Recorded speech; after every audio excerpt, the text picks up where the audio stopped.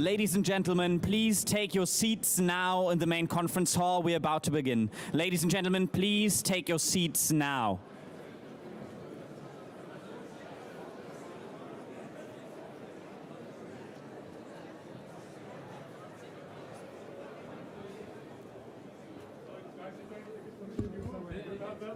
Good morning. Good morning, everybody.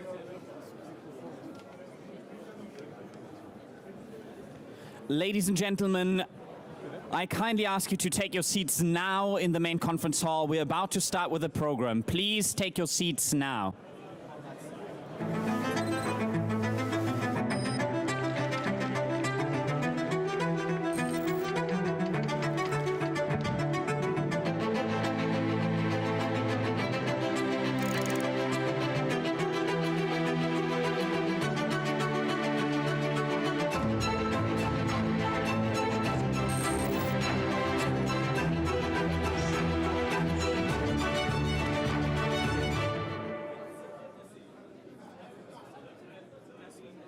Good. Ladies and gentlemen,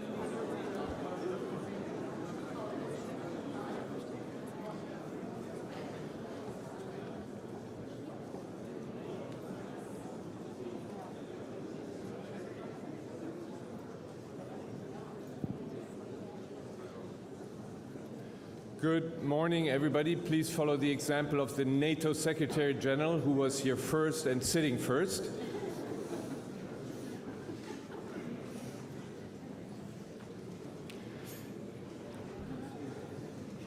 It is my pleasure to welcome you to the second day of the Munich Security Conference, and it's a particular pleasure to welcome for the third time in a row the German Federal Chancellor Olaf Scholz. Thank you very much for speaking to us today. And I would ask you to please take your earphones because the Chancellor will deliver his remarks in German.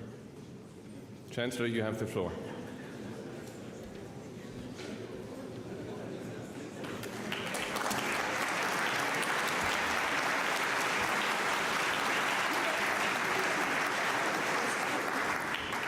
Esteemed colleagues, Excellencies, Mr. Herzog, ladies and gentlemen.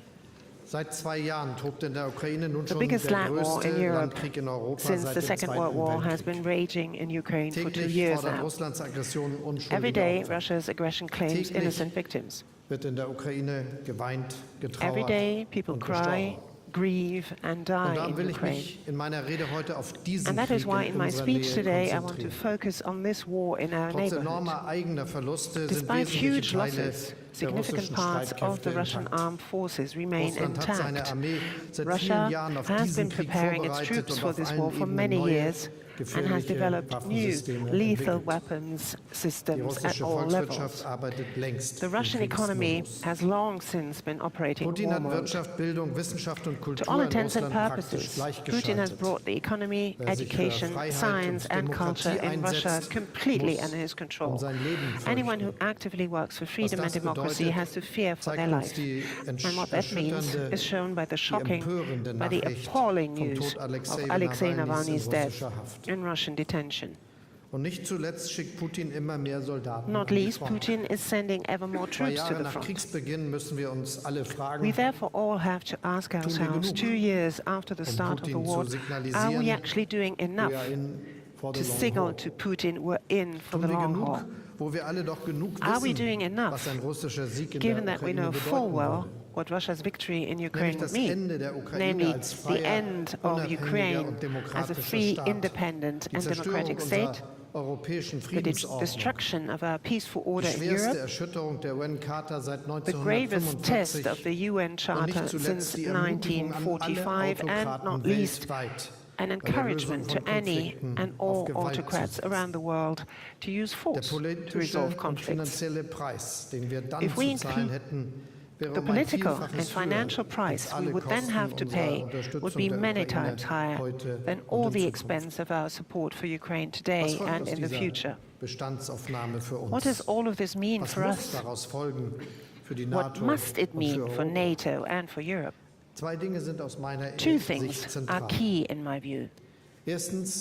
First of all, the threat from Russia is real. That is why our deterrence and defense capabilities have to be credible and remain credible. At the same time, we don't want a conflict between Russia and NATO. And for that reason, all countries supporting Ukraine have been in agreement ever since the start of the war that we will not send our own troops to Ukraine.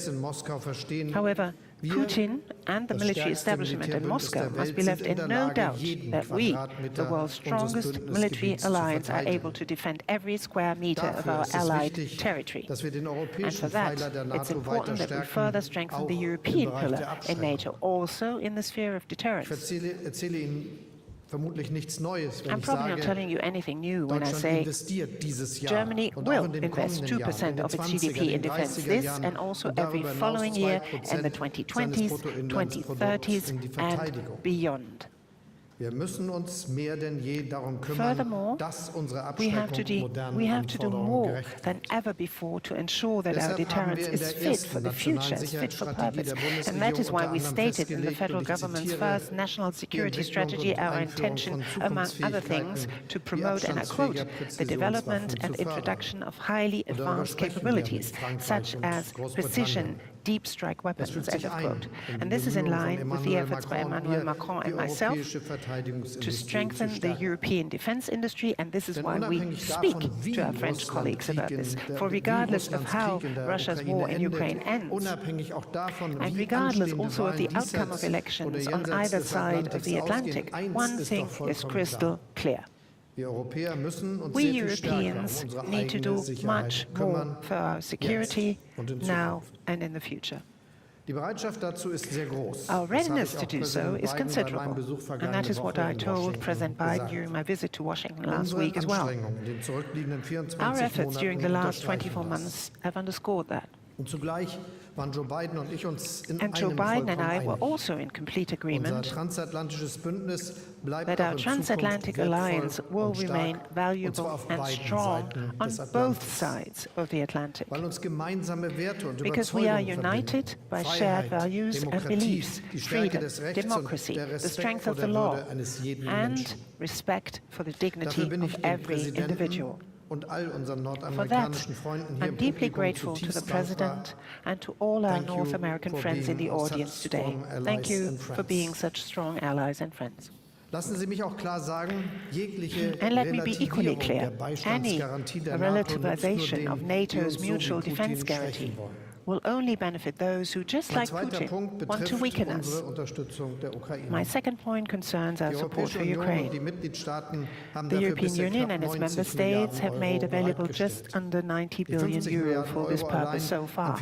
On top of that will come the additional 50 billion euro in financial assistance alone that we've just agreed on for the coming years. In the EU, we have taken in more than 4 million Ukrainian refugees. 1 million of them here in Germany. All of this was and still is the right thing to do. Only yesterday, President Zelenskyy and I signed an agreement in which we make durable security pledges to Ukraine. Our support is broad-based and comprehensive. Above all, however, it is long-term. Already, the military support provided and planned by Germany amounts to 28 billion euro. For this year, we have almost doubled our military assistance to more than 7 billion euro. Then there are pledges of 6 billion for the next few years. I very much wish, and this is something I and some of my European colleagues are lobbying very urgently for in this forum too, that similar decisions would be taken in all our capital cities. I know that's not easy. It's not easy here in Germany either. For just like in other countries, there are critical voices here as well, saying, shouldn't we be using the money for other things? And Moscow is fanning the flames of such doubts with targeted disinformation campaigns and with propaganda on social media. What is true is that this war at the heart of Europe is making huge demands of us as well. Yes, the money we spend now and in the future to ensure our security is then lacking elsewhere. We are noticing that. However, I would also say this, without security, all else is nothing. Only if we all provide the necessary finance in the long term and in a spirit of solidarity will our defense industry reliably ramp up production and thereby contribute to our security. Since the start of the war, the United States has provided Ukraine with something over $20 billion a year in military assistance, with a gross domestic product of $28 trillion. A similar effort must surely be the least that can be expected from every European country. After all, we are talking about the biggest threat to security on our continent. Understand that there will be no peace dictated by Moscow, because we will not allow it. And that brings me, Christoph Heusgen, to the silver lining you mentioned in your opening speech yesterday. For that silver lining does exist, and it is brighter than one might think from watching the news or reading the papers. We stand more united than ever. Sweden and Finland have decided to join NATO. We have adopted new defense plans in NATO. In Germany, we have enshrined in our constitution a special fund of 100 billion euro for the Bundeswehr, some 80% of which has now been committed. Defense Minister Pistorius and I have decided to station a German combat brigade permanently on NATO's eastern flank in Lithuania. The NATO summit in Washington in July will show how much Europe is now contributing to the security of the Euro-Atlantic area. That is good news, as we mark 75 years of the alliance. Russia, by contrast, has not attained a single one of its goals in this war. Putin wanted to take Kiev in 2 weeks. 2 years on, Ukraine has liberated over half of the territory occupied by Russia. Russia has lost control over the Western Black Sea. And this is thanks first and foremost to the Ukrainian armed forces. I have the utmost respect for their courage and their hard-fought successes.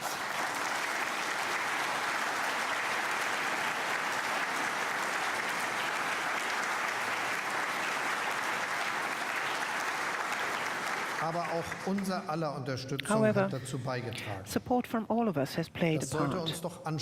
And that should be an incentive for us now, not to ease up, but rather to continue resolutely on this path. Germany is precisely that, resolute. And at the same time, grateful for our united stance today and in the future. Thank you.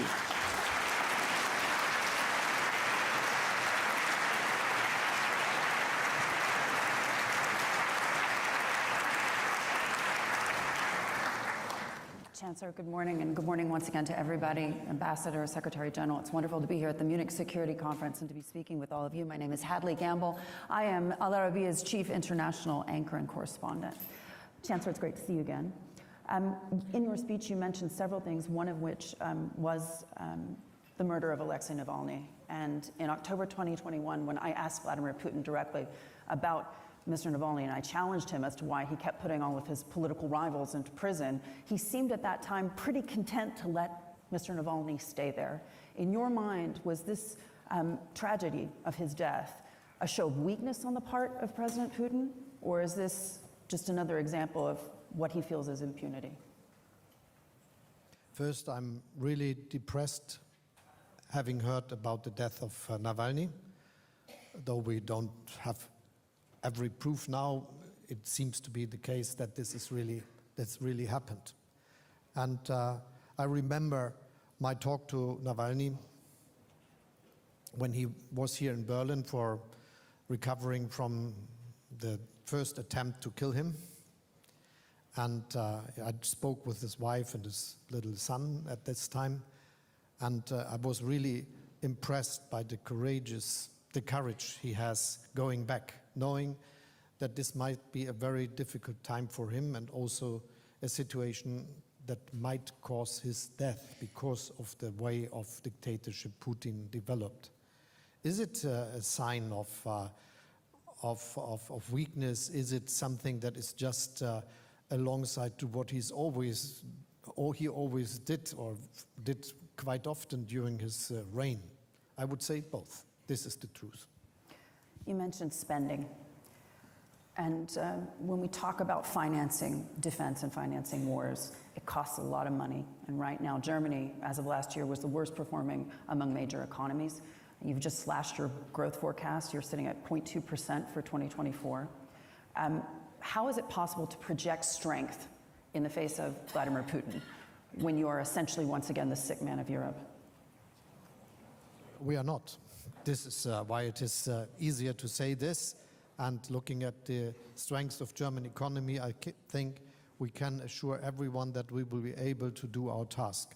Just to give you this view on economic developments on Germany, we have the highest number of employed people ever in history of Germany, a very, very low unemployment rate.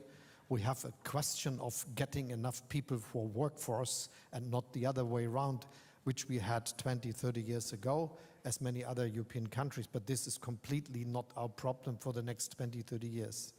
We have a lot of investments in Germany. Is it electric vehicles with United States company investing especially in Germany here, Tesla, and nearly 100 years in Germany, Ford. But nevertheless, 0.2% is anemic. This is battery investments, this is semiconductor that will be invested in Germany. And if I get it right, the new semiconductor production sites in Europe, 80–90% of this will happen in Germany, and this is something which gives a sign of the strength of the economy. Yes, Germany is the one economy that is most exposed to exports. We are related to the figure of number of people living in the country, 84 million, the strongest export nation globally. We are connected to nearly every country to the world. And yes, if there is something that is difficult in growth in the world, we feel it because of being linked to all the rest. But this will also change again when things are changing. And just 2 days ago, I was together with one of the managers of Microsoft that announced to invest 3 billion in Germany in the next year, and they are not the only one. So don't be afraid about this. We will have the chance to do what is necessary for defense, which brings us together here. Chancellor, you say don't worry about the economy, we've got a hold on it. What about the possibility that Donald Trump will once again be in the White House? What is the plan to deal with that? Because just a few days ago, he essentially said those who don't make their spending commitments to NATO, which as of yet, Germany does not, he's fine with it if President Putin invades you. I mean, what is the plan to deal with Donald Trump? So first, it is the American people that are taking a decision on the next president. And I think it is wise just to wait for their vote. It might be completely different as sometimes people think when there's too much in this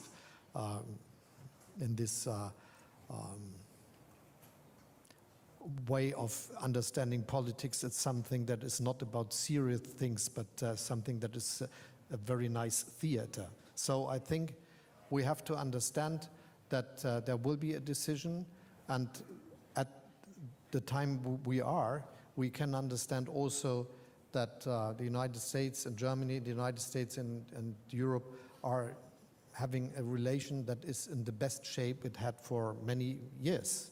And this is, there is a good reason for this, because of democracy, the rule of law, about our view on humankind, which we are sharing. And having this in mind, I think it is important for all of us on both sides of the Atlantic that we stick to this very successful cooperation. And if you look at Europe, you will see that Europe is doing what it is announced. 18 countries, I guess, now announced that they will this year have this 2%. The rest of them is on the path to do so, which will really change the whole scenario, because if you count together the spending in Europe, you will find that this is much more than Russia, for instance, is able to spend. And though they are using all the money they earn from gas, oil, coal, gold, uranium, silver, and so on, we have to understand that they will not be able to meet the figures we are able to spend for defense just because of the success of our economies. So you're not worried about the economy, you're not worried about the potential for Donald Trump to be back in the White House. You just signed a historic agreement with President Zelenskyy, but Taurus missiles are not a part of it. Can you tell us why your government is refusing to give Taurus missiles to I think Ukrainians? One question is a bit strange. Germany is, as you said, and as everyone knows, now the country that is spending the most for defense in Europe to support Ukraine.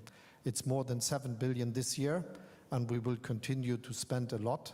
But and if the goal is to win, there are all the things in it which are necessary for defending Ukraine and for giving Ukraine the chance to defend the own country. And I think it is absolutely important that we take the right decisions on the scenario we now hear. And this is, we have to increase the production of munition, of weapons. We have to make feasible that all the maintenance could be done with the weapons that are at the war and which are used.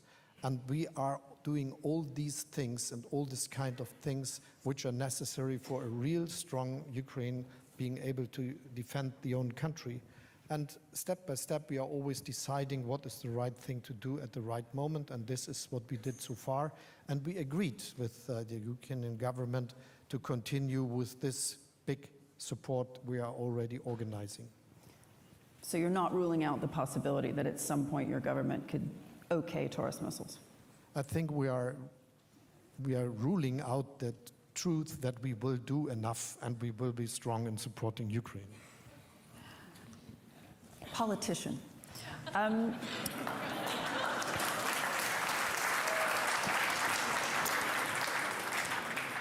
Sir, I have to open up for questions in just a moment, but I think that I would be remiss if I didn't mention the other conflict that so many of us are deeply concerned about, and that is, of course, what's happening today in Gaza.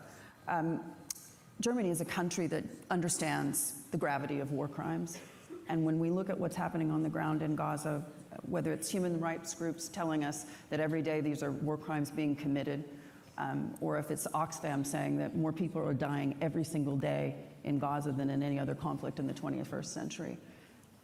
How is it that a government like Germany can answer those who say this is just simply hypocrisy on the part of the West to okay and defend Ukraine in terms of the invasion of Vladimir Putin, the illegal invasion, but at the same time to continue to allow the atrocities that are being committed in Gaza? How do you answer those challenges? How do you answer that challenge of hypocrisy? First, we should not forget what this war is about. It started with a very brutal aggression against Israeli people by Hamas. And what they did at 7th October was really something that was as brutal as you may not imagine. It was against humanity, and what all the pictures, all the films we saw about that situation are really something that is not the outcome of an attack just. It was really against the people, and it was against all the things that are important for us when we discuss about common values. So Israel has the right to defend their own country. And this is what the United States and what Germany and many others are just stating, that Israel has this right and can count on us. And while saying this and really supporting Israel in its doing, we are also very clear on the things that are important to be said. So first, that humanitarian aid has to get to Gaza and more, as we see today. Second, that the way the war is handled is according to international law. And third, that we discuss about a perspective for a peaceful relation between Israel and the Palestinian state to be founded and to be built. And this two-state solution and thinking about what will be the future to get out of the conflict and to have a good relationship between Israel and its Arabic neighbors is, I think, key. And so I'm discussing with many of the leaders all around in Jordania, in Qatar, in the United Arab Emirates, in Saudi Arabia, in Turkey, and so on. And we are also giving a lot of views. We are sharing our views also with the Israeli government. For instance, going against settlers' violence, which I think is a problem. For instance, and being very clear, recommending that there should be not a new frontier in the north, and that all what we are doing should be strategically clear, making it impossible that Iran is taking this advantage for being more influential in the whole region. And this all is the scenario in which we are acting, and all is part of a strategy of the way how we support Israel, but are also clear in the things we are asking and demanding. What is your message? What is your message to the people of Gaza? Because at the end of the day... So the message to the people of Gaza is that we are very clear in what I said here. So we are discussing about humanitarian aid. We are discussing about the questions of how this war is going on and how it is done by the Israeli Defense Forces. And we're also giving them the clear view that they can count on us, the European Union, United States, and many others, saying that we are looking for a peaceful future for them, where they can live in a self-ruled state. And that's what we are proposing when we are supporting the idea of a two-state solution. But Chancellor, you don't honestly think that they are abiding by international laws in their bombardment of Gaza? What evidence do you have that the Israelis are abiding by international law? We are asking that they do so, and we are constantly discussing this question, and there is good reason for doing so. And it is something which is so important for all of us that we are very clear in this, that obeying international law and the rules is something which is not just something we do because we subscribed some agreements globally. It is something which is coming out of our perspective of humankind and how we want to be and how we want to see ourselves. I'd like to open it up for questions. Whoever can get to a mic first, since we don't have much time, I'm sorry. Thank you very much. Oleksiy Goncharenko, member of the Parliament of Ukraine. Dear Chancellor, the question about NATO. Having Ukraine as a buffer doesn't work. Putin showed it to everybody. So Ukraine should become member of NATO. Will Germany support it on Washington summit? And please don't answer that we will think about it after the war, because in Putin's language, it means don't stop the war, don't stop it, destroy Ukraine now. So please, we need this decision as soon as possible. Thank you very much. Thank you for your question, and I will just say to you what I said to all the Ukrainians so courageous in defending their own country. We are really impressed by the way the Ukrainian soldiers are doing their activities and the way how they defend their own country. I'm sure that Putin did not expect this to happen, and he was so sure that he will be successful to conquer the whole country in 2 or 4 weeks, something like this. And so he failed with his strategy. We should never forget this. In the beginning of my speech, I said, for this reason, the Ukraine was able to get back 2/3 of the conquered territory, and this is a success of Ukraine and of our solidarity, and not a success of Russia that failed with its attempts. In the question of NATO, I think we are very clear. We have the decisions we made in Vilnius. They are a clear statement about the way how we will handle things.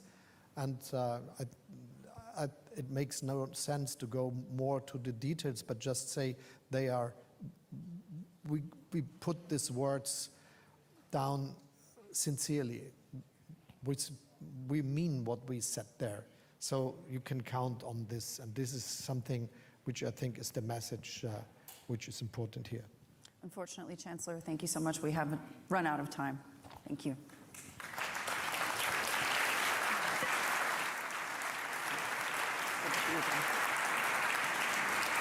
Ladies and gentlemen, please remain seated. The main program will continue in just a moment. Ladies and gentlemen, I kindly ask you to please remain seated.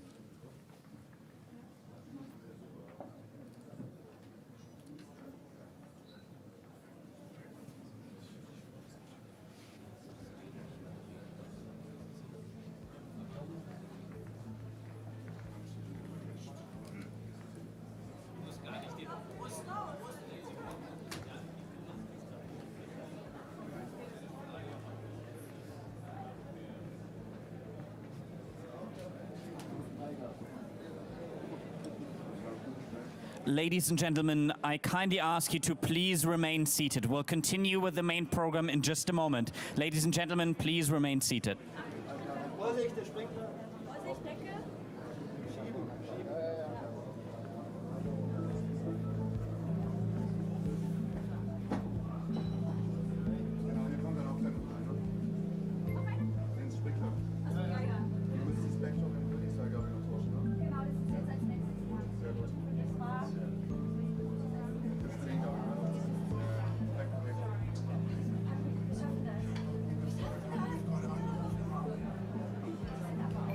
Ladies and gentlemen, please remain seated or take your seats if you have gotten up. We'll continue in just a moment. Ladies and gentlemen, please take your seats.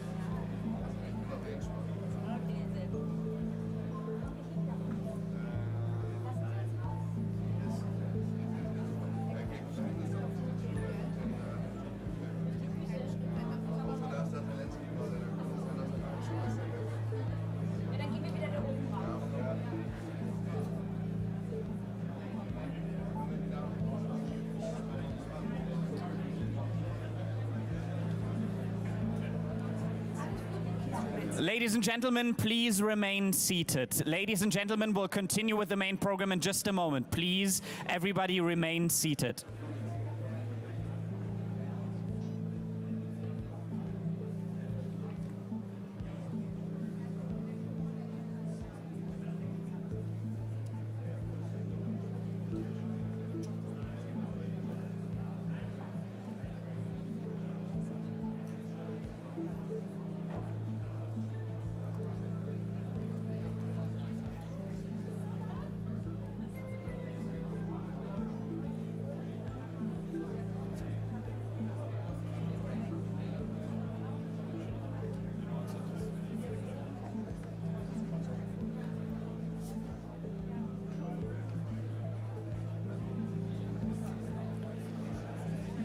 Ladies and gentlemen, please welcome the Chief International Anchor of CNN, Christian Amanpour.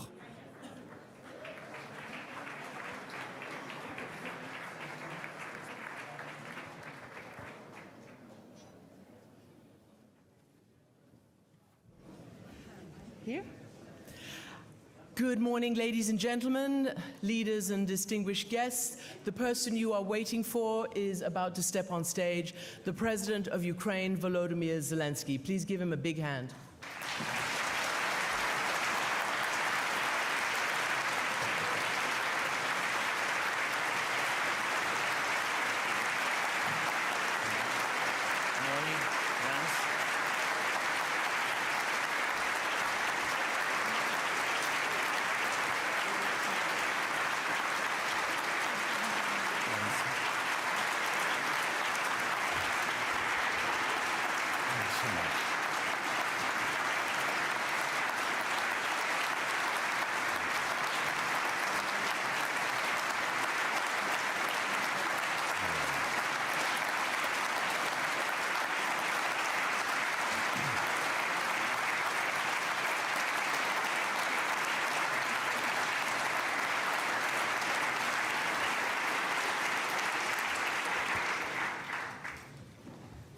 Thank you very much.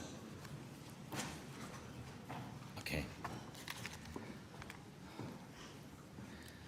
February 24th could have marked the end of the world as we all know it. A world of rules. Rules that are meant to protect life. Our resistance, with the support of our partners, has put on hold the destruction of this system, a rules-based world order. 2024 must become a time for a full restoration of a rules-based world order. Ladies and gentlemen, it is not the rules that define the world's lives should remain in the past, but rather such Russia that doesn't respect the rules should remain in the past. And we can ensure this, not just by doing something, but by doing everything necessary. The conference today represents different parts of the world and of course many nations. Among us, there is no one for whom the ongoing war in Europe does not pose a threat. This war defines more than just the place of Ukraine or entire Europe in the world. This is Russia's war against any rules at all. But how long?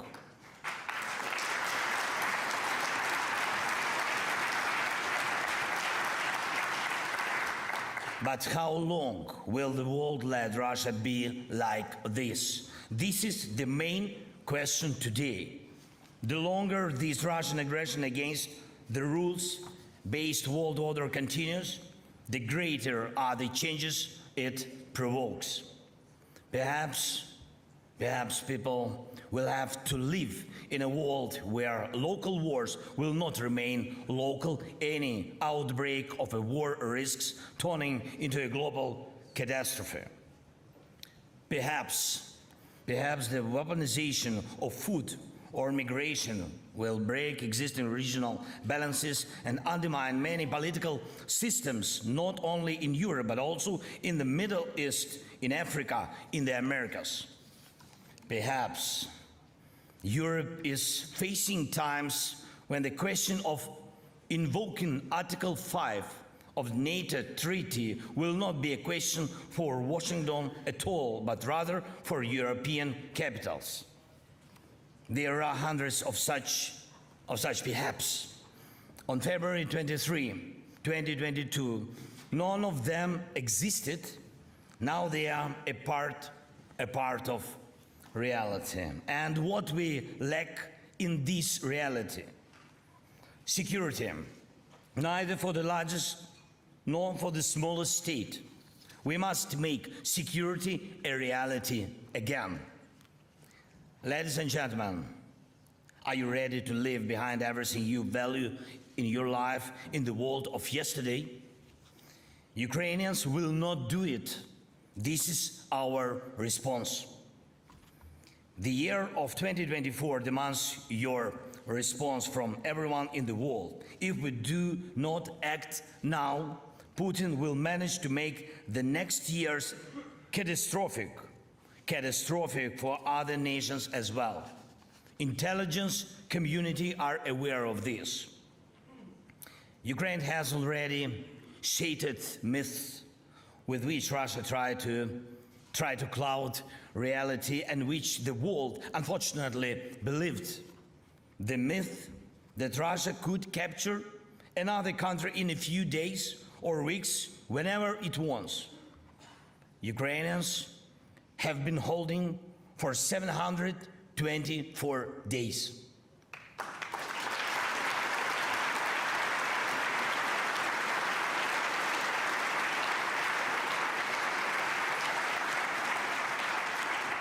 "724 days. Would you have believed 725 days ago that this was even possible? We have demolished another insane Russian myth about Ukraine as supposedly not a real country. And it was in Russia that a massive Mutiny began, leading to the capture of cities, internal fights, and an armed march on Moscow. This is a typical sign of a not a real state.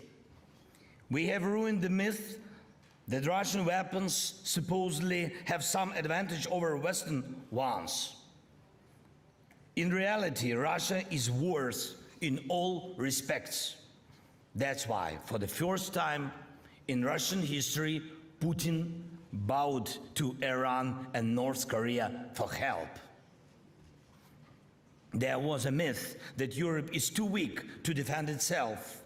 Instead, Europe has become a global force, overcoming dependencies on Russia. Europe now demonstrates that our community deserves to be called Euro-Atlantic. There are two coasts. Nearly 80 years of preventing a continental war in Europe relied on the strength of the American coast, and now we see that the European coast can also be the force that prevents chaos. Every defense coalition we have created proves this. Every security agreement we have signed implements it. We already have such an agreement with the UK, and I'm grateful for the security agreement with Germany that we signed it with Olaf in Berlin a day before, and we signed a security agreement between Ukraine and France with Emmanuel in Paris. And this is just the beginning of implementing agreements based on the G7's security declaration. We were told for a long time, go to Putin, so that he would allow the restoration of cargo movement in the Black Sea, in our Black Sea. But we did it without Putin. More than 23 million tons of cargo have been transported through the Black Sea and the Ukrainian export corridor. Since the beginning of this year, there is already normal shipment of goods to China, Spain, Egypt, Turkey, Italy, Pakistan, the Netherlands, Tunisia, Libya, and others. Some claimed that there is no effective defense against Russian missiles. And we know for sure, all of us, with Patriots and some other Western air defense systems, any Russian missile can be shut down. And if there are enough air defense systems in Ukraine, we will be able to bring home millions of Ukrainians, millions of our people, millions of our refugees. And thank you for your attitude in all your countries, for your attitude to our people. Thank you so much.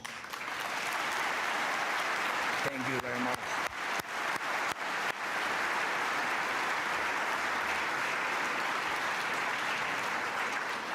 But I hope that they will come back. We will do everything for this. And of course, our economy will be able to regain independence from external support. Ukrainians have proven that we can force Russia to retreat and that we are capable of restoring the rules.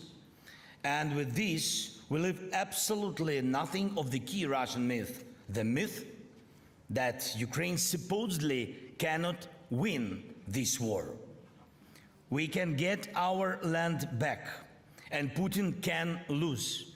And this has already happened more than once on the battlefield. Our actions are limited only by the sufficiency and length of the range of our strengths. But what does not depend on us? And Avdiivka situation proves this exactly. Dear friends, unfortunately, keeping Ukraine in the artificial deficit of weapons, particularly in deficit of artillery and long-range capabilities, allows Putin to adapt to the current intensity of the war. This self-weakening of democracy over time undermines our joint results. Russia has only one specific military advantage at this time, namely the complete devaluation of human life. Constant Russian meat assaults prove this. International tolerance of the lack of rule of law in Russia after 1991 and Putin's policy of controlled poverty have led to the fact that human life is worthless for the Russian state. In addition to this, Putin's years of self-isolation and his impunity have led to his complete degradation. Absolutely. He now openly justifies Hitler, absolving him of responsibility for World War II. And he has made the genocide of our people just an ordinary part of his policy. Putin kills whoever he wants, be it an opposition leader or anyone else who seems at the target exactly to him. After the murder of Alexei Navalny, it's absurd to perceive Putin as a supposedly legitimate head of a Russian state. And he is the thug who maintains power through corruption and violence, coming to his so-called inauguration, shaking his hand, considering him an equal means to disdain the very nature of political power.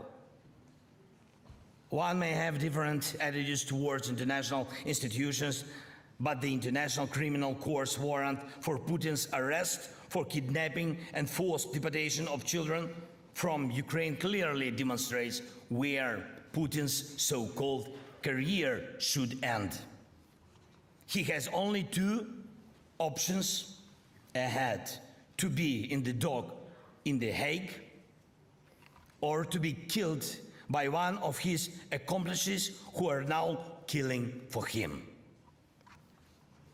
Destroying the source of wars and destabilizations in our key task, it is fair. First, we all must do not something, but everything possible to defeat the aggressor. Please, everyone, remember that dictators do not go on vacation.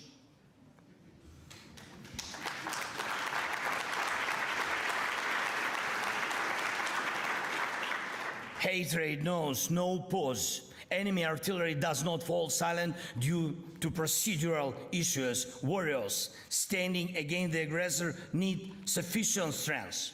Second, we should not fear Putin's defeat. Putin is a threat to all free nations. And yes, for those who still haven't heard, Putin is the monster who invaded Ukraine and killed thousands and thousands of people and kidnapped and deported at least tens of thousands of Ukrainian children. But that's not all. Putin butchered Chechens and Syrians, invaded Georgia, ordered the execution of his opponents both outside the walls of the Kremlin and in the heart of London and Berlin. And yes, just yesterday he tried to send us all a clear message at the Munich Security Conference opened. Putin murdered another opposition leader. So please, let's not fear Putin's defeat and the destruction of his regime. Let's instead work together to destroy what he stands for. It is his fate to lose, not the fate of the rules-based world order to vanish. If we don't defeat Putin now, it won't eventually matter who is the president of Russia, because every new Russian dictator will remember how to maintain power by annexing the lands of the peoples, killing opponents, and destroying the world order. If this happens, Europe, Central Asia, and the whole world will be a very dark place. Third, we must close all loopholes in the sanctions against Russia, and there should be no sectors of the Russian economy involved in this aggression that are still free for sanctions. This particularly relates to the nuclear sector. Also, Russian assets that are already frozen should be confiscated. And we need to go further, find, freeze, and securely pacify every dollar accumulated by Putin and his friends. Fourth, evil will never prevail if the forces of good are united and act together. History has proven it many, many times when empires of evil and tyranny, which seemed eternal, crumbled right in front of our eyes, and this increased the space of freedom in the world. And the bolder and more active America was, along with the others on the right side of history, the more successful freedom was. The world would have long been divided among the dreams of a few dictatorships if it was not the American dream which always left enough space for people dreams. Major decisions happening in unity of the whole world with the United States. And finally, fifth, Putin must be deprived of any ability to manipulate anyone in the world, to constrain the activity of the others. The world has a document that defines the basic rules of coexistence of nations, the Charter of the UN. Russia disregards it. Ukraine has offered the world a peace formula based on the principles and norms of the UN Charter. We have managed to unite representatives of all parts of the world to work on the peace formula and to develop details regarding the organization of the first Global Peace Summit. The summit is planned in Switzerland, and there the world must decide how to restore the full strength of the rule-based world order, almost destroyed by Russia. Please, do not ask Ukraine when the war will end. Ask yourself, why is Putin still able to continue it?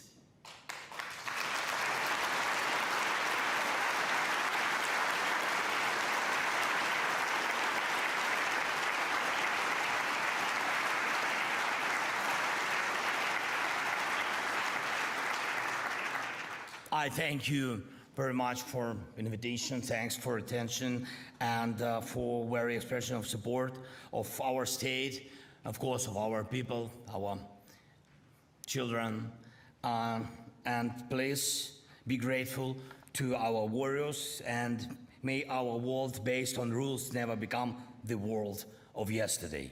Slava Ukraini!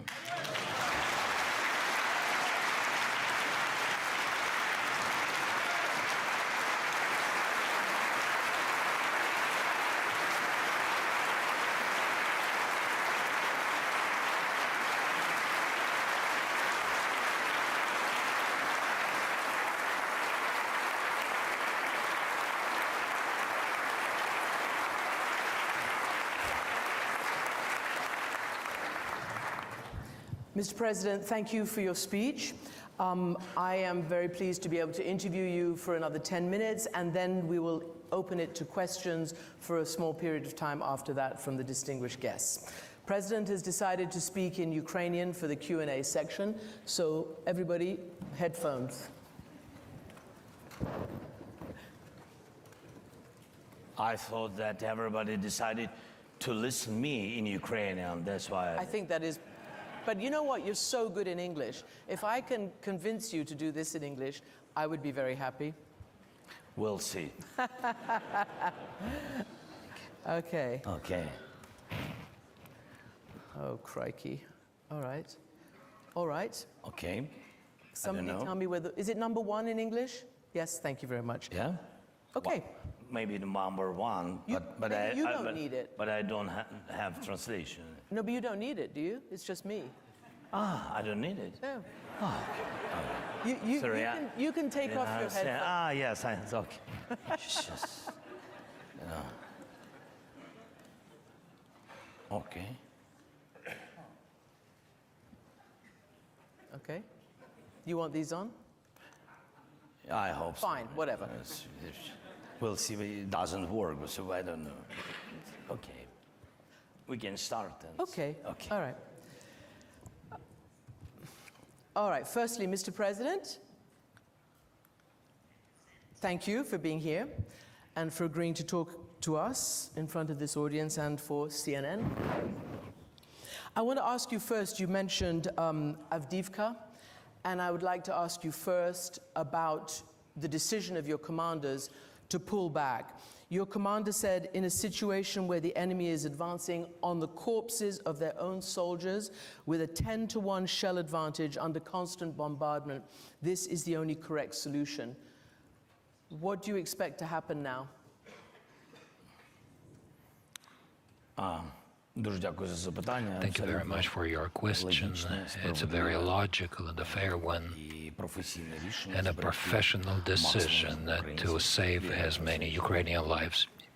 You hear interpretation, right? Well, it's possible to preserve the lives of our people, and for us... Sorry. It's okay. Thank you. Carry on.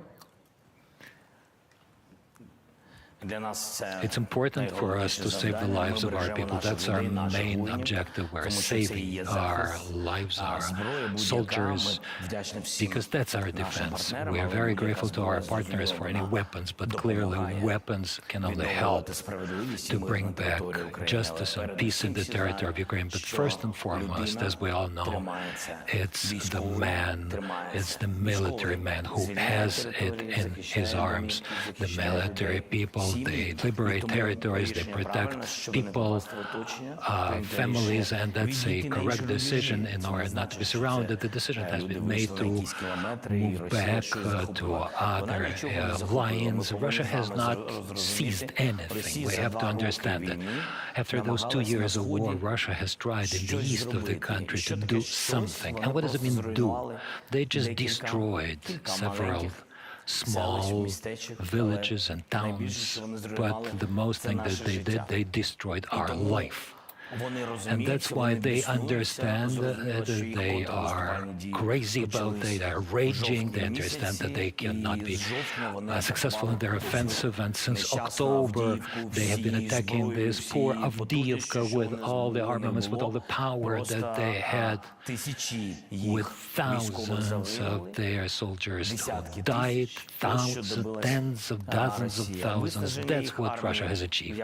It's a depletion of their army. And I think that this is the task that our military people are doing every day, and while saving our lives. I think it's also a correct decision. Then reconstruction would come. We're just waiting for more weapons that we're short of. We are short of it, I'm telling you frankly. We don't have long-range weapons. Russia has it, and we have too little of that. That's true. That's why our main weapon today is our soldiers, our people, and we hope to have the support of our partners. So a senior NATO official told the FT that it is a desperate situation for you on the front lines, far worse than you are actually admitting.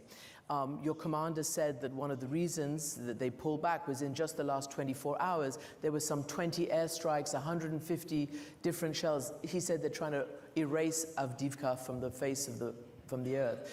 Do you think this will lead to a snowball of other towns and cities on the front lines collapsing? Or what do you expect for the next months and year?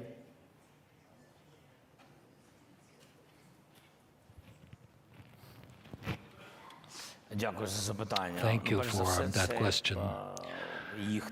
Well, first of all, this is their tactics. They're destroying completely all the houses of the households, buildings, and then they're trying to move into certain areas. These are small villages or very small towns. And let me repeat it again, for which to seize them, it has taken them 2 years. What we expect to see what has been promised. Well, we have agreed upon that we will be able to unblock the skies where the Russians have an advantage. As soon as we can do that, when they no longer control the sky. I think this is what I started at the Munich Conference 2 years ago, when I said that we need to work a little bit faster and to pay attention to the messages of Ukraine that has a lot of practice in this war. And that's why it is very important. I've been emphasizing this since the very first days of the war, to unblock the sky. We have started receiving, we're grateful to our partners, we've started receive the air defense systems, Patriot, NASAMS, and others, and we have too few of them. I'm not criticizing now, but we have too few of them in order to quickly move ahead. But the decision is very simple. Where we had our air defense systems, where we, at that time, people would come back. They would bring back the economy of a certain town or city. The city was practically protected. We have such cities. It's not very fair toward the other cities. We don't have priority lines here. It's just we're short of such systems. But where we had such systems of air defense, immediately Russia would move back because it would lose its aircraft. And I can tell you, well, I will not tell you exactly what we are using, but one of the latest examples, we destroyed 12 aircraft of the Russian Federation recently. So those systems will unblock the sky and will make it possible for our soldiers to move ahead. Because, so you asked me what we're expecting. If we have those systems and long-range weapons, because it's only an unfair war. It's unfair in general, but it's unfair in terms of the advantages. If you have artillery with a range of up to 20 kilometers and Russian artillery has the range of up to 40 kilometers, that's the answer. A human being is fighting artillery. That's unfair, and that's not modern war ideology. We have to develop technology. We've started doing that. We have to develop, to start building drones. I'm sure that what is positive for us and negative for Russia, we will be able to surprise them this year with our drone systems, with our radio electronic warfare systems. That's our domestic technologies, but that's just a parallel road that we're taking while we're expecting for assistance from our partners. Mr. President, you said that with the will and with all the gear, you could win. I've been speaking to American generals, others who said you can win, but it depends on the will of politicians in your allied nations, in the United States and everywhere else. As you know, there is a stalling in the United States Congress. The Republican-led House will not address the huge weapons bill that the president is trying to get to you. Some of them may be here. What would you say to your Republican colleagues in the United States? Anybody who's blocking that bill? Are we shown on TV now? Yeah? Then I won't. What would you like to say if you were? No, I will have meeting with senators today. We have, I think we will have detailed speech with detail. They have to understand what's going on, and I think that's I don't want to push such message to United States because they did a lot for us. Did a lot. I see Nancy Pelosi. Thank you so much. We did together a lot. Thank you from our people, from all our hearts. Thank you so much.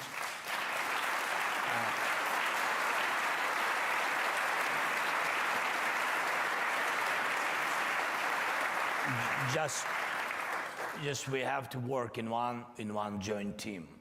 That is the answer. If Ukraine will be alone, you have to understand what will be. Russia will destroy us, destroy Baltic, destroy Poland, and they can do it. Yesterday I had very interesting, very useful, I think, dialogues with German government and also with France partners, and I said very clearly and very honestly, if you will remind that what was going on in Ukraine in 2014, our people been not ready for the war, for the quick occupation of Crimea, part of Donbass, and then during almost 8 years, people began to be ready for such aggression, not only with a weapon. It's not a question of weapon. You're ready psychologically. And to my mind, I think so. God bless you, will not have any attacks from Russia, but to my mind that in Europe there is no any nations for today who is ready for invasion, not because we are stronger or better, not of course, we are the same, with the same values, but we had this all these years, and your nations didn't have.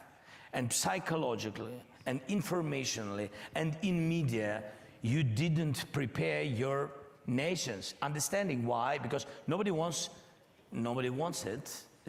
I mean, that's why.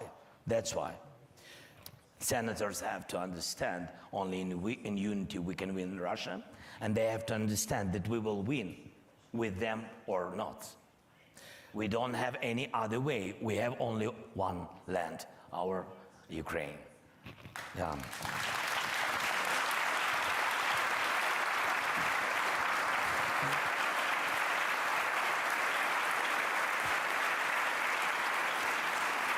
Mr. President, you are outmanned, and you always say this. There are a huge advantage in terms of numbers of Russian forces. There is a question of potentially you signing a law or changing the draft and the conscription and lowering the age from 27 to 25. Are you going to do that?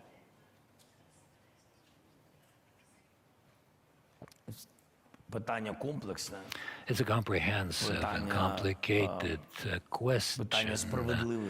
It's a question about how fair recruitment should be. And the most important issue is rotation of the people who are very tired at the front line physically. Any person, not only Ukraine, it doesn't really matter what nation you belong to. If you are tired, you have to go back, you have to be restored, and somebody else would replace you. Another professional soldier who has been trained during a certain period of time, and mobilization, recruitment depends on that also. How many people you have in the front, how many reserves you have, and why you need that. Number of brigades they began to translate me. Yeah, it's difficult. So for counteroffensive, you need another number of brigades. So the question of mobilization is a complicated thing. Yes, and but I can't share with you the number of victims and casualties. Yeah, but for example, if you will, when we speak that they have too much people, yeah, but you have to know, for example, in Avdiivka, I just comparing the number 1 to 7. It's a pity that but for one death of Ukrainians, 7 deaths of Russians, 1 to 7. So I'm not comparing this war, and I don't want, and it's tragedy even to lose one person, but we didn't begin it. So but you have to know, have to understand what was going on in this small city. Mr. President, thank you very much for answering these questions. Now I'm going to throw it to the audience. Who would like to ask the first question? There's a question in the very back. François Heisbourg, Mr. President, first of all, thank you very much for everything that you have said. I, as so many others in this room, haven't ceased to be impressed by the Ukrainians' ability to fight against incredible odds.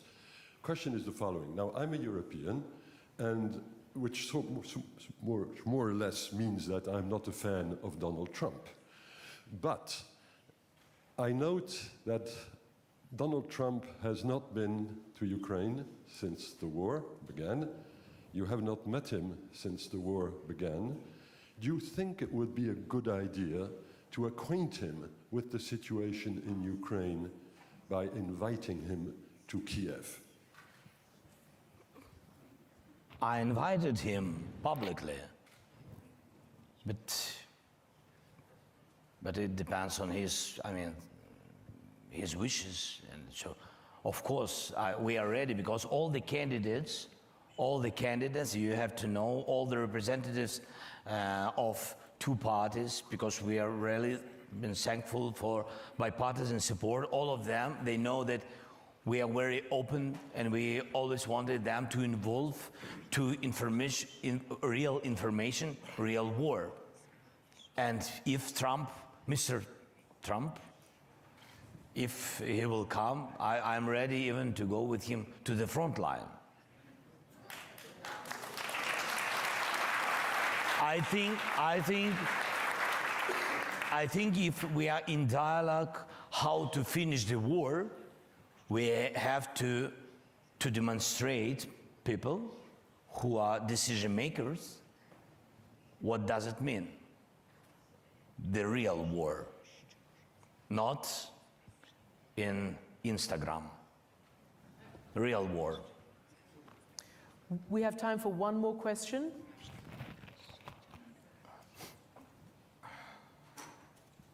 Over there? Yes?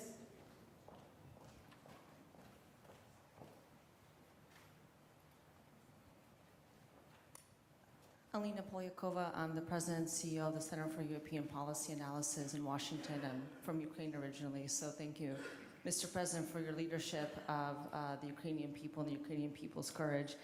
We've been talking about NATO a lot. We heard a question from a Ukrainian MP to Chancellor Scholz. We have the summit this summer. What would you like to see as a concrete outcome of the NATO summit? And do you think that the alliance, especially the United States and Germany, will provide what you're asking for? Thank you.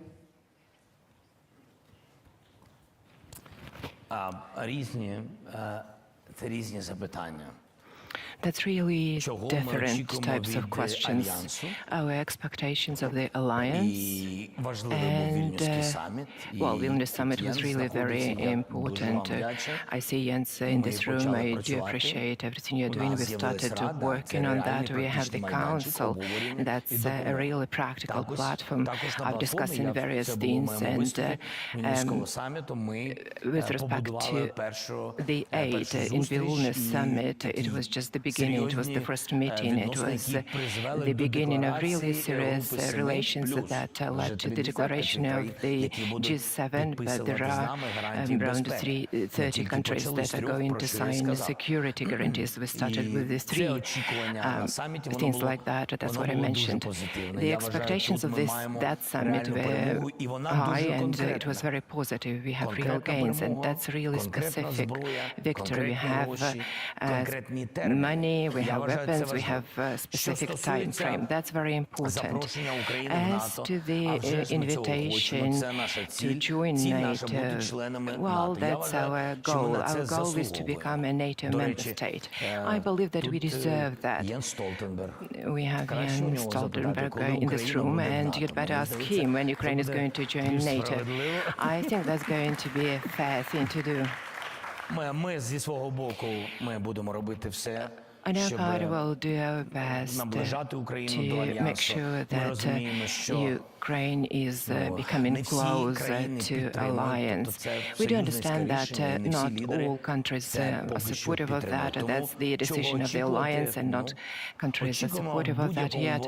Our expectations, well, anyway, we expect strengthening of our relations,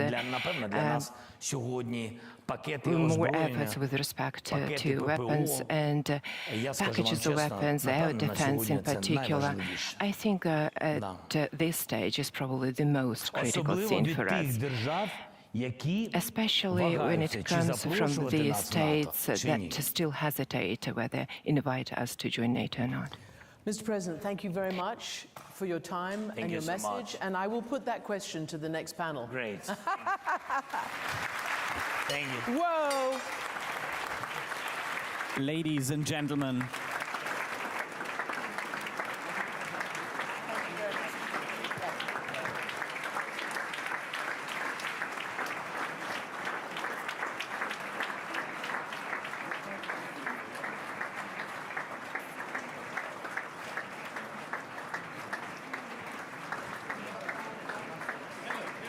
Good to see you. I'm fine, thank you. Ladies and gentlemen, please remain seated. We'll continue with the program in just a moment. So, ladies and gentlemen, please remain seated. We'll continue in just a moment with the main program on the main stage. Yeah. What? Okay. Should we take your mic off? Ladies and gentlemen, we'll follow this right up with the next panel, so please remain seated.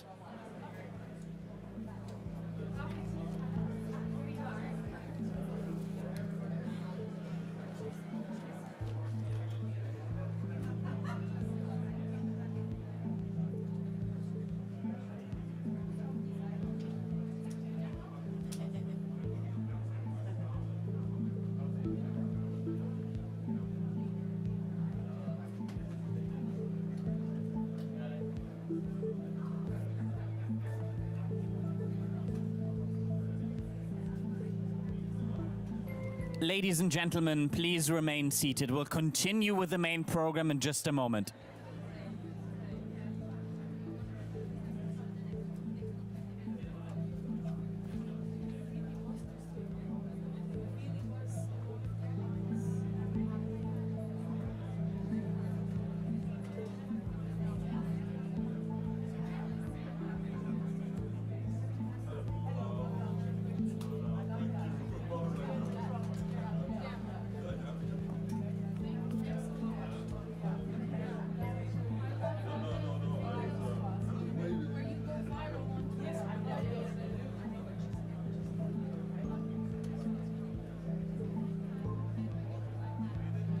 Ladies and gentlemen, we'll continue in just a moment on the main stage. So may I kindly ask you to take your seats.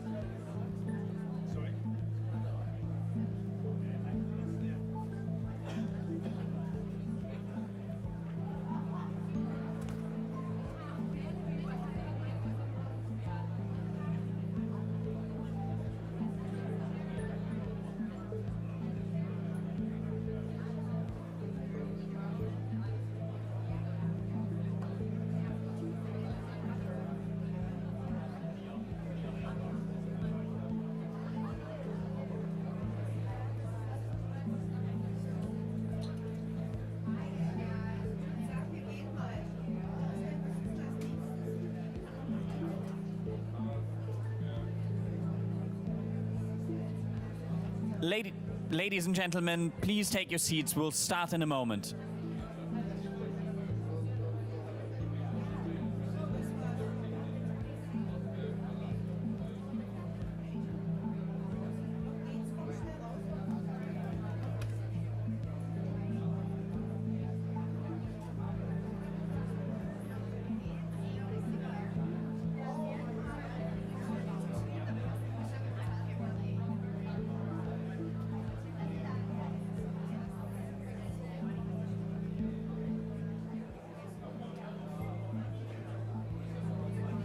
Ladies and gentlemen, please take your seats now as we're continuing with the main program.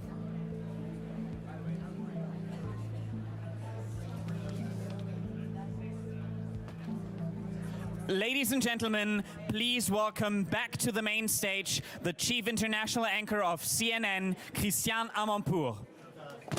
Where's Zippy? Where's Zippy? Hey. I saw you, but then I didn't see you. Lovely to see you. Love you, Zippy. Okay, everybody. Shall we do it? Shall I introduce? Can everybody take their seats, please? Because we have another excellent panel. Okay. So, U.S. Senator from Wisconsin. All right? Okay.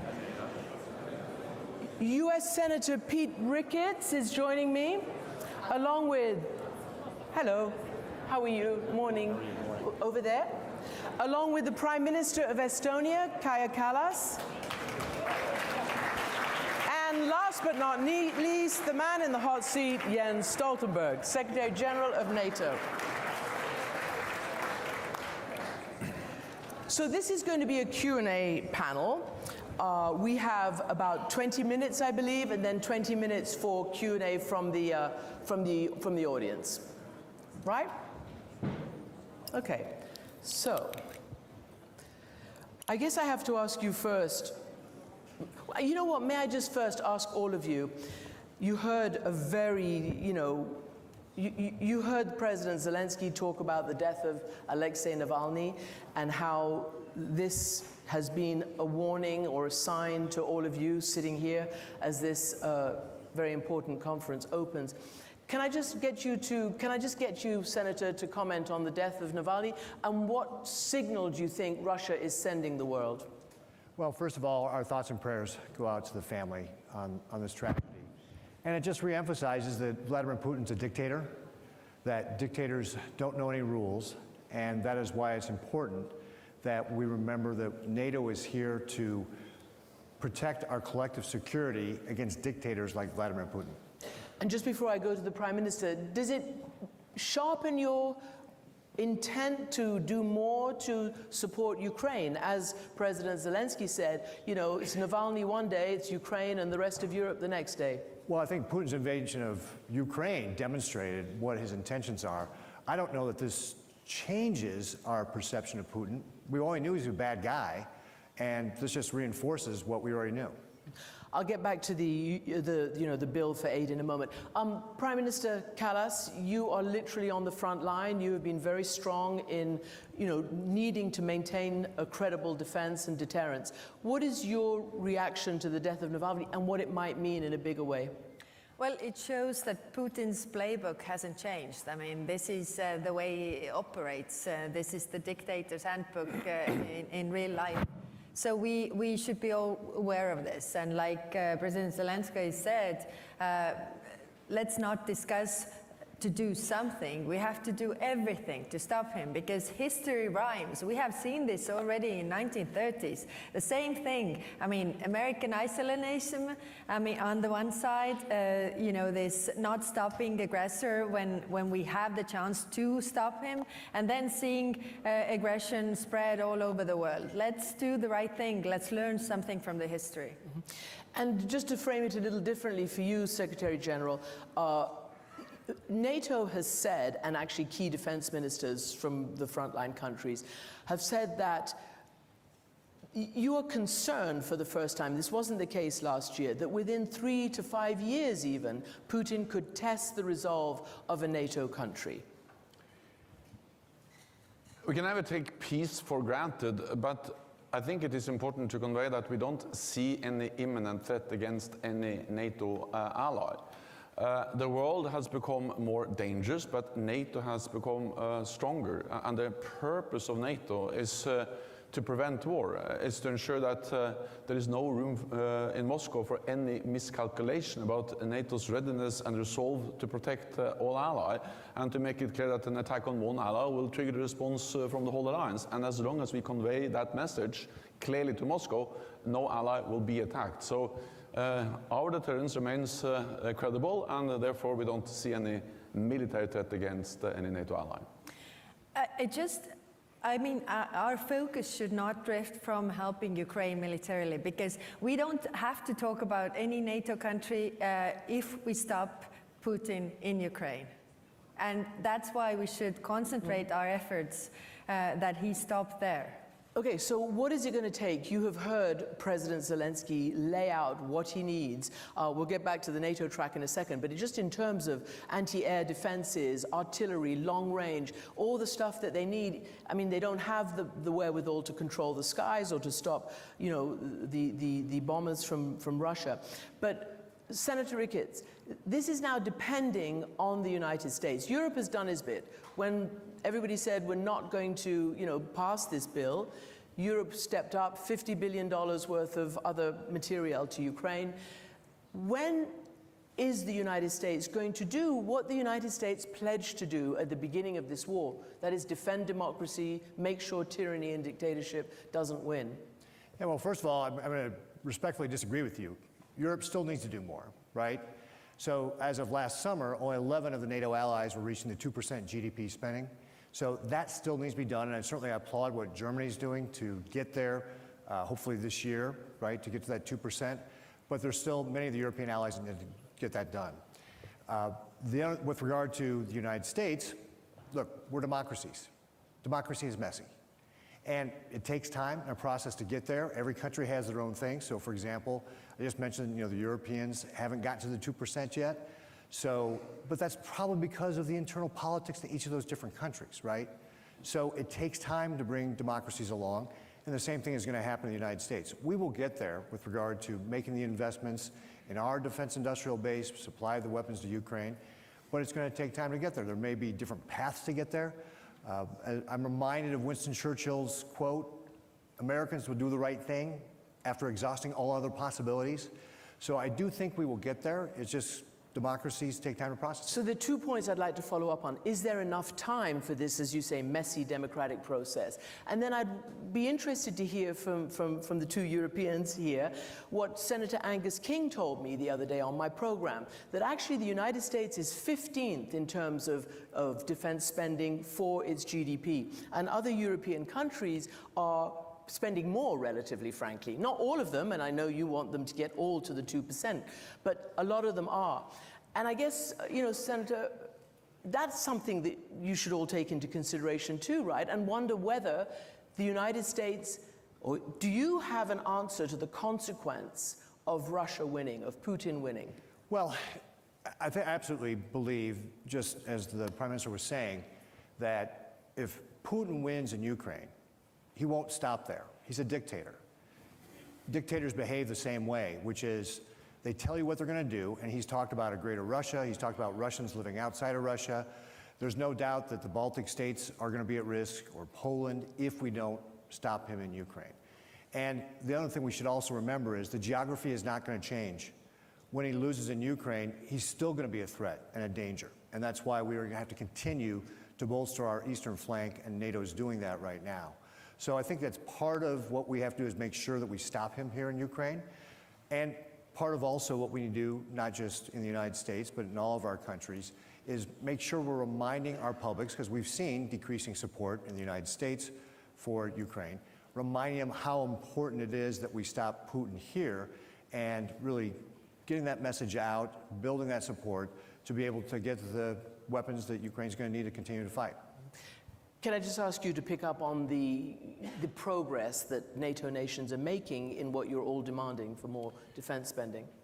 In 2014, NATO made a very important decision triggered by Russia's illegal annexation of Crimea, and that was that NATO allies, after years of reducing defense spending, we had to start to increase defense spending, and that was at the Wales summit, a NATO summit in Wales. I remember I was there, and I thought this was just another pledge by politicians made at the international meeting, and not so much what's going to happen.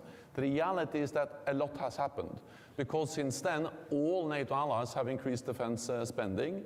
This year we expect 18 allies to meet the 2% guideline, spend 2% of GDP on defense, and that's up from 3 in 2014. That's a significant increase.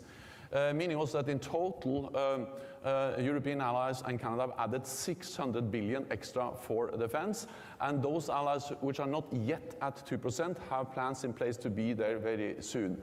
So there is an enormous difference, and the European allies have really stepped up because they realize that there is a need to invest in high-end capabilities, have more readiness of their forces, and NATO has implemented the biggest reinforcement of collective defense in generations, with battle groups, combat troops in the eastern part of the alliance for the first time in our history, with high readiness, more forces, and now total new defense plan. So I'm not saying everything is fine. I agree that the Europeans have to do even more, but we're really on track to something which is demonstrating a commitment of all allies that we need to stand together. Prime Minister Kallas, you heard the senator say that America will eventually do the right thing in this case. The CIA director has said for the United States to walk away from the conflict in Ukraine at this crucial moment and cut off support to Ukraine would be an own goal of historic proportions. Do you feel, as the atmosphere has been around the beginning of this conference, that there's a worry about America continuing to lead the alliance, wanting to be the leader, particularly if the administration changes after the elections? Is that a real anxiety or not? I mean, first of all, I want to just correct one thing that I hear everywhere. It is mentioning separately Baltics and Poland. I mean, it is like we are second-class NATO members. They are all equal NATO members. When Russia is going to attack, NATO is going to attack all of us, not Poland, not the Baltics. So let's not make that distinction there. Then, second, I think that, of course, we are all democracies, and democracies, we don't get to choose the leaders for our allies, and we have to work with all the allies. What we have to understand is to learn from the mistakes from the history. And you know, one thing for Europe, I was just in one of the Central European countries, and they had the attitude that, you know, the war is far from them. And I took the exact geographical kilometers, the distances. I mean, you're much closer to the war than we are, and we should all be worried. And so it is true that we have to ramp up our defense spending and do it not only political pledges, but actually in real life. So in Estonia, we have invested or are investing over 3% of our GDP to defense, and we encourage everybody to do so. But there's also one thing that I've thought about, and this is that, you know, when I came up with the proposal or the 1 million rounds artillery initiative for Ukraine, then it turned out that, you know, our defense industry is not capable and we don't have enough. So, but we have in Estonia, for example, a very, you know, vibrant tech sector. So why don't we put those tech sector and defense industry together to make, you know, a really big progress, not producing what, you know, was there for the 20th century, but actually what should be in the 21st century, so that we could make advantage by this technological part also in the in the defense industry. So I think there is so much we can do all together, and together with the big allies, the small ones, everybody brings something to the table. That is what the alliance is all about. Secretary General, Prime Minister Kallas talked about the 1 billion, right? 1 billion ammunition rounds. 1 million. 1 million? Million. Okay, well, at the moment, US intelligence says that while you can't deliver even 1 million, North Korea is busy delivering maybe 500 million to Russia right now. Is that right? No, I think it's a million also from North Korea. Fine, well, okay, so he's getting what he needs. Yeah. Can you today be certain that NATO can defeat Russia, if it comes to that? Because all we're hearing is that you're not ramped up enough. You don't have enough to do what you need to do in Ukraine, much less if you were to confront Russia. And you've said that if he steps on your territory, every single inch will be defended. NATO is the strongest military power in the world today. We represent 50% roughly of the world's total military might. And military, we are stronger than Russia. But at the same time, I think the war in Ukraine has demonstrated that there are some serious gaps. For instance, when it comes to sustainment, one thing is to have all the advanced weapon systems, but they need spare parts, they need maintenance, and not least they need ammunition. And in the beginning of the war in Ukraine, we depleted our stocks, but now they are running quite low. So now we are focusing extremely, also very much on how to ramp up production. We have some good news. There are new factories being set up. Production has increased, but there's urgent need to do more. So yes, I think we all have learned some serious lessons about warfare, also for NATO from the war in Ukraine. Then, of course, I was speaking about burden sharing. European allies have more to do when it comes to total defense spending, but actually, when you look at support for Ukraine, European allies and Canada have provided more support to Ukraine in total than the United States. And of course, the United States have done a lot, particularly when it comes to military support to Ukraine. But the problem now is, of course, the lack of decision in the US Congress means that the flow from the US has gone down, and that has a direct impact on the front line in Ukraine. So, of course, this is not only about making the right decision, but it's about making the right decision early, as quickly as possible, because it's urgent. Every week we wait means that there will be more people killed on the front line in Ukraine. So it's not for me to give advice on how to pass legislation through the US Congress, but what I can say is the vital and urgent need for the US to decide on a package for Ukraine, because we need that support, and we have a burden sharing between Europe and Canada and the United States, so now it's for the US to deliver what they have promised. And you just took that message to Washington last week, and Chancellor Scholz went, and he's just broken ground on a new ammunition factory. So let me turn to you again then, Senator Ricketts. You voted against the Senate plan. I wonder whether anything you've heard today may maybe stiffen your resolve to go and convince your colleagues, not just in the Senate but in the House, and particularly what President Zelenskyy said, that he would, really request all these weapon systems if he could directly address. And you heard, in answer to a question, that he would even invite former President Donald Trump to the front line so he could see the danger and see what's going on. Does anything you hear today stiffen your resolve, change your mind? Well, I think, again, it goes back to democracies are messy and every country has its priorities. So, for example, in the United States right now, we have a pressing national security issue at our southern border. Over the course of the last 3 years, 8.5 million people have either entered our country illegally or attempted to enter our country illegally. Put in that perspective, that's more than 4 times the population of my state. And that's the number one consideration for people in my state, and frankly across the United States, is what's going on at our southern border. And so that's what my colleagues and I were attempting to do when we were trying to pass this bill, is to get a package that would secure the border, force President Biden to change his policy to secure the border. Ultimately, we were not successful. Doesn't mean I don't support what we're doing to support Ukraine, but again, it gets back to every country's got its own policies and its priorities, getting back to, again, the why, since 2014, the floor was supposed to be 2%, and here we are last year in 2023, almost 10 years later, now 2024, and we're gonna have either 11 last year or maybe 18 this year. Countries have their priorities that they have to get there. Democracy is messy.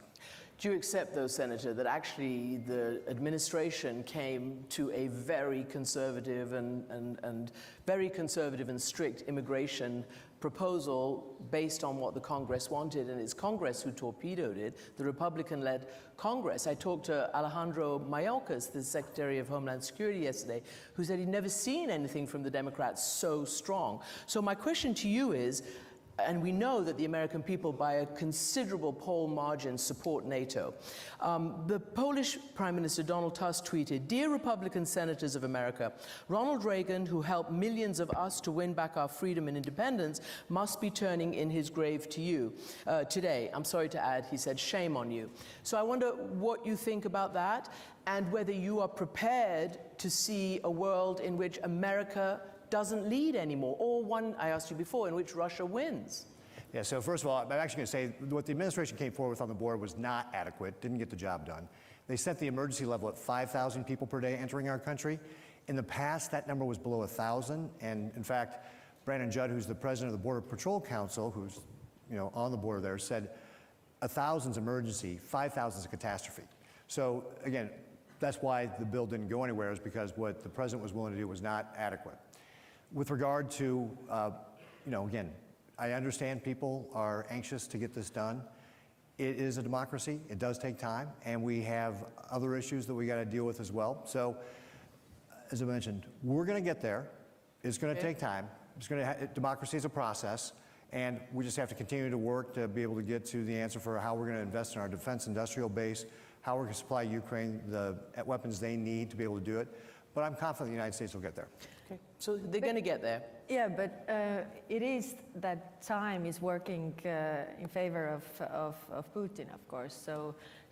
And against the rules-based order, really. So of course everybody is looking at the United States also to speed up the process. I understand, democracy takes time. You have debates, But at the same time, there is a lot at stake, I think, in the world. Again, I turn back to history, and I think three things we learned from the 1930s and the Second World War was that first, everything spreads very fast in Europe. The second is that if America isolates itself, it eventually is going to cost you more. And the third is that if aggression pays off somewhere, it serves as an invitation to use it elsewhere, which is a threat to the global security.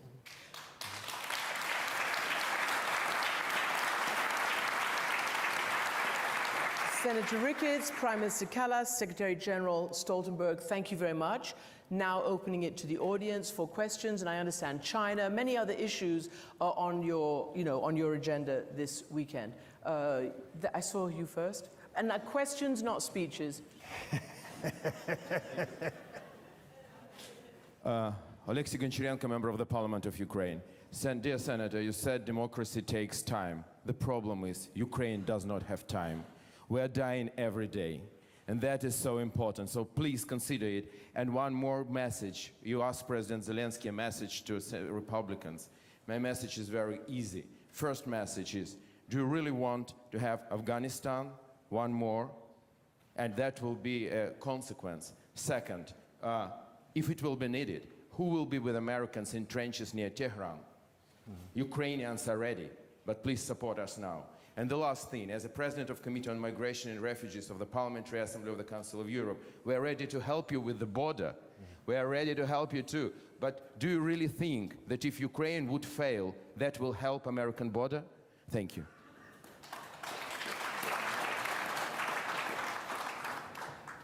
Was there a rule against speeches versus questions? So understand your frustration coming from Ukraine, absolutely. Your country's being invaded. You've got 300,000 Russian soldiers on your territory. Put in perspective of, again, the millions of people trying to come into the United States illegally. Not quite the same thing, but it's a pressing issue for our country. But it's a pressing issue for the United States, the people of the United States, right? So again, when you're talking about dealing with multiple issues, you've got to be able to manage this all. Ukraine's got its own political issues. You're looking at, for example, your conscription, taking it down from 27 to 25. I understand it's a difficult political issue in Ukraine right now as well. So I think, again, we all have to have a little grace. We're all democracies. So we have to understand that getting our populations to where we need to be is a matter of time, and process matters.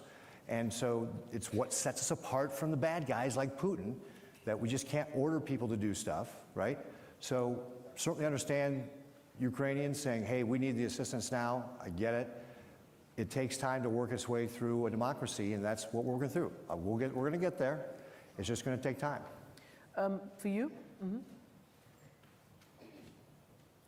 Thank you. I'm Tytti Tuppurainen, Finland, former minister in Sanna Marin's government.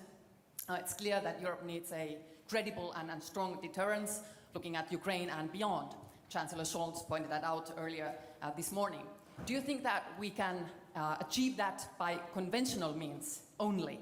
Or is it timely to discuss a European nuclear weapon as it is being discussed currently in Germany? What are the expectations, especially across the Atlantic? Secretary General.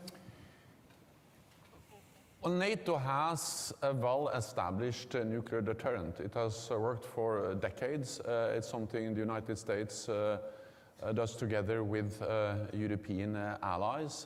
We have agreed command and control, we have exercises, we have doctrines, and it's actually something we do together as NATO. And I think that any questioning of that deterrent will only undermine NATO in a time where we really need credible deterrence. So of course, we have the United States as a nuclear power, we have France and UK, but the idea of developing some kind of parallel joint nuclear deterrent among some NATO allies, not including the United States, and presumably then not UK either, that's not helpful, and it will only undermine a nuclear deterrent that has worked well for many, many years. Over there. Thank you very much indeed. Tobias Elwood, United Kingdom Parliament, former Foreign Minister. Senator, I understand this is the biggest delegation for the United States for generations to come to Munich, and that's really good to see. I hope the message goes back that part of Europe is on fire, the lines on the map are being redrawn, and we are absolutely baffled as to how this is being tied in with what's going on the Mexican border. My question, if I may, is to do with standardization of NATO rounds. Because if you take a howitzer from the United States and you put it with the munitions from Estonia, as Ukraine found, it won't work. Yeah. And we need to be building more artillery pieces and shells as well. But until we standardize this equipment, it simply won't happen. Surely that must be a priority for NATO. Thank you. Yes, absolutely. And the good news is that, again, we have learned some very serious lessons from the war in Ukraine. It's not only Estonian howitzers or ammunition from the US that doesn't work together. It's also, we have a joint Dutch-German brigade where they discovered exactly the same. So we have too many examples where allies have made some small changes in NATO standards, partly, I guess, to protect their own industry. And this doesn't work. So therefore, we have done a lot in NATO to actually reinforce and to implement the agreed NATO standards. This will reduce costs, and it will ensure interoperability, and also that weapons and ammunition are interchangeable. There was this lady here.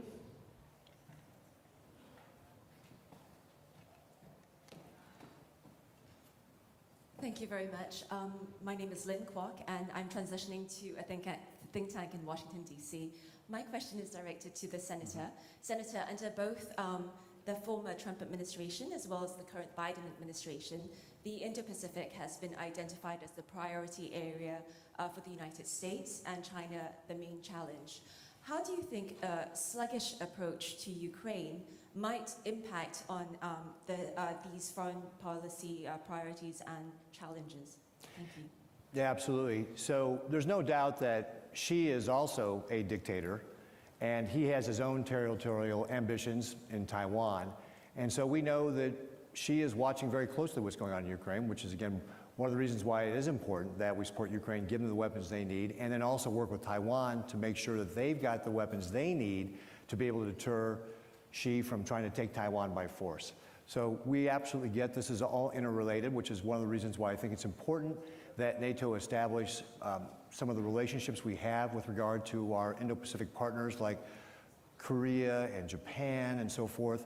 I'm supportive of trying to set up a NATO office in Tokyo so that we can really open up those lines of communications and keep it very coordinated. I absolutely believe that what happens in the Indo-Pacific impacts Europe and vice versa. And that's why I think that, again, for our collective defense, we need to be thinking, you know, NATO's got its own mission, but extending those lines of communication and cooperation is going to be important to be able to deter Xi from taking Taiwan in the future.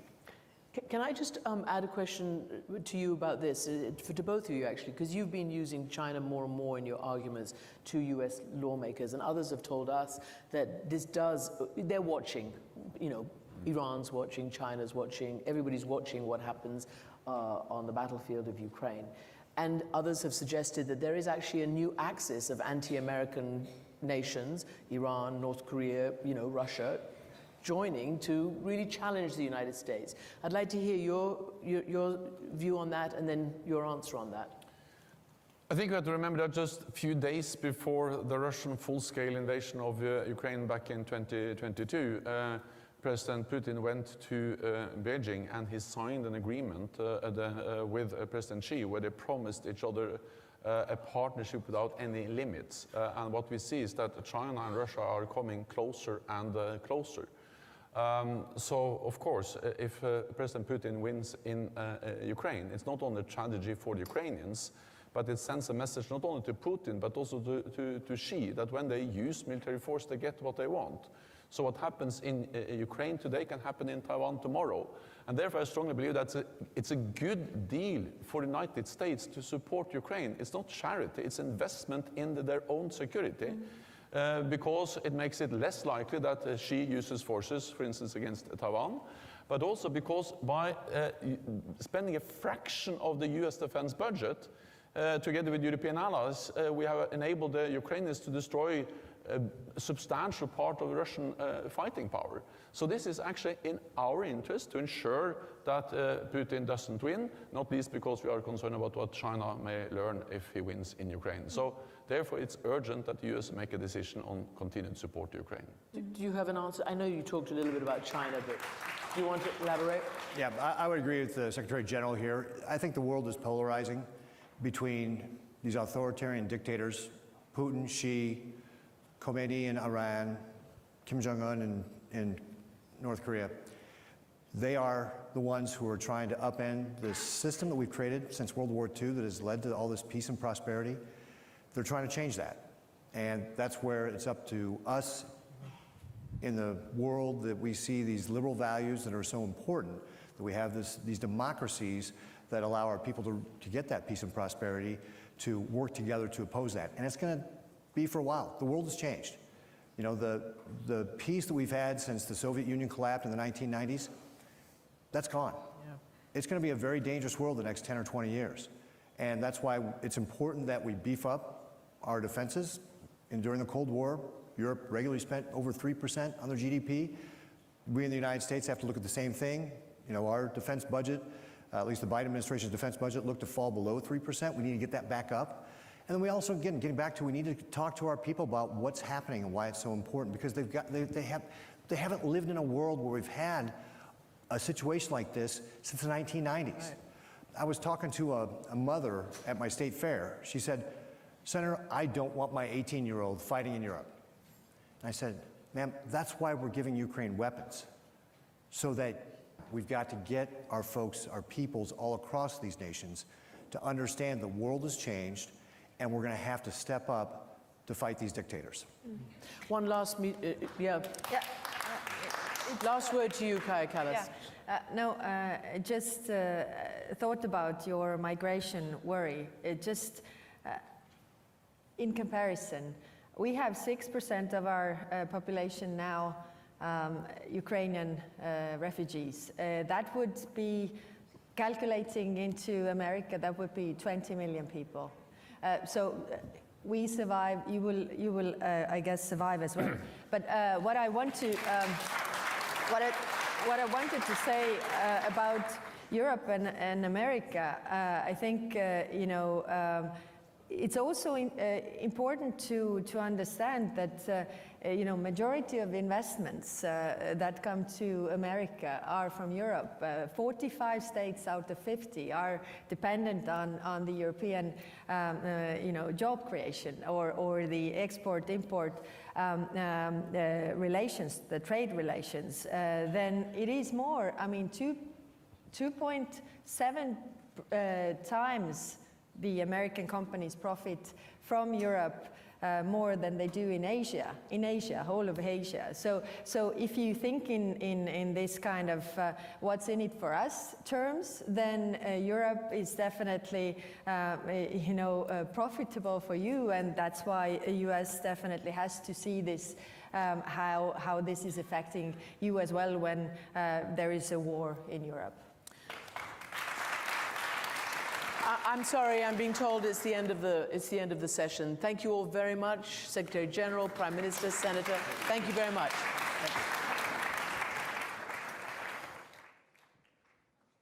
Thank you. Thank you very much. Yeah, nice to meet you too. Thank you. Thank you. Thank you.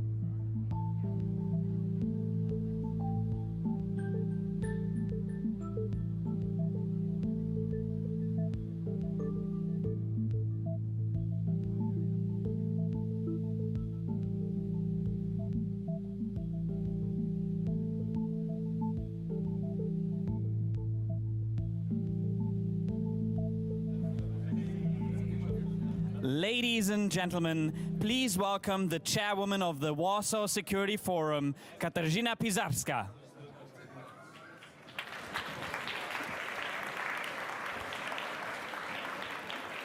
Ladies and gentlemen, welcome. Welcome warmly to the panel, Europe's Finest Hour, Building a Defense Union in Challenging Times. Let me welcome our two guests for now, but President von der Leyen is also joining. With us now here today, Mark Rutte, the Prime Minister of the Kingdom of the Netherlands. Mark, welcome. Great to have you here with us. And back with us again, Jonas Gahr Sture, the Prime Minister of the Kingdom of Norway. Welcome. Two kingdoms. Two kingdoms are with us. And of course, there's going to be a third kingdom, the European Commission, coming, but we're still waiting. And then we all rise. And then we all rise, as we should. As we should. Again, the President will come momentarily. So, ladies and gentlemen, our panel is only 40 minutes long. We want to have a very short discussion here, a kind of setting of the stage, and then, of course, I'm going to turn to you, this distinguished public, for questions. So let me start, Prime Ministers, with this question. Last year, when we were here, we were talking about Europe at war. We felt we were at war with Russia through Ukraine, helping Ukraine, very optimistic about the counteroffensive that was coming, hoping that, this war is going to be over soon and Europe will declare victory. This year, it feels that we are talking about Europe that is going to be at war. And the question to you, Prime Ministers, are we ready? Looking at what is happening on the front line on the one side, the potential of things going really wrong in the east, but also the potential of things going really wrong in the west, across the Atlantic. Is Europe ready to defend itself? Prime Minister Rutte, please. Well, first of all, on Ukraine, we must stay the course. Yes, it is difficult. But Ukraine has been able, since the territory Russia was able to grab 2 years ago, to get large parts of the territory back. And yes, we would love for them to be even more successful, but we have to do more to help them. So that means spending more on defense, so that we can also more easily help Ukrainians, massively scale up arms production, but also getting ammunition and air defense systems from other parts of the world. And thirdly, making sure that by doing this, we can help Ukraine, because it is also our war. Not literally, but it is about our values. And if Putin will be successful in Ukraine, that will have an impact on all of us in terms of our collective safety and defense. And we should, because you also mentioned the West, the US, stop moaning and whining and nagging about Trump. We do not spend more on defense, or we ramp up ammunition production because Trump might come back. It's up to the Americans. I'm not an American. I cannot vote in the US. And we have to work with whoever is on the dance floor. So we have to do this because we want to do this, because it is in our interest. This is crucial. And all that whining and moaning about Trump, I hear that constantly over the last couple of days. Let's stop doing it. And here, by the way, is my esteemed The Kingdom of the European Commission. Yes, that was the European Commission. Hi. Hi, Ursula. Good to see you. Madam President, welcome. Hello. Welcome. Thank you for joining us. We were just talking, Prime Minister Rutte was talking how we should prepare for the worst case scenario, so a situation in which everything goes wrong in the East and there is no support from the West. So the question was here, is Europe prepared to defend itself? And if we can, President, we'll put you on the spotlight right away. Yes, thank you so much. Good morning. It's a pleasure to be here. Thank you very much. And indeed, this fits perfectly because the European Union has to step up its defense industrial base without any question. And therefore, we have to be much better in defense production. Therefore, the European Commission will in about 3 weeks present a defense industrial strategy. It's basically 4 points. We have to spend more without any question. So we have to spend more is on its way. If I look at the figures, a 20% increase from last year to this year, but it's still not enough. We know that this has to be sustained. We have to spend better. That is more joint procurement, scaling up, ramping up. I think perhaps off-take agreements for the industry is important, so that there's predictability and reliability for the off-take. This joint procurement is a big thing also for the interoperability of our armed forces. Third element, I think we have to spend more European. What do I mean by that? It is European taxpayers, billions and billions that we invest, so we want a return on investment. We want good jobs here in Europe. I'm not speaking about European companies. A very good example is, for example, the Patriot production that we have in the European Union, but we want good jobs here in the European Union. And the fourth point is more looking at the here and now in Ukraine. In Ukraine, we're learning a lot on the battlefield. What Russia is doing at the moment being, it is outmassing Ukraine. That is, they throw thousands and thousands and sacrifice young men on the battlefield. Russia is throwing quick and dirty weapons produced in North Korea and Iran on the Ukrainian battlefield. So we have to outsmart Russia. And you see that Ukraine, where rightfully every life counts, they are getting very smart now, for example, to take our legacy weapon systems and upgrade them with artificial intelligence to be more precise, to be more targeted. So it's very fascinating to see also the development of the production of drones. And this is the reason why we will integrate now Ukraine in our defense programs. And we will open an office in Kyiv for defense innovation together with Ukraine, because this is the next level we are at the moment being reaching. For NATO is very important. I've spoken very European now. I want to reassure you that, for example, the whole planning process strongly aligned with NATO. In NATO, it's the NDPP. We call ours CARD. We have already an alignment, and this has to be strengthened. Same goes for standards. Of course, we need the same standards. If I'm speaking about interoperability, this is same standards. So in a nutshell, I'm a convinced transatlanticist. At the same time, I think we have to build a strong Europe, and that goes hand in hand. Thank you very much. I will now turn to Prime Minister Sture, also with the same question, and just to stress, just a few days ago, the Danish defense minister has warned us that according to our Western intelligence sources, Russia's capacity, and here I cite, to produce military equipment has increased tremendously. Does that worry you? And do you feel that Norway, having a very strong strategic military culture, being a member of NATO, is ready to go along with the Europeans to defend Europe? Prime Minister. Well, on that last question, it's obviously yes. Norway is NATO member, not member of the EU, but closely integrated with the EU. So let me just support all 4 points of the President. Europe needs to do more, better coordinated. There's a huge innovative industrial potential. We can make much more out of that, and Norway is part of these different programs, and we will support them. Let me just start by one thing about how we measure our words, because it was not as if last year we said Ukraine will win, and this year we say, oh, Ukraine is going to lose, Russia's going to win. It's more complex than that. And I mean, Ukraine, as President Zelenskyy said, it's not a success story for Putin. I mean, we are 2 years from the invasion, and it is a disaster. If you look at it from his perspective, he thought he would take Kiev in 3 weeks, and he has lost 300,000 men, perhaps, and all of that following. So we have to be measured here.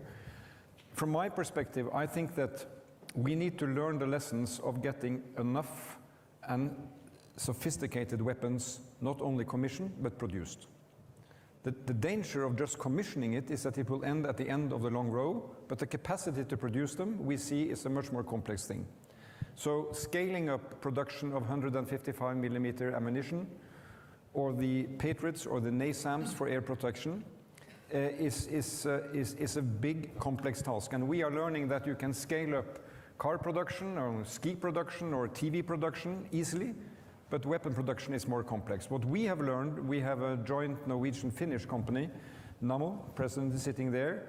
We have placed big orders with Nammo, much more than we can probably use, but giving them enough finance so they can start commissioning their production lines. That was the first measure. The second measure was that we now go in as a government to buy part of the equipment you need to produce. So we are buying part of the production line that you can start producing. That I think we have to coordinate much better to scale up this production. But remember, Russia will probably be able to outmaneuver other countries if you measure weapon against weapon in numbers. And as Ursula is saying, what they do with men is just, it's a very dark story of how wars are being fought. So we have to be smarter, more innovative. We have to integrate technology. We too now put money and efforts into supporting Ukrainian innovation inside Ukraine with linking up our people, to support there. Last remark, as much as I support this European effort, and Norway will be part of it, but let's not forget that 80% of NATO's capacity here is non-European. Mm-hmm. It's US, Canada, UK, Turkey, Norway. So I firmly believe that this transatlantic link, while we strengthen Europe, that we should not talk ourselves into the illusion that this alliance is about to break. Because I think it has such a significance. In the details on standards, for example, we need standards for our military, for our interoperability. We agreed to new regional plans in Vilnius last year. I mean, they are there, they are updated, they are really good. I'm going to propose to Parliament in a few months the biggest increase in our defense spending, both structurally and financially, since the Second World War. And we do that in accordance with the regional plans that we agreed in Vilnius. So we are well set to do this in a way that we can see that we can defend Europe, but I still believe that we should do everything to preserve that transatlantic link. And by the way, I agree with Mark. It's worthwhile following American politics, but there's a kind of a Trump frenzy here, that everything he says on the campaign rail is tipping up off balance. We should not let that happen. No. Thank you. Secretary General Stoltenberg just in the previous panel was slightly optimistic, saying that this year 18 countries, NATO countries, will actually reach the 2% of GDP required. However, as you said, that's not going to substitute what the United States is bringing to the alliance. My question to you is very practical. We've been watching very closely what's happening in the US Congress, and with every week that passes, I think we are more and more pessimistic. Do you think us as Europeans, as European countries, are able to substitute this package in a very quick time? So in a few weeks, if we understand that this is not going to happen, can you imagine a situation we can put together a package of a similar size to help Ukraine? Is that at all realistic? President, I know it's not going to be you. No. So first of all, I think we have done a big step forward by agreeing on a 50 billion package in the European Union for Ukraine. That was necessary after actually an investment of 88 billion in the last 2 years from the European side. I think it is in the vast American interest to pass their bill and their package and to keep on supporting Ukraine, because it is not only about Russia's war of aggression in Ukraine and Putin's attempts to destabilize democracies, but all the other autocratic adversaries that we have are watching very closely whether the democracies stand up, stand united, are determined, show resolve, and I'm deeply convinced and determined to show this resolve, and I know that our friends and partners are too. So it is much more than a question of Russia-Ukraine. It is a question of, will democracies globally prevail, and are we able to defend and protect our values? And my answer is, it has to be yes. Thank you very much, President. Prime Minister. I completely agree with what Ursula was just saying. We also have to take into account that there is a reason why it is also in the interest of the US to make this package happen. Yes, so that we stand united as democracies, but there's also a direct security interest, and this also has to do with NATO. By the way, I'm cautiously optimistic that, given all the talks I had over the last couple of days with many politicians from the US, that they will be able to solve this. Cautiously optimistic. That they can find a way out of this in the House and then jointly as a Congress come to a conclusion. But there is also a content reason why you have to do this, because if Russia would be successful in Ukraine, it is not only running against our values, but also against our direct security interests. It doesn't end there. He will then continue. It will make him much more powerful and more greedy to go on. And that will, in the end, also have an impact on NATO territory. There is no doubt in my mind that will be the case. And I think we have to work more than we do so far, also with our American friends, to message that NATO is not only there because the US didn't want to make the mistake after the First World War, repeat that mistake after the Second World War, that there is a sort of historical reason why the US is involved in NATO. Even today, if Russia will be able to capture or at least influence large parts of the Middle and Western European countries, that would have a security implication for the US. So there is a security reason why they are involved. But at the same time, they are completely in the right place to ask us to do what we need to do in terms of committing the spending. That's why my country has first 3 billion, then another 2.5 billion, so now almost 6 billion extra to get to the 2%, and I know that many of the countries are following, and it cannot end at 2%. We have to do more. But we also have to make sure that we message to the Americans and to our friends that there is not only an historical reason for this, transatlantic bond, but that there is a day-to-day security interest for all of us to keep this most powerful defense corporation in world history together. It's crucial. Thank you very much. Prime Minister. Well, I think what is useful to meet American friends here, I know they know, but we should communicate back home that Europe is doing a lot, is paying a lot and contributing a lot. So I think if we put figures, you can do it per GDP or the total amounts. I mean, Europe is about 100 billion now, and the US at a somewhat lower level. So we both contribute. So I think we are on a dangerous path if we say that how can the one supplement the other. We have to do this together, and it has to be well coordinated. And I mean, the message from Zelenskyy here is that he is paying the price in terms of lives and destruction. And I cannot underline enough, you know, how can Ukraine down there in the south of Europe so much directly influence what happens in the north of Norway to the Nordic countries, to the Scandinavian countries? It is changing the security situation on the continent. And that is, of course, also a profound interest, I believe, for the US. And I also happen to believe that, you know, for the United States to be the lead ally and have 31 allies among the most advanced countries in the world is a major asset. And you know, there's so much going for this in terms of the US position beyond Europe. And as we're going to face challenges in Asia, in other areas, that we can stand together also in, you know, having this transatlantic understanding, this is hardcore security. Absolutely. So one more question before I turn it to the public. In the morning, President Zelenskyy talked about the fact that when Russia annexed Crimea in 2014, the general public was shocked and unprepared, and thus also Donbass, you know, took a long time for the army to actually recreate itself from scratch. And he said it took 8 years to 2022 for the general public to be ready to fight a war against aggressor. 8 years. Yeah.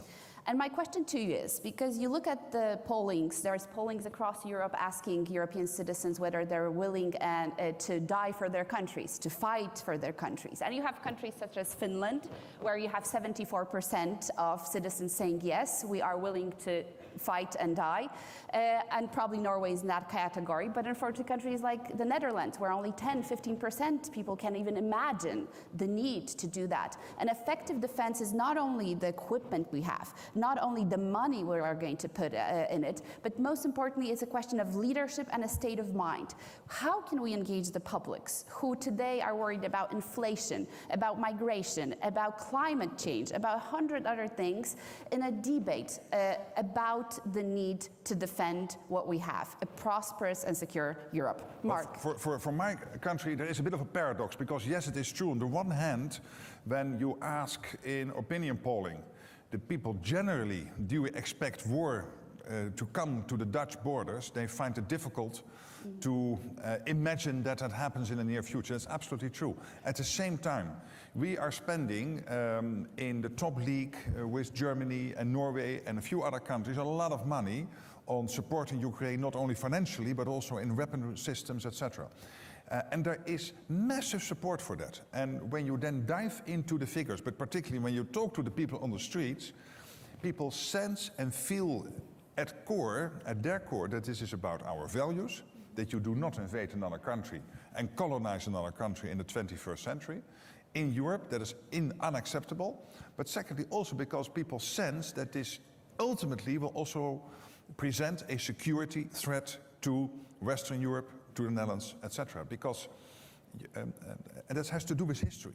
And it has to do with our collective memory that you cannot accept that. So in that sense, it is a bit of a paradox. The first, yes, but I'm very happy about the second, because also we have difficult talks now in my country to form a new government. And we had a, to say the least, interesting result of the last elections. But I'm so happy that I can almost safely predict that nothing will change in terms of the support of the Netherlands if there is a new government one day, in terms of the support for NATO, the support for EU, and particularly the support for Ukraine, that will continue at this level and increase rather than decrease. And I'm very happy to say that. It's very optimistic. Thank you, Prime Minister. Well, let me say on Ukraine, you know, we brought to Parliament a 5-year package of support to Ukraine, and it was tailored so that it will stretch over the next election, so whoever is Prime Minister after that election will be politically bound by it. And that, I think, was, you know, but the smart thing is that we have unanimity in Parliament. And I think that's also an expression of supporting Ukraine, but also understanding that there's a much bigger stake here also for us. First point. Secondly, I think, you know, we have to be honest and communicate and really distinguish what is true in what is facing us. One dimension is, of course, military preparedness, should that happen. And that's why most countries are now significantly strengthening their national defense. We're doing it in coordination with NATO. But then there's a second daily threat which is affecting people, and that is extreme weather and climate change. That's the threat that is turning life upside down for people. So we have to prepare people that, you know, you should have in your kitchen enough, you know, to manage during a few days without electricity, and if things really are changing. This is preparedness. The third dimension of this is that our democracies are being tested on fake news, conspiracy theories, cyber attacks, and, you know, a very different kind of enemy. And should there come a conflict that really borders on, you know, I think that Putin's taste for a war with NATO is limited, and that's because NATO is strong. But it will not necessarily start in the military field. It will start by diluting our democracies, diluting the truth. So we have to have preparedness for all of that. So if we're going to be trustworthy and communicate to our people, we have to be able to talk about the military preparedness, how we prepare you for safe communities, and also how we prepare quality of our democracy. Thank you. Thank you very much. President, how do we prepare European publics? And also, how is the European Union changing? Because we're coming back to basis. With the founding fathers, we're thinking a defense union. Today, defense is again at the heart of our discussions. I have been amazed and impressed by the strong support the European people gave to Ukraine from day one on. Of course, it was very helpful that 2 or 3 months before the invasion started, we have informed over and over the public about the amassing of troops, for example, at the border of Ukraine and what might come up. And the support has been overwhelming. The fact that the European Union has taken in 4 million refugees, opened not only their hearts but also their homes, access to education, access to the healthcare, shows the strong sentiment and support the European people have shown and still show. The second element has come now, has joined this initial support.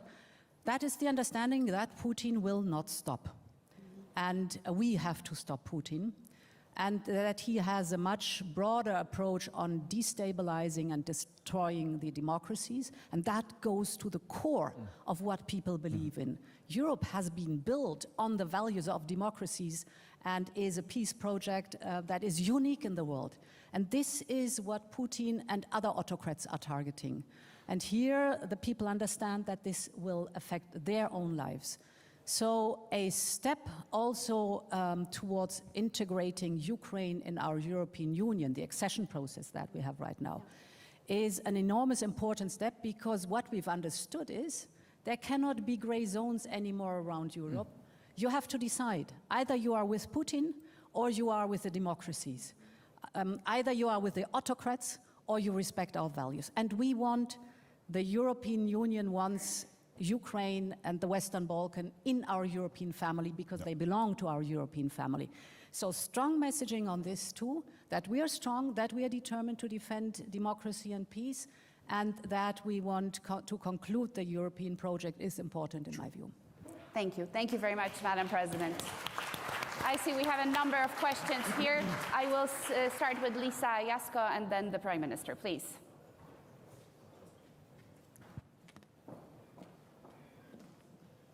Thanks a lot. My name is Lisa Jasko, a member of Ukrainian Parliament, and I want to ask a question about the sanctions. Of course, we are incredibly grateful that there is a new package of sanctions, but we know that there is still a number of problems connected to sanctions.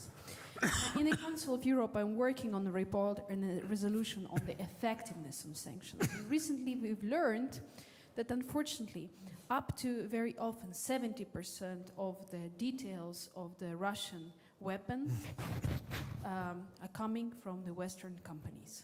Different components, different tools. So, one of the problems is that unfortunately there is no enough monitoring mechanisms on that. Another problem is the avoidance of that sanctions. And the third problem is that there are third countries that unfortunately use this as the business opportunity to use this. So my question is, what is your plan to tackle this? Because there is also a question of the corporate responsibility of the private sector of not selling that details to Russia. What is your plan to solve that? Thank you very much. And we'll take a second question, Madam President, if we can pass the... Thank you. And first, I would really like to thank President Ursula von der Leyen for supporting Ukraine's European path so strongly and starting on it so quickly. I would have two questions, both linked to money. I mean, all our packages taken together, American and ours, if we spent them in the same year, which is not going to be the case, then we would roughly draw even with Russians. And this is not enough to, guarantee Ukraine battlefield supremacy and macroeconomic stability. Can we dig a little bit deeper into these Russian money coffers which we have in our countries? And the second opportunity, we are facing European elections. Our populations are very supportive of supporting Ukraine and not wanting to get it into their heads that they might need to fight. What about a temporary own resource for European Union to help Ukraine win the war? Thank you.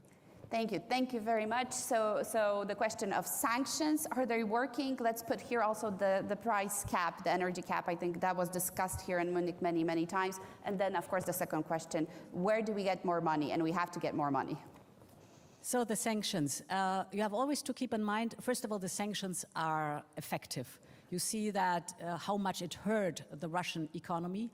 The Russian economy is yet now completely on a war footing. It's a war economy, nothing else. No sustained goods and values are being produced, but it's only focused on the mass production I was just alluding to, not high quality, but masses. But sanctions is never static. It's always a moving target. So you impose sanctions, and your adversaries try everything to circumvent them. You get after them, close the loopholes. We've done that in all our sanction packets. And your adversary again tries to circumvent them. So what we see is indeed we go targetedly to those countries where we see that goods from, for example, the European Union to this country have increased, and then the goods flow from the third country, go from the third country to Russia. We go there, we talk hard talk with them. We're very clear about the consequences. We sanction their companies, we sanction entities, we sanction personalities. The 13th package that is now coming on the table is very much about that. So you have to be tough and you have to be persistent in following up the loopholes and closing them step by step.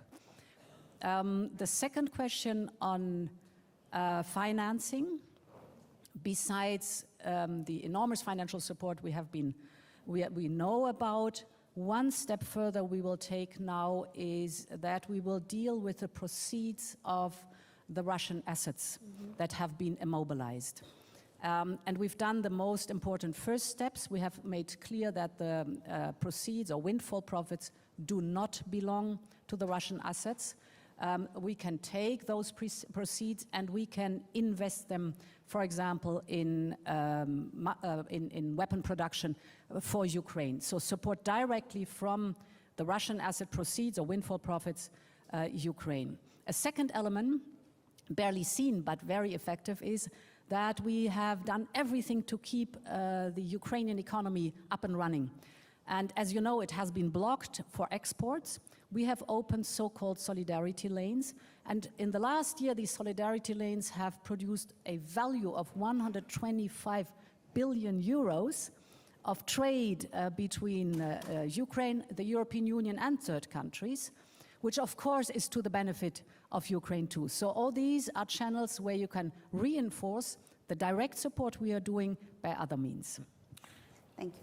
Prime Minister, please. Very briefly, on the sanctions, it is about loopholes and it is about parallel trade. So I'm happy that you're working on that report. We do everything we can do to close the loopholes, but we know that we are not 100% successful.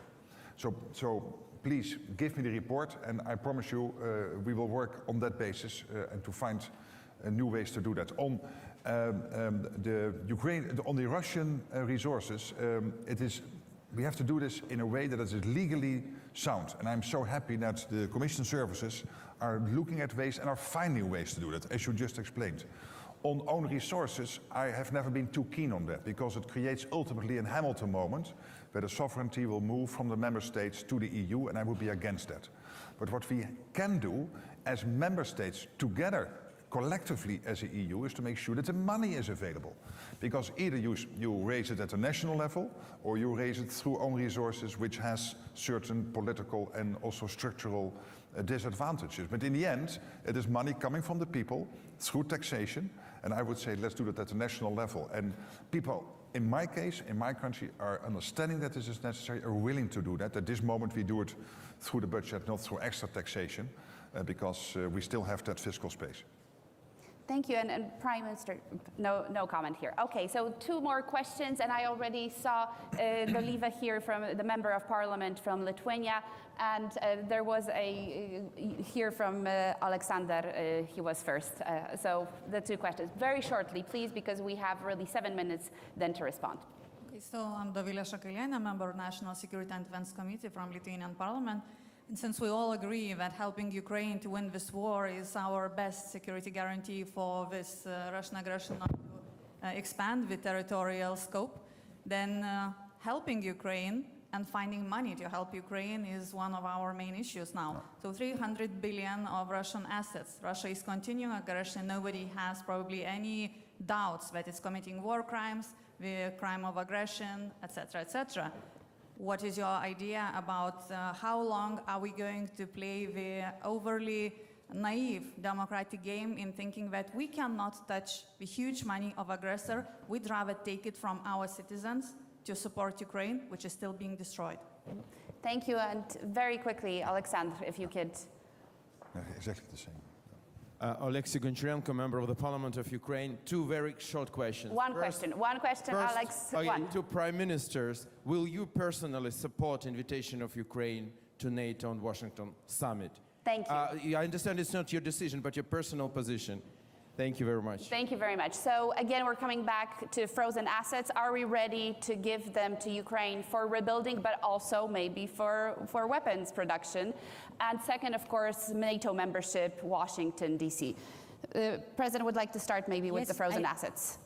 I think I have been very clear in the former answer because I've spoken about the Russian asset and the windfall profits and the proceeds that we are using to support Ukraine, either in production of weapons, so military supply, or be it reconstruction and recovery.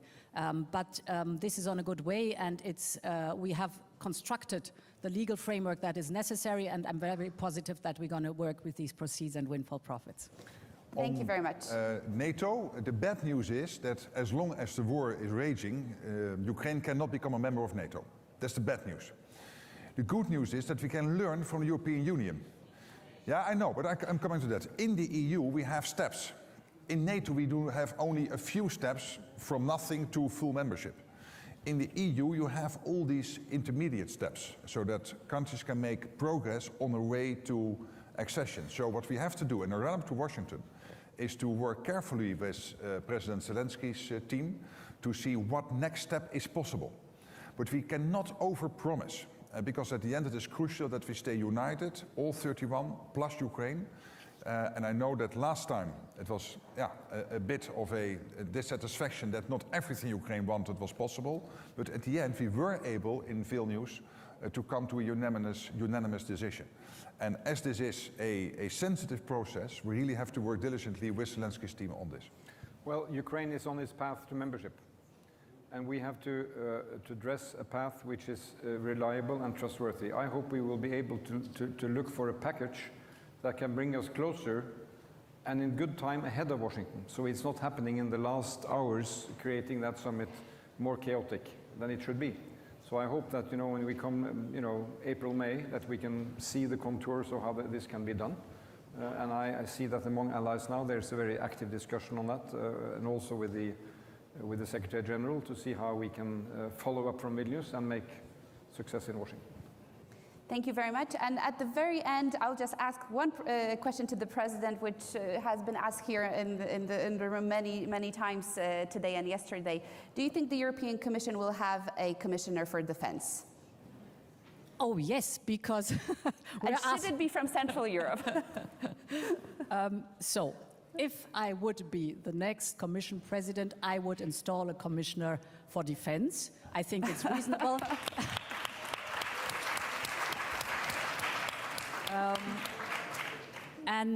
Well, where he or she is coming from, this is open, but of course, I think it's very important for the Central and Eastern European countries to have good portfolios, and this is a good portfolio. Thank you very much, Madam President. Thank you, Prime Minister, for being with us. A big round of applause.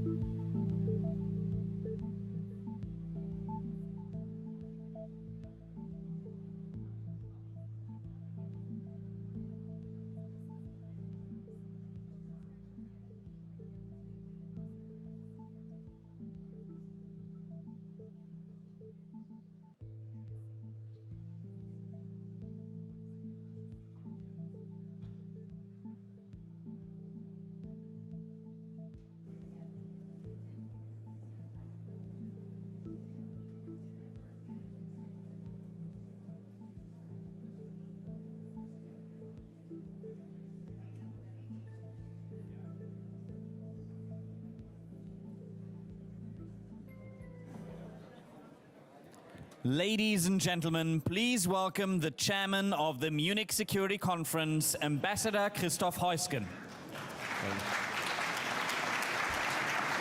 Well, I think I didn't need this announcement, you know me by now, but anyway, it's wonderful to see you all here, and it's my pleasure and honor to welcome His Excellency, Director Wang Yi.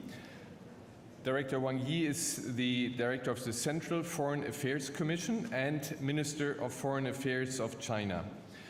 The Minister has been a guest of the Munich Security Conference for many years. We are extremely happy that he is coming. I just told him how important China is also on the many issues that we have to resolve, and to have him here on our motto, Peace Through Dialogue, is wonderful. So thank you very much, Director Wang. Yours is the floor.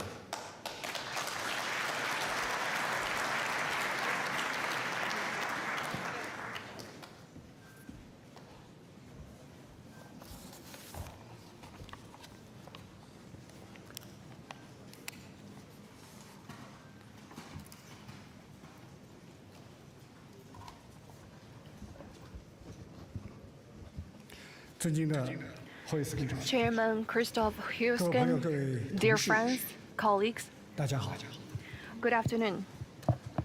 Simultaneous translation. The past year of 2023 witnessed much turbulence in our world and many challenges facing humanity.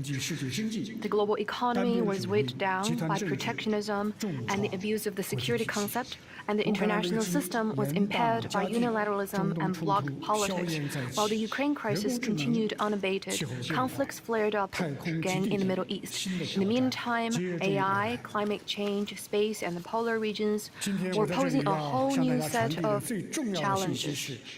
Against that backdrop, the key message I wish to deliver here is this: no matter how the world changes, China as a responsible major country will keep its major principles and policies consistent and stable, and serve as a staunch force for stability in a turbulent world.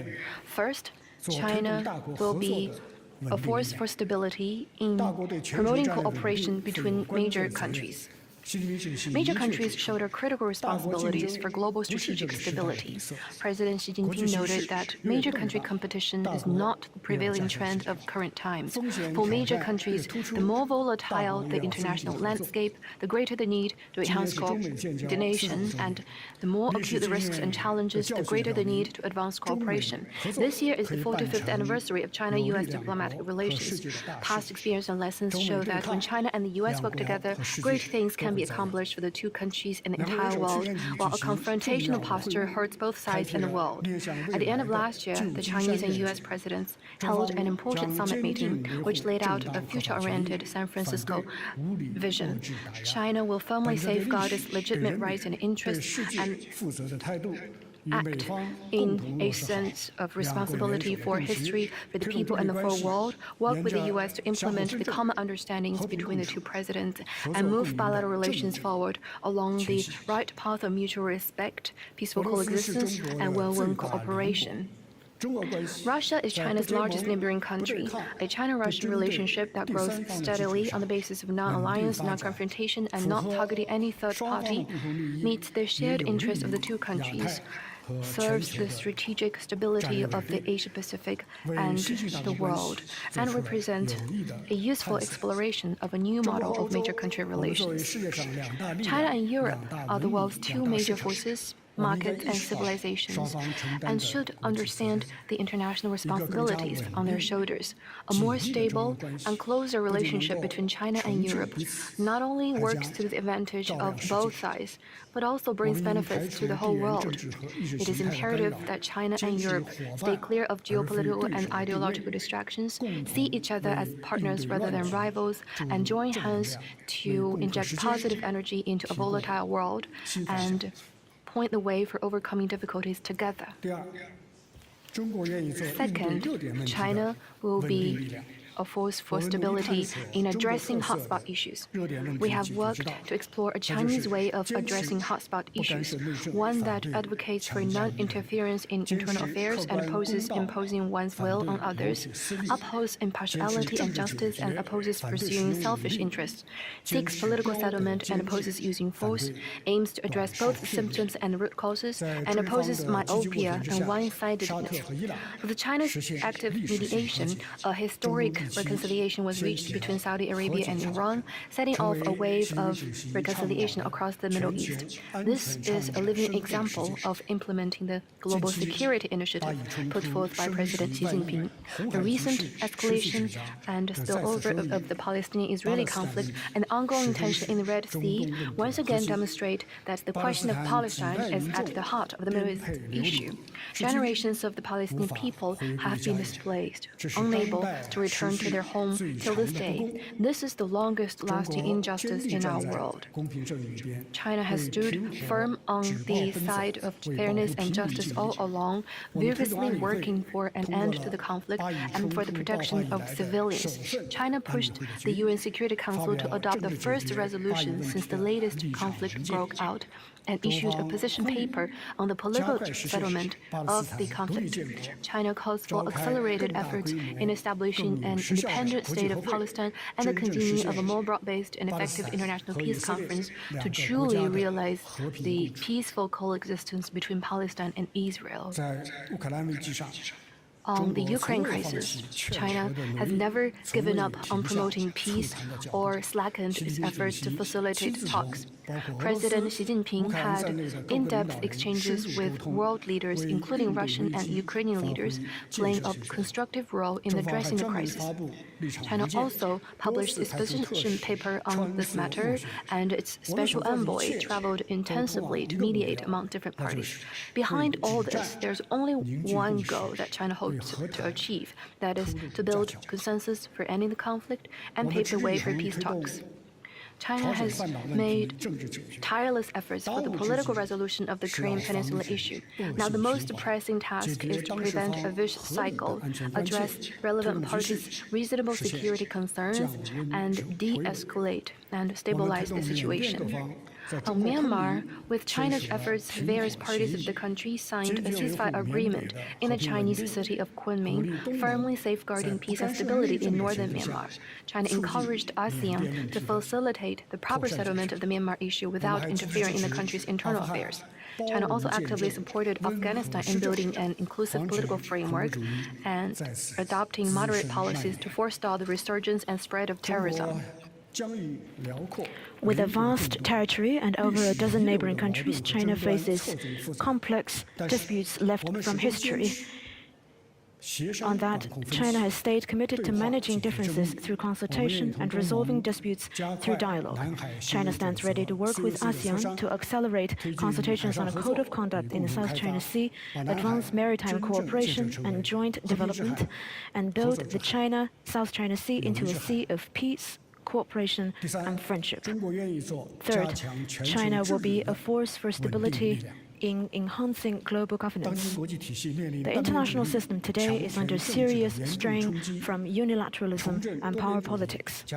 It has thus become a common call of the international community to revitalize multilateralism and work in solidarity to pulse through.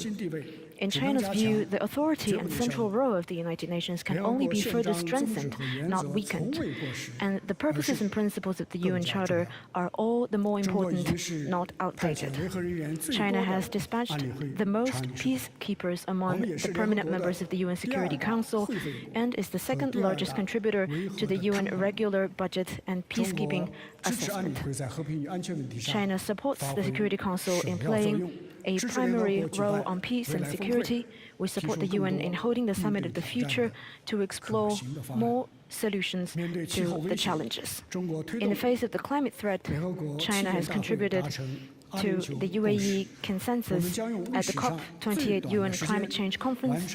China will cut carbon emissions by the biggest margin in the world in the shortest time frame in history, and will, without doubt, deliver on this commitment. When it comes to challenges from AI, China supports establishing an international AI governance institution under the UN framework to jointly safeguard humanity's well-being. China worked actively to enhance solidarity and cooperation with the Global South. China promoted the historic expansion of BRICS and gave support to the African Union to join the G20, with a view to increasing developing countries' representation and voice in global affairs, and contributing to a more balanced and effective global governance architecture. As the largest developing country, China has been doing its best to provide more public goods to the world, from the Belt and Road Initiative to the Global Development Initiative, the Global Security Initiative, and the Global Civilization Initiative.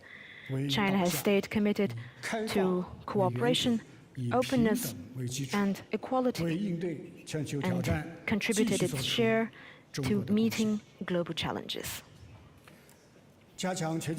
In strengthening global governance, the sovereignty and territorial integrity of all countries must be respected.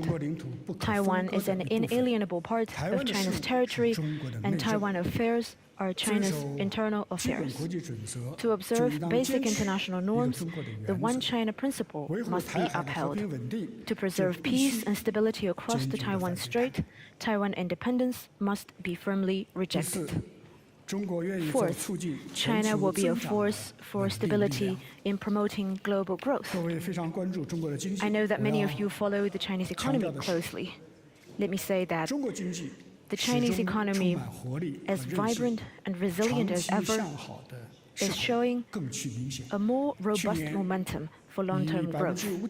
Last year, the Chinese economy grew by 5.2%, accounting for one-third of global growth. As China grows into the world's largest market rapidly, it will bring more dividends to the rest of the world. It is widely shared in the global business community that the next China is still China. Focusing energy on realizing Chinese modernization is the biggest political consensus of the Chinese people right now. Seeking faster progress in high-quality development is of paramount importance for China in the new era. As President Xi Jinping pointed out, China will only open its door even wider to the world. We will continue to expand institutional opening up, shorten the negative list on foreign investment, and foster a more market-oriented, law-based business environment up to international standards for companies from Europe and from around the world. Now, China has mutual visa exemption arrangements with 23 countries and applies unilateral visa-free policy to multiple European countries. We will continue to provide more facilitation for people from around the world to invest, travel, and study in China. Today, rejecting decoupling has become an international consensus. More people have come to realize that the absence of cooperation is the biggest risk. Those who attempt to shut China out in the name of de-risking will make a historical mistake.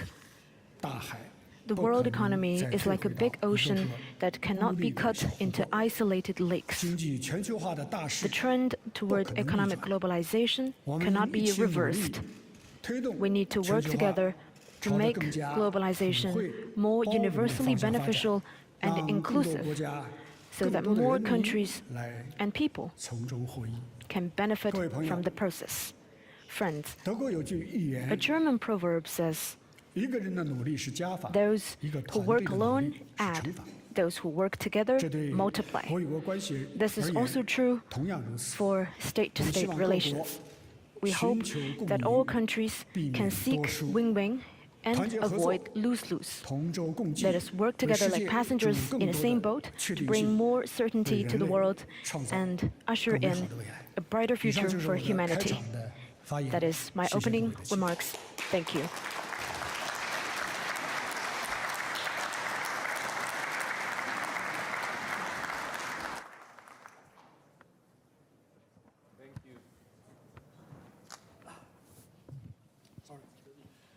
Thank you Thank you very much, Excellency, for your remarks, and thank you in your last remark to picking up the motto of this conference, which is lose-lose, but with a question mark, because we want to look at a silver lining. And thank you for participating in a discussion. This conference, again, as in the last 2 years, was very much focused on Russia's aggression against Ukraine. We had yesterday the testimony of Yulia Navalny here. We had President Zelenskyy here. We have in the neighboring hotel, the Rosewood Hotel, we have an exhibition on the horror that the war brought to Ukraine. And I want to come back on this, and in 1994, the so-called Budapest Memorandum was agreed. The Budapest Memorandum asked from Ukraine to get rid of all its nuclear weapons, and in return, Russia and others guaranteed its sovereignty and territorial integrity. Now, China at the time, member of Security Council, endorsed it, and your colleague, Sergei Lavrov, was the ambassador to the UN and made it to a document of the Security Council.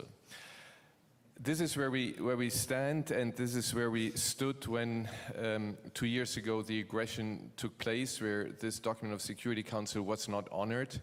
You mentioned that you have been active in trying to resolve the crisis, which we appreciate. But at the same time, when you look at the economy, we saw that in 2022, the trade between Russia and China increased by 30%. Last year it increased by 25%. We are at $240 billion trade. And my question to you, if I may, shouldn't you put some more pressure on Russia and also some economic pressure to make sure that what you said in your speech, the respect for sovereignty and territorial integrity, is preserved, and that we strengthen the UN? Because after all, this is a document of the Security Council which was violated by Russia.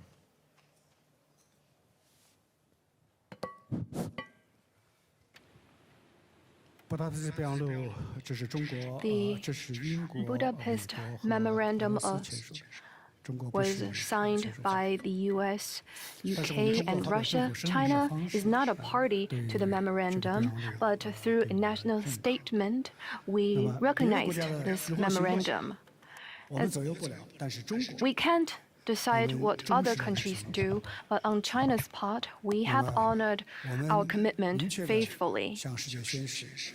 We articulated clearly to the world that China will not use nuclear weapon against non-nuclear weapon states, and will have not first use nuclear weapon against any country, including Ukraine. President Xi has stated that a nuclear war cannot be fought and nuclear weapon cannot be used. This is something that all sides must be observed, and the security of the nuclear facility must be protected. And China has fulfilled its international obligation. China did not start the Ukraine crisis or participate in it, but we did not sit idly by and watch it from a distance. We did not exploit the situation, but instead we've been facilitating peace talks. President Xi has stated clearly China's position, that is, first, the sovereignty and territorial integrity of all countries must be respected. And second, the purposes and principles of the UN Charter must be fully observed.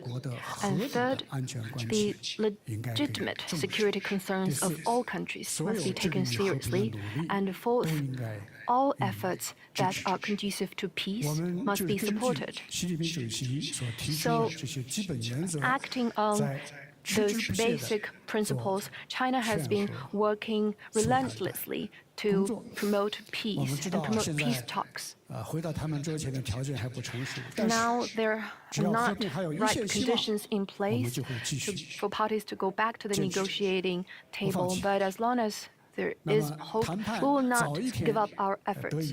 The earlier the peace talks, then the loss of all parties will be reduced. As for China's relations with Russia, in my opening remarks, I said that the no alliance, no confrontation, and not targeting any third party, that is the principle. It's a normal relationship between two major countries. We are opposed to any attempt to blame China or to shift the responsibility of resolving the Ukraine crisis to China. Well, China has done a lot of constructive work, and we will continue to play our positive role on this. Thank you. Okay, thank you. Thank you for this response. Let me stay with business questions. In the last 2 months, 2 German companies, Volkswagen and BASF, came into trouble because over business dealing with Xinjiang. There is Germany and EU have passed new regulations for human rights standards in supply chains. And human rights situation for the Uyghurs in Xinjiang is going to stay a political and economic issue. You remember a couple of years ago there was a report of the UN High Commissioner for Human Rights.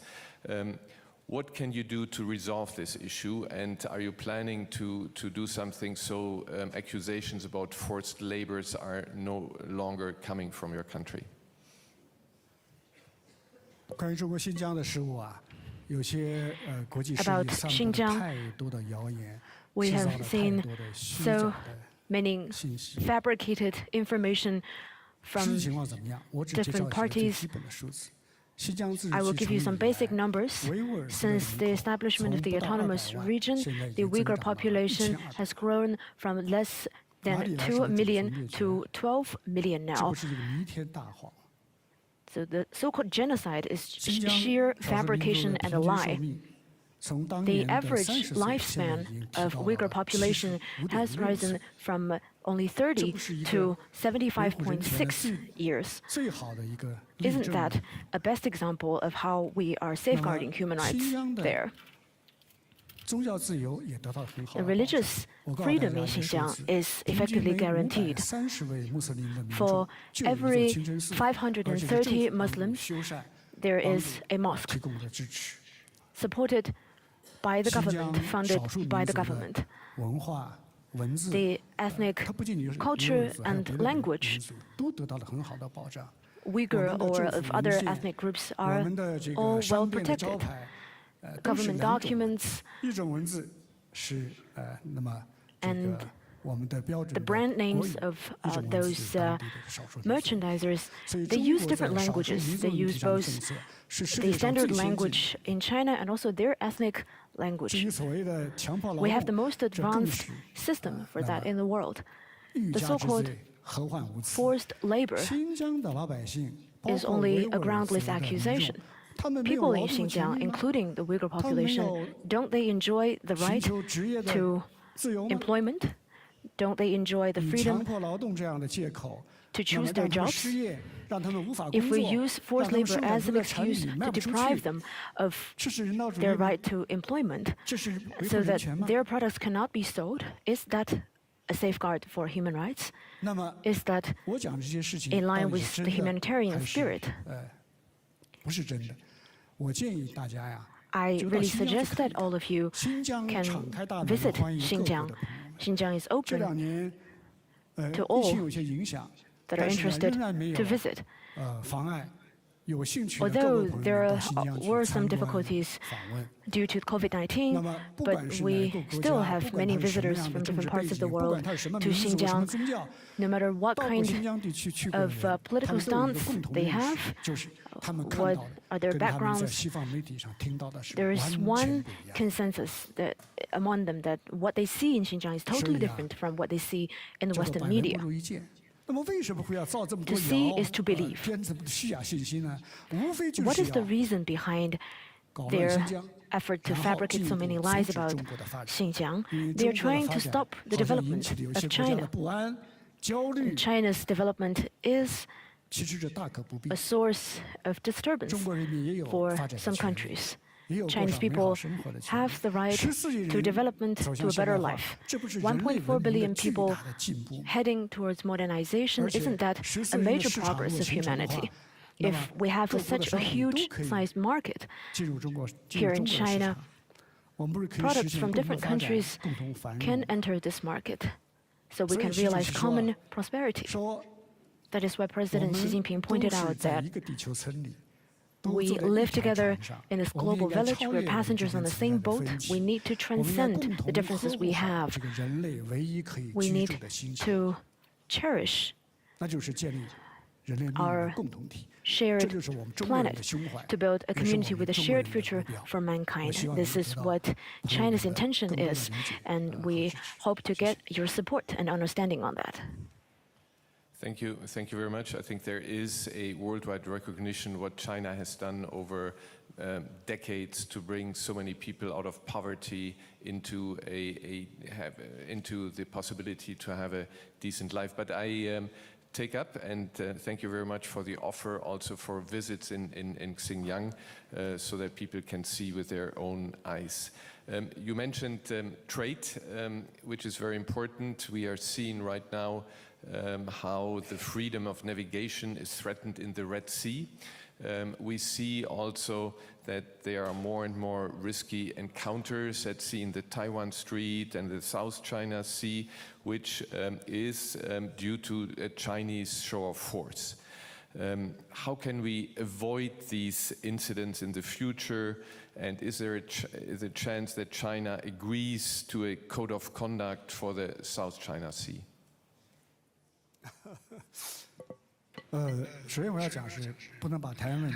Well, first I want to say that the Taiwan question cannot be compared with what's happening in the Red Sea. The Taiwan question is China's internal affairs. Taiwan is a part of China. It has never been a country.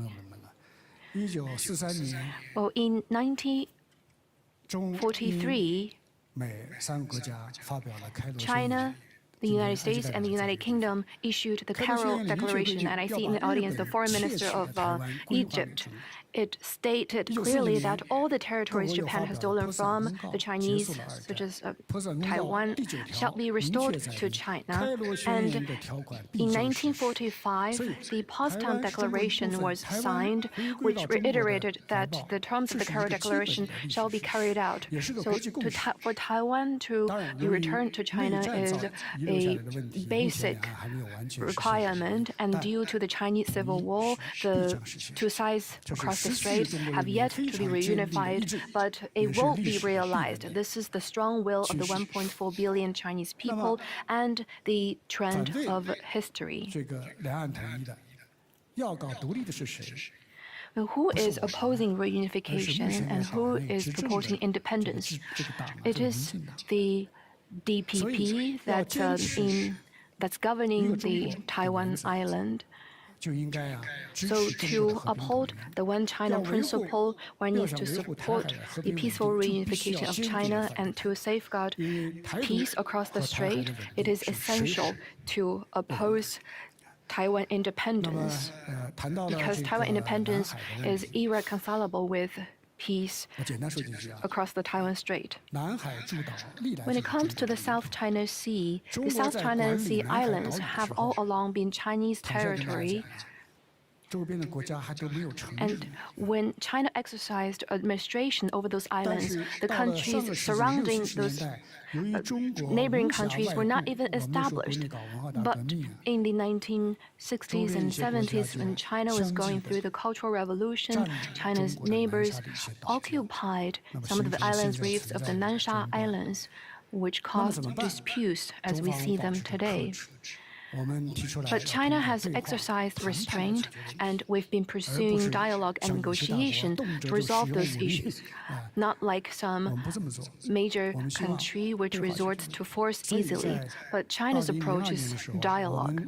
So in 2002, China signed with the 10 ASEAN countries the Declaration on the Conduct of Parties in the South China Sea, the DOC, which helped to safeguard freedom of navigation and overflight in the South China Sea.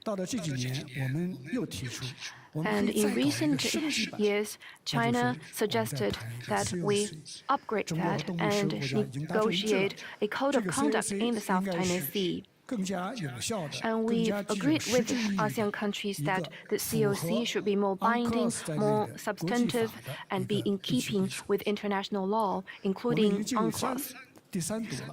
Now the text of the COC, we have finished 3 rounds of reading. We believe that as long as we work in solidarity with ASEAN and stay clear of distractions, we will be able to conclude a COC in the South China Sea. Between China and ASEAN countries, we have the wisdom and ability to safeguard peace and stability in the South China Sea and safeguard the freedom of navigation and overflight there, and also safeguard the legitimate rights of other countries in this region. As for the Red Sea, it is a typical spillover from the fighting in Gaza. China has been calling publicly for parties not to harass the commercial ships in that area to safeguard the security of the waterway. But actions must be taken in accordance with international law and with mandate from the Security Council. To address the Red Sea issue, the root cause must be resolved. And the root cause is the ongoing fighting in Gaza. China's position is clear on that. First, an immediate ceasefire must be realized. No more fighting. And second, to make sure the humanitarian corridors are unimpeded. And third, hold an international peace conference as soon as possible to revive the two-state solution. We cannot allow this humanitarian disaster to continue anymore. Nearly 30,000 civilians have lost their lives in the fighting. And there are also many lives who are lost, who were unaccounted for. We cannot allow the situation to continue in the 21st century. Now, generations of the Palestinian people have been displaced, unable to establish an independent state. We simply cannot allow the situation to continue. So there should be a more concerted voice. There should be a more unified position. We should call for a proper settlement of the question of Palestine, which has been lingering on for more than 70 years. Efforts should be made toward a two-state solution. Only when that is realized can the state of Palestine and the state of Israel live in peace, and with assurance from the international community, can enduring security be enjoyed by Israel. A country cannot establish its security on the insecurity of others. Thank you. Well, thank you very much, Excellency, for your readiness to take these questions, for your contributions, for the discussion. We really appreciate it, and you ended up where we started, with the Secretary General of the United Nations making a plea for the rules-based international order, for the respect of the UN, for the respect of UN resolutions, and we hope that this remains the common basis in the coming year. And can I already extend an invitation to you to come back next year?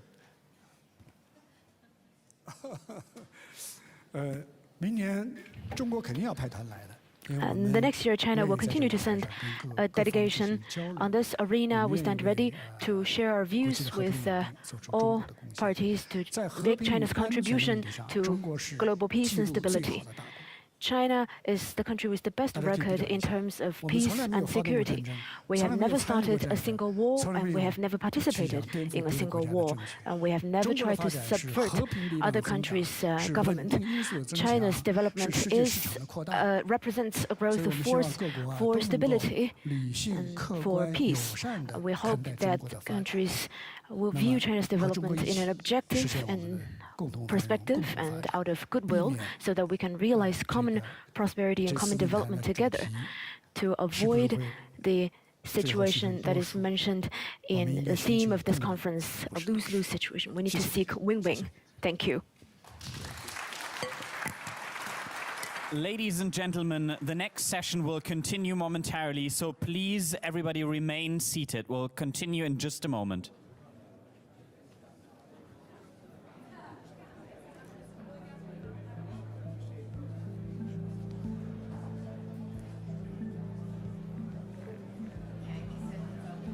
Ladies and gentlemen, please remain seated. We'll continue in just a moment. Ladies and gentlemen.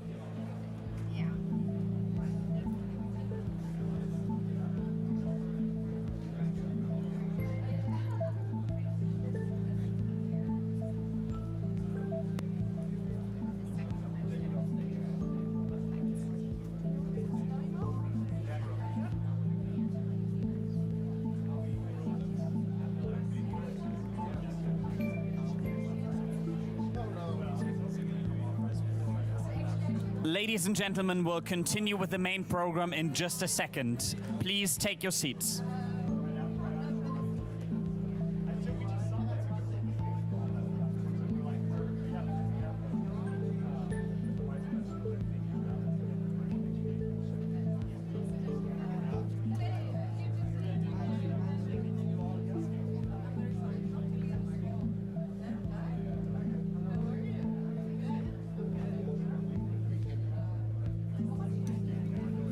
Ladies and gentlemen, may I kindly ask you to take your seats. We'll continue with the program in just a second. Ladies and gentlemen, please take your seats now.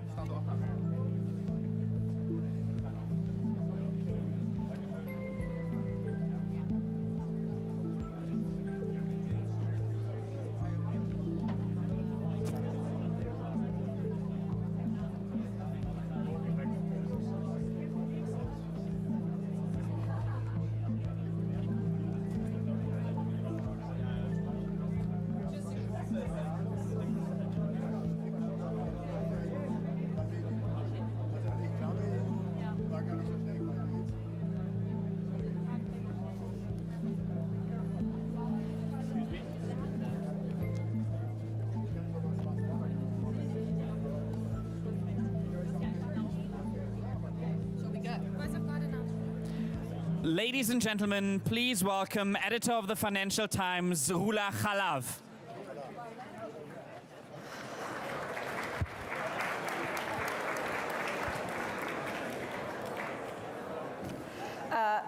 Hello, everyone. Good afternoon.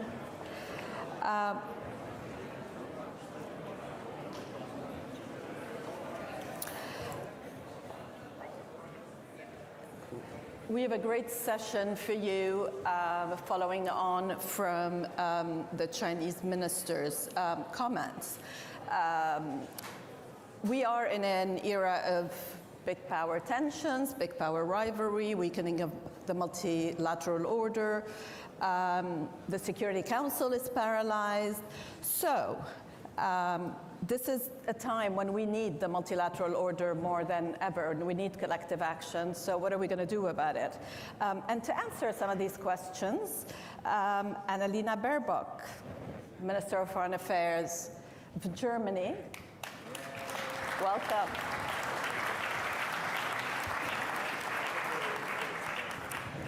Antony Blinken, Secretary of State, the US.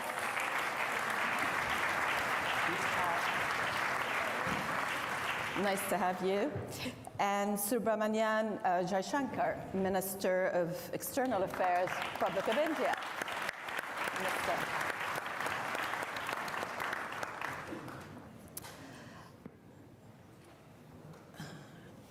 I hope that based on the topic of the session, that you will not all agree with each other, and we can have some sparks. We have about 43 minutes, and I will prepare your questions because I'll ask a few questions and then I'll turn to the audience. Minister Baerbock, I'm going to start with you. Germany's national security strategy calls for expanding global partnerships and is quite open about the multipolarity of the world today. How do you go about it at a time when there are so many divisions, and particularly when increasingly we feel the global south and the Western world are not on the same page? Well, first of all, good afternoon. Very good to have this important session with my dear colleagues. In a nutshell, it's more important than ever because we are not naive. Obviously, there are ruthless actors who don't want to grab up the title of our panel, negotiates the slice of the pie, but they want to rob the whole bakery. And having that in mind, I believe it's even more important than ever that those who are at the table negotiating about the slices of the pie stay there, first of all, resolute, respectfully, and also reflective. And this is the core also of our national security strategy, which we have drafted as the German government, making very clear in the light of this ruthless war of aggression against Ukraine that we are resolute in defending international law. It's the best protection for everybody around the world. So there is no question about negotiating whether Ukraine has right of self-defense or not. We all agreed, and not only, I don't like that word, but Western actors, we all agreed in our Charter of the United Nations there is the right of self-defense, and we all agreed on the Universal Declaration of Human Rights. Having said that, obviously, we have to be respectful that especially within Ukraine, and I think this is the lesson we have learned, and it was very important to speak to partners like India and so many around the world, Brazil, South Africa, we have to be respectful that obviously in this moment when we said we need the whole international security, others asked some questions like, where have you been when we needed you? Or asked some question, so actually what does it mean for the future? Do you also stand with us? And this is, I would say, maybe something new in the attitude, at least from our foreign politics from Europe, to say, okay, we cannot take for granted that everybody just agrees with our European or transatlantic vision. And the third part, I think it's the most easy, but it's the strongest asset for democracies. The strength of democracy, in my point of view, is that we can be self-reflective and self-critical. So asking in a moment when others, for example, war of aggression, we're not saying automatically, okay, we support you, not saying, why don't you get it, but asking ourselves why they cannot support us. And I think this is the critical part, but the most powerful part. And at least, again, in our national security strategy, we try to do it, talking about, for example, our colonialism past. Understanding why South Africa was mentioning the whole time their ties with Russia in the apartheid regime. And being self-critical and saying, oh yeah, not all democracies have stood back in time at their time. And taking that as something where we said, yes, we might have made mistakes in the past, but we cannot change the past, we can only change the future together. I think this is the strength of multilateralism, and we see around the world the majority believes in it. Do you find that increasingly people are questioning more when it comes to, let's stick to Ukraine and we'll get to Gaza in a minute, but on Ukraine, are people coming round to your point of view, or are they distancing themselves more?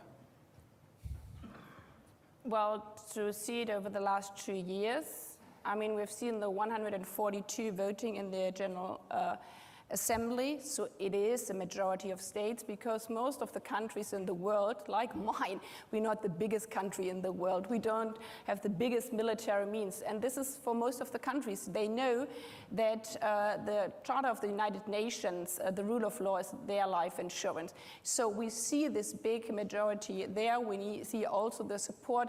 Many have traveled, and I think this is really important to give always the question of war of aggression a human face. It was not that we convinced some other actors in the world, but saying, now you have to stand with us.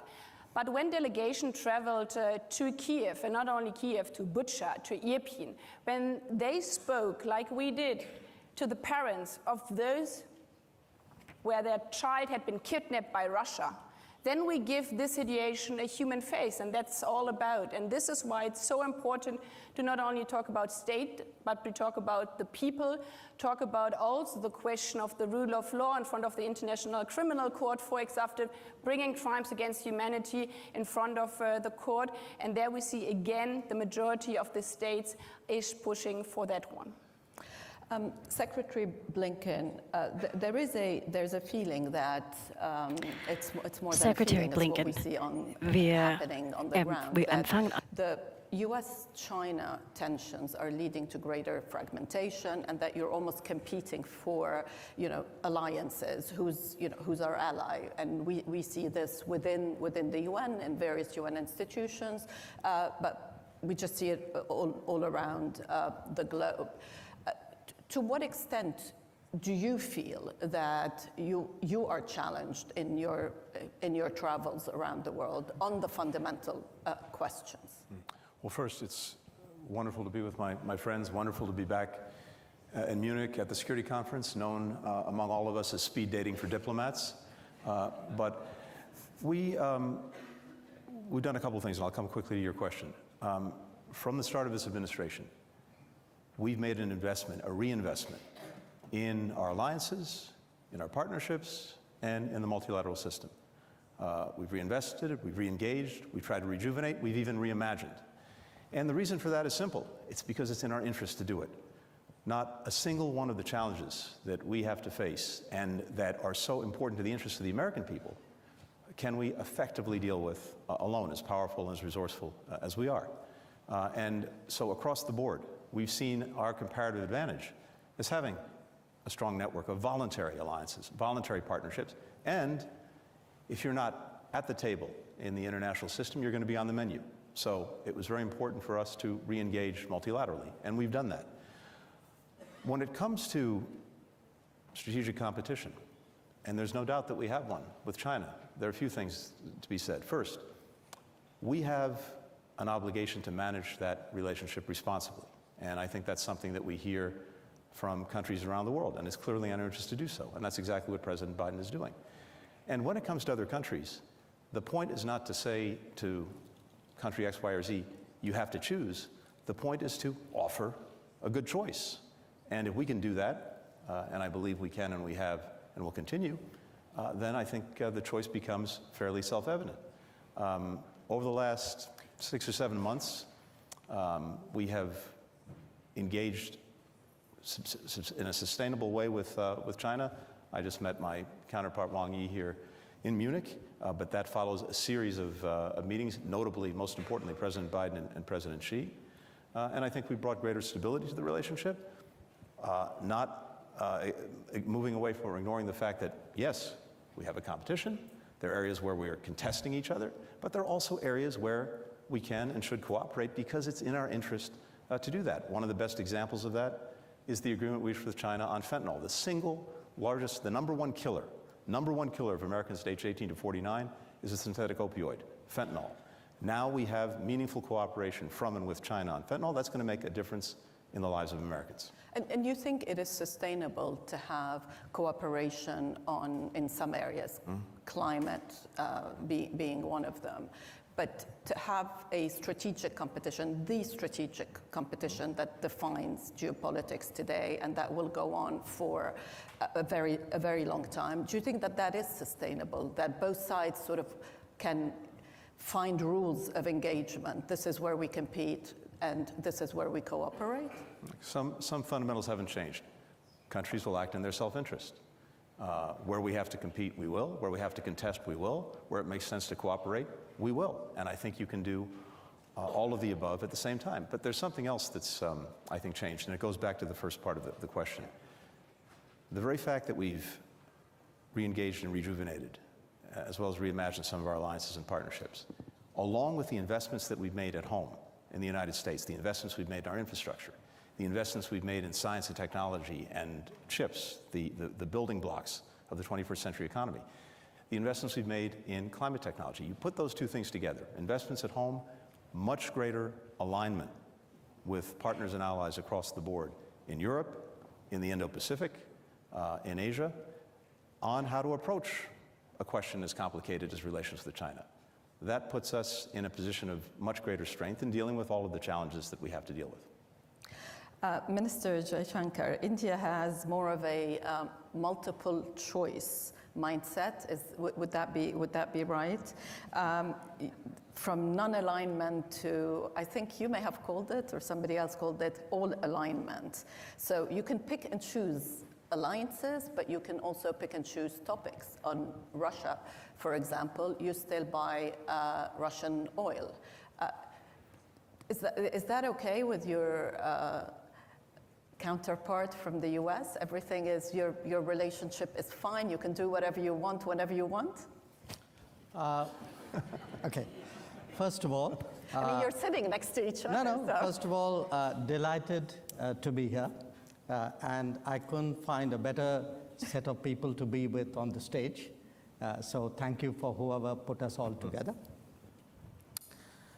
Your question, do we have multiple options? Answer is yes. Is that a problem? Why should it be a problem? If I'm smart enough to have multiple options, you should be admiring me. You shouldn't be criticizing. Now, is that a problem for other people? I don't think so. I don't think so, certainly in this case and in that case, because look, we try to explain what are the different pulls and pressures which countries have. And it's very hard to have a unidimensional relationship. Now, again, different countries and different relationships have different histories. If I were to look, say, between the US and Germany, it is rooted, there's an alliance nature to it. There's a certain history on which that relationship is grounded. In our case, it's very different. So I don't want you to even inadvertently give the impression that we are purely and unsentimentally transactional. We are not. We get along with people, we believe in things, we share things, we agree on some things, but there are times when when you're located in different places, have different levels of development, different experiences. All of that gets into it. So life is complicated, life is differentiated, and I think it's very important today. So I agree very much with what Tony said, which is good partners provide choices. Smart partners take some of those choices. But sometimes there will be choices on which you say, well, I think I'll pass up on that one. It's a very good point, which brings me to the BRICS and the rise of middle powers, because that is one of the shifts that we see today. To what extent do you think that is a challenge to the West, or maybe that can be sort of the bridge, especially in a world where we will see continued competition between the US and China? And I'm going to ask Minister Jaishankar first, but I'd love for both of you to come in as well. I thought maybe the BRICS one, you wanted the US. After you, Jai, please. Look, again, I think it's important to go back to how it began. The BRICS started in an era where Western dominance was very strong. The premier gathering of the world was the G7. And you had a number of significant powers in the world who felt that, well, they were not part of the G7, but maybe they also brought value to the table by sitting and discussing with others. So in a sense, you had a collection of these countries. It was originally 4. South Africa joined later. If you look at it, it's a very interesting group because it's geographically as disparate as it can be. Yet it is bound by the fact that these discussions we've had over a decade and a half have been very useful for all of us. Now, like any product, you test it in the market at some point. We tested it last year and asked people, so how many of you want to join BRICS? And we got almost 30 countries who were willing to join BRICS. So clearly, if 30 countries saw value in it, there must be something good we've done. So I think it's important today to make a distinction between being non-West and anti-West. I would certainly characterize India as a country which is non-West, but which has an extremely strong relationship with Western countries, getting better by the day. Not everybody else necessarily in that grouping might qualify for that description, but the contribution the BRICS has made, if one looks at the G7 and how it evolved into the G20, I think in a way, those additional 13 members who came into its bigger grouping, 5 of them are BRICS members. The fact that there was another group which was meeting regularly and discussing and debating, I think certainly was an input into the expansion of the G7 into the G20. So I think we did a service to the world. Yeah. Secretary Blinken? I'm tempted to say what my friend said and leave it at that. Look, what we don't need to do and what we're not doing is trying to somehow design the world into rigid blocks. Each and every one of the issues that we have to deal with and deal with in the interest of the American people may have different collections and coalitions of countries that are focused on it, that bring certain experiences, certain capacities. And I think about it as variable geometry. We're putting together a puzzle with collections of countries and not just countries, organizations of different sizes and different shapes to deal with a given problem. As Jai said, we have, and of course the fact that the relationship between our countries, I would argue, is the strongest it's ever been. It makes no difference that India happens to be a leading member of BRICS. We're a leading member of the G7. We have the G20, and we have a multiplicity of things that we're doing together every single day in different ways of organizing ourselves. India and the United States working together in AUKUS, working together, in the Quad, working together in a variety of other fora. All of this goes to the point that the complexity and the multiplicity of the challenges we have demands that we find different ways to work together, and they shouldn't be done on an exclusive basis. Look, our default, of course, is to work in the first instance with fellow democracies. That's only normal and natural, but we are not only willing, we are actively working with any country that wants to solve a particular problem and wants to do so within the context of a rules-based order. That's the way we approach things. Speaking of a rule-based order, major powers today are criticized for sort of upholding the rule-based order and upholding values in certain areas, but not in others. And a lot of people around the world, and particularly in the global south, but I would say not only in the global south, even within our Western democracies, are confused. They look at what's happening in Gaza and at the intensity of the killing, and they ask, where are human rights? Where are these Western values? I'm sure you're having here today and yesterday a lot of similar discussions, Minister Baerbock. Yes, and they are so productive because many of them are not only speed dating, but behind closed doors very trustfully. And I think the most important job for those who believe in a rules-based international order, be it politicians, be it journalists, be it citizens, is to not be pushed into this speed dating, into this black and white world in all our bubbles. Because easily, and this is a double standard question, yeah? If you only look, and you mentioned the situation in Gaza, if I only see the whole time on YouTube what's happening in Gaza, and I do that every second day, every day I cannot stand it because otherwise I couldn't get out of my bed anymore. Yeah, your reality is obviously the only thing what we can and have to do right now is to go in a total ceasefire to rescue these innocent children dying there every day. Yeah? So, and you're 100% right by that.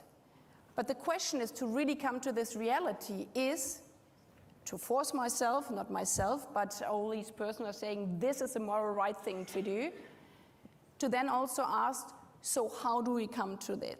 And this is then when some might ask, so why you, German Foreign Minister, didn't call for immediate ceasefire the last months ago?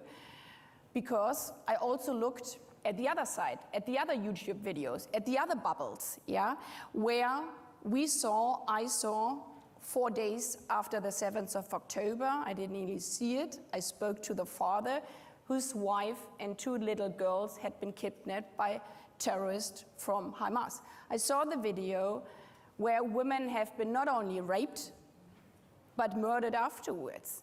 And in that moment, for me, it was clear, again, that we can also not only relate to the past, saying, okay, we know how negotiations with terrorists are working, because if you saw that video and if you were ready to see these women suffering there, you understand that this is not only a military logic, because those people who are doing this, raping a woman and killing her afterwards, they don't want to exchange soldiers or political prisoners. They enjoy slaughtering women. I'm saying that because I think this is really important, bringing it down to the people, because then you understand in this kind of situation, how do we come now to a ceasefire? That the release of hostages, the release of these women is crucial, because otherwise we can never save the children in Gaza. So this comes all back to what my dear colleague Zhishenko has said.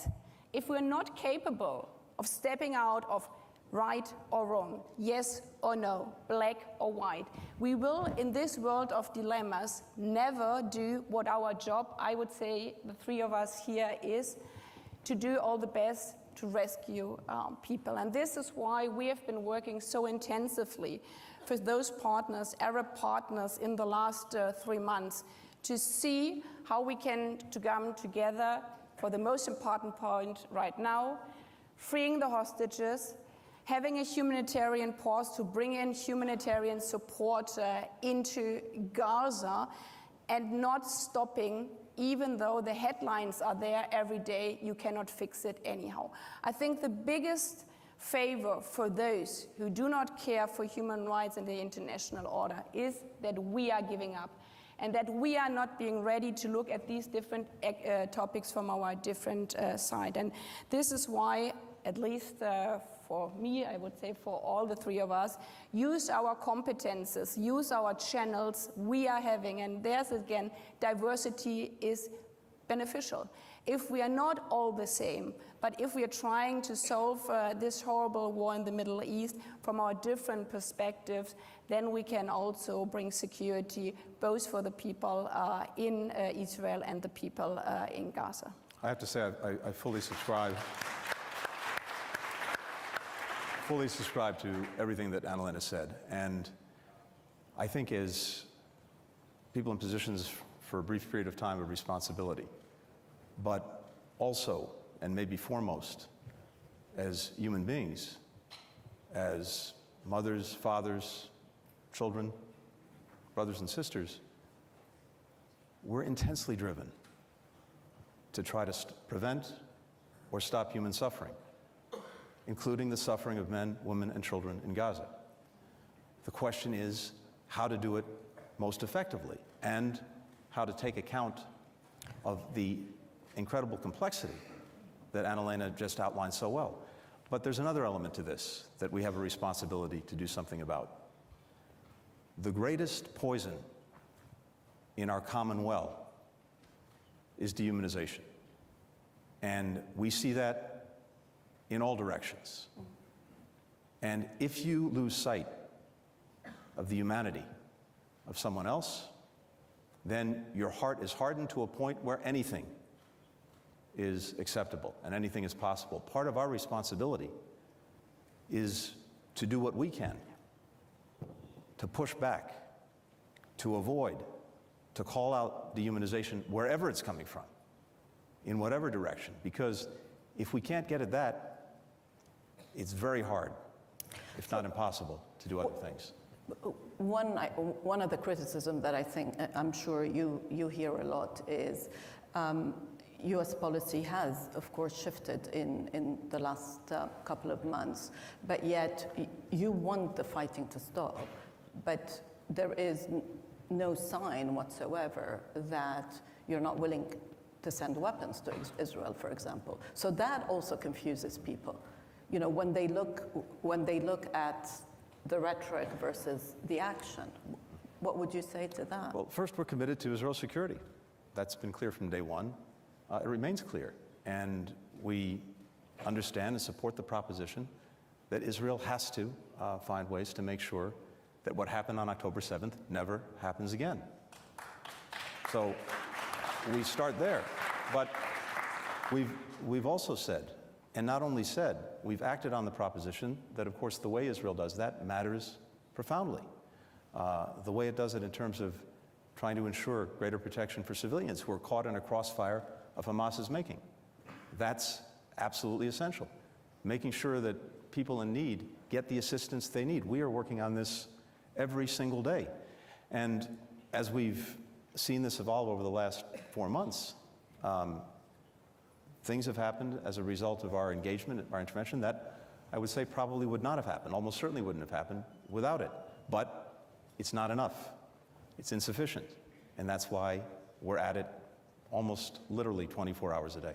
May I add something on that? Yes, sure. Because for the full picture, and this is what we are discussing, and this is a good thing, in these horrible times I'm always trying to see the glimpse of hope at the horizon. The good thing is that over the last 3 months, all these discussions were helpful in a way. First, we didn't have any humanitarian support. Now we have at least a few trucks, not enough trucks, but also from the other understanding, and this is why I totally agree with the security guarantees for Israel.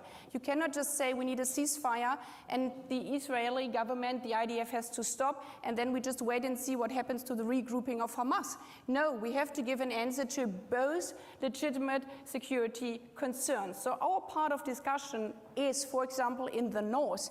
If people go back to the north, how do we, as an international community, secure that Hamas is not regrouping there, misusing against civilians as human protection shield? And this is also part of our common international security response.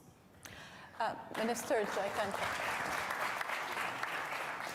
what is the view from India? What would you, if you had some advice for your colleagues, what would you tell them? Well, I don't have advice for my colleagues, though I think all of us follow the enormous efforts which Tony is putting in right now. Look, the way we look at it, there are different dimensions, different elements to this. Number one, we must be clear that what happened on October 7th was terrorism. No caveats, no justification, no explanation. It was terrorism. Number two, as Israel responds, it is important that Israel should have been very mindful of civilian casualties, that it has an obligation to observe international humanitarian law. Number three, the return of hostages is today imperative. Number four, there is a need for a humanitarian corridor, a sustainable humanitarian corridor to provide relief. And eventually, there has to be a permanent fix, a long-term fix, otherwise we're going to see a recurrence. And I think today, certainly India has long believed in a two-state solution. We have maintained that position for many decades. And I think today many more countries in the world today feel not just that the two-state solution is necessary, but it is more urgent than it was before? Let me take a couple of questions. I think there's a gentleman there, and then there, and there. Okay. Let's take all three questions. Actually, we'll take 4 questions very quickly. 4 is here? Yes, 4 is there. Natalie Tocci, Rome. A question, in fact, both to Secretary Blinken and to Foreign Minister Baerbock. I mean, the logic of the argument of being somewhat reticent on pushing for a ceasefire, as far as I understand, is basically that of saying, well, one needs to make sure that what happened on the 7th of October does not happen again.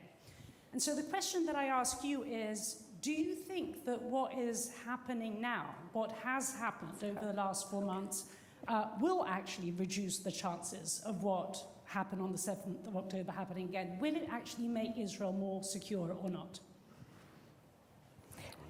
Okay, so there's...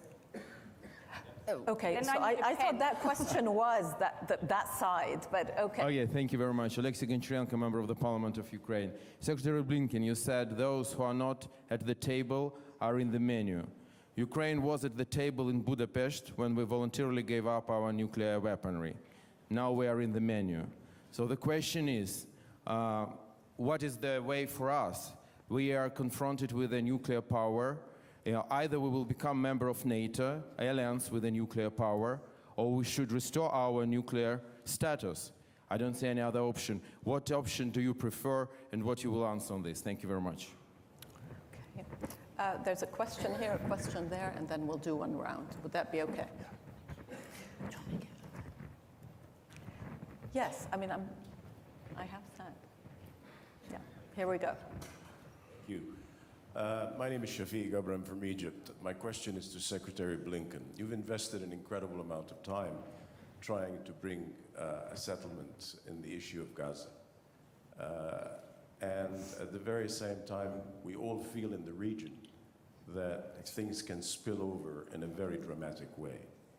Especially, there are many excuses of why not to have a solution, but to do things step by step. That is not going to work. So my question to you is, sir, why, with all the countries, including the United States, including the UK, just what Cameron has just said, proclaiming a two-state solution is not something the United States puts on the floor now and be able to achieve that? Thank you. Thank you. Finally, there's a question there, and then I'm afraid. I have a loud voice. I don't need a microphone. Hello, my name is Masih Alinejad. I'm an Iranian troublemaker for mullahs, and I have a simple question. We cannot talk about global security by forgetting about Iran, by burying the human rights abuse under the carpet. I'm here today with a woman who was in the front line of last year's uprising. She was shot in her eyes. She lost her eyes because of the Revolutionary Guards. So my question is very clear. How we can reach to peace and security in the world without designating the Revolutionary Guards as a terrorist organization, which the United States of America did that, thanks. But why the allies are not following the United States? Okay. The democratic countries are not as united as autocracy, because Islamic Republic is helping Putin, is helping Hamas, all the proxies in Yemen. So as we see, unfortunately, dictators are more united than democratic countries. Do you have any common strategy to isolate Islamic Republic and address Khamenei and his gang of killers the way that you address Putin? Thank you so much.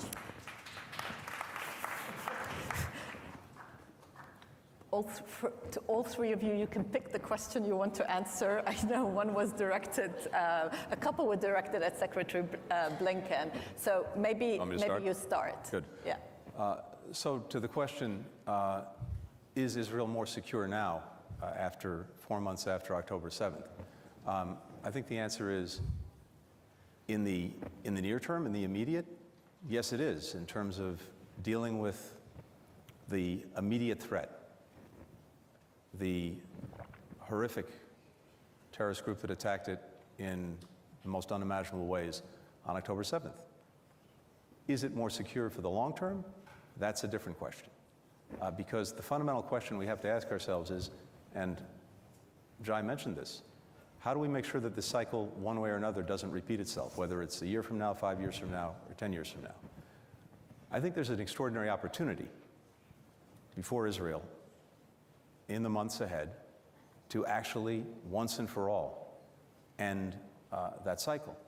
And it's because there's some new facts that didn't exist before when there were efforts to make peace between Israelis and Palestinians, starting with the fact that virtually every Arab country now genuinely wants to integrate Israel into the region, to normalize relations if they haven't already done so, to provide security assurances and commitments so that Israel can feel more safe and more secure. At the same time, there are genuine efforts underway, led by Arab countries, to reform, revitalize, revamp the Palestinian Authority so that it can be more effective in representing the interests of the Palestinian people and could be a better partner for Israel in that future. And there's also, I think, the imperative that Jai mentioned, that's more urgent than ever, to proceed to a Palestinian state, one that also ensures the security of Israel and makes the necessary commitments to do so. If you put all of that together, you have an integrated region where people are actually working together for the common good, a region in which Israel is secure in ways that it's never been before, and where the number one threat to its security, as well as the security of many of us, just alluded to in the last question, Iran, is isolated, along with all of its proxies. That future, that path is there, it's clear, it's hard, it's complicated, but it's real. The alternative is an endless repetition of the cycle that we've seen, year after year, decade after decade, generation after generation. It's incumbent upon all of us who have relationships with and responsibility for different countries in the region, things that we bring to the table ourselves, to make the hard decisions, do the difficult things, to actually make that path clear, real, and one whose attraction is overwhelmingly powerful. I think the more we're able to do that, and the more we distinguish between that path and the alternative, the greater the chance we'll actually see movement in that direction. I'll say just very quickly on Ukraine. I think you've heard throughout this conference, including by the fact that we have an extraordinary delegation from the United States Congress here, Republicans, Democrats, Senate, House, that there is enduring support for Ukraine, and that's not just from the United States, it's from country after country in Europe and well beyond, for a whole variety of reasons, starting, of course, with the aggression that the Ukrainians have suffered, but also because that aggression has gone to the very principles at the heart of the international system that each of us has a stake in preserving, and that's not going away. So there's a tremendous determination on the part of dozens of countries to do two things. First, to make sure that Ukraine has what it needs to deal in the immediate with the ongoing Russian aggression, but second, to put Ukraine on a path where increasingly, in the months and years to come, it's able to stand strongly on its own 2 feet, militarily, economically, and democratically. That is the strongest possible rebuke to Putin. It's the strongest possible rebuke to all those who would seek to undermine Ukraine. And I'll just conclude with this. The real lesson to be drawn from what we've seen, including, as you rightly said, Russia tearing up and then spitting on the Budapest Memorandum, among many, many other agreements, is that this aggression against Ukraine has been an absolute strategic debacle for Vladimir Putin and for Russia. Russia is weaker militarily, it's weaker economically, it's weaker diplomatically. Europe has ended its energy dependence on Russia in the space of 2 years. Ukrainians are more united than they've ever been, including against Russia, which was not the case, certainly in 2014. Not desirable, but it's a result of Russia's actions. and certainly since 2022. We have a NATO alliance, a defensive alliance, with no intent of ever attacking Russia, only there to defend its members, that is now stronger and larger. All of this a result of actions that Russia has taken, precipitating the very things it said it wanted to prevent.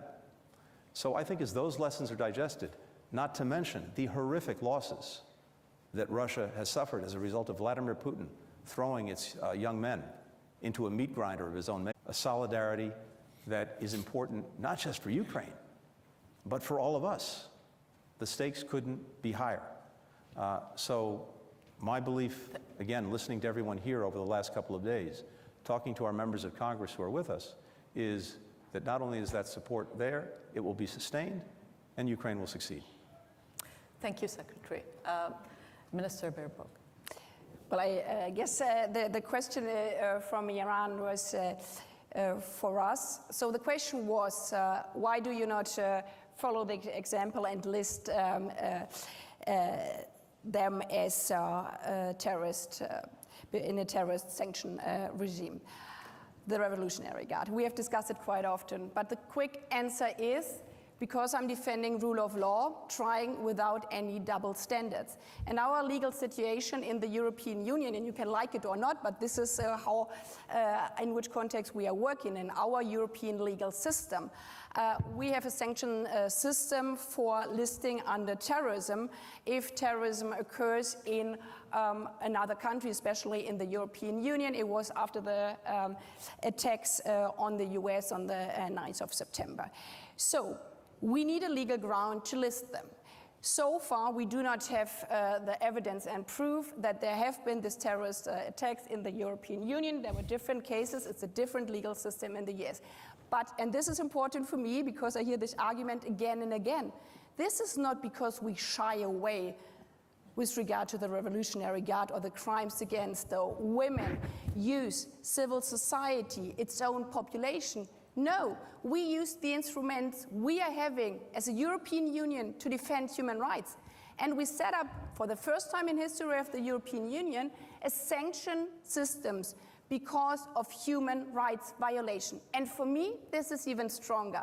In the past, it was the same with Daesh and the crimes against Yazidi women. Yeah?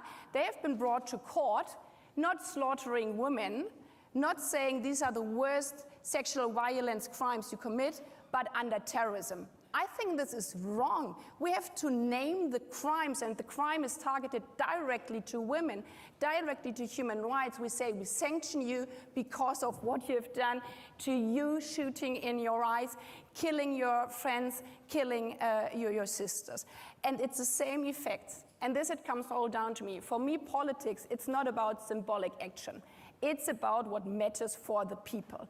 And under this sanction risk system, human rights sanctions from the EU, revolutionary guards, we named them, cannot enter the European Union. We have frozen their asset. So the result is exactly the same what the US has done under the terrorist sanction system. So if you ask me, do we act as a result in the same way? Yes, we do, but we call it human rights sanction system because these are the worst human rights violations you can see.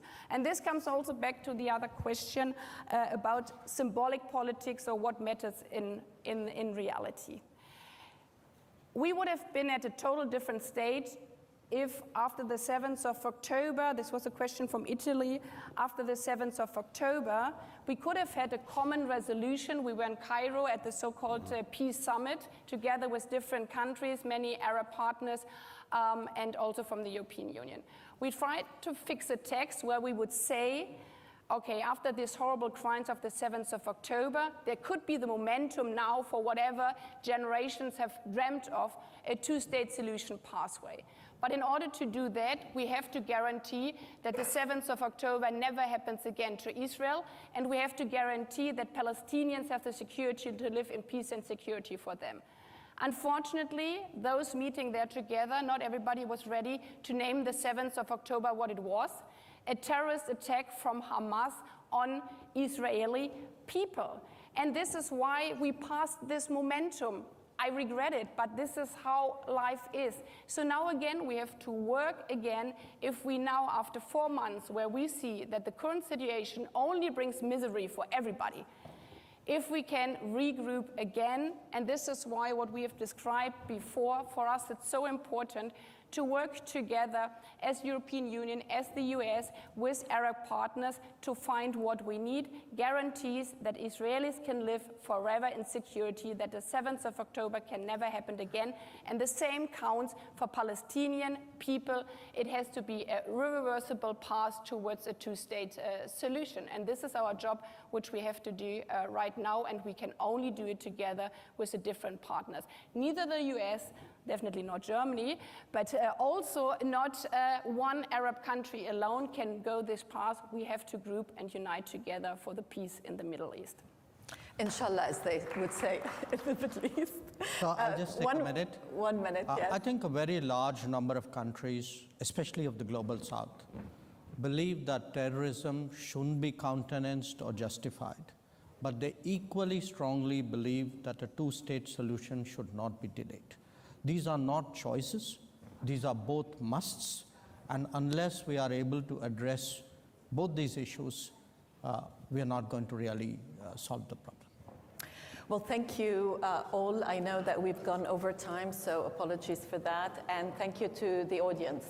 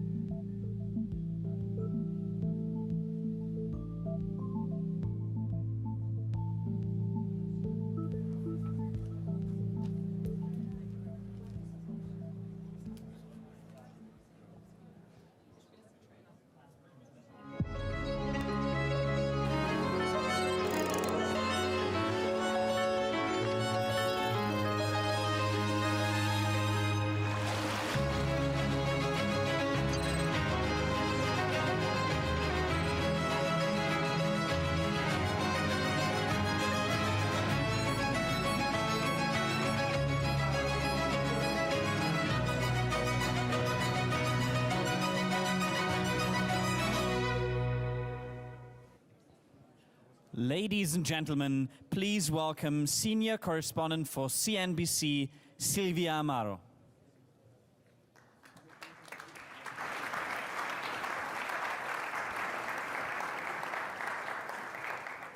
Good afternoon, everyone. I hope you enjoyed your lunch break. My name is Silvia Amaro. I work for CNBC, and I have the pleasure of moderating the next session, looking at how to align different strategic priorities. But before we get there, I would like to invite on stage the Minister of Defense from Germany, Boris Pistorius, for some initial remarks. Minister.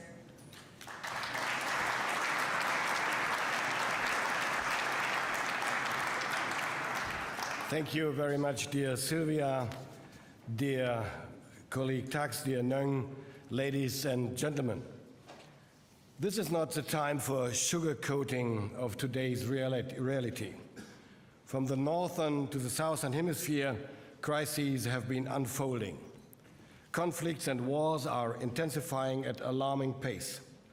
Global challenges such as climate change, pandemics, and global threats, in particular international terrorism, are heating up existing local and regional conflicts. In the Middle East, many of these evils seem to reinforce each other. As we have seen in the barbaric terror attack by Hamas on Israel on 7th of October, as we see. I want to make it very clear in that point, we stand by Israel.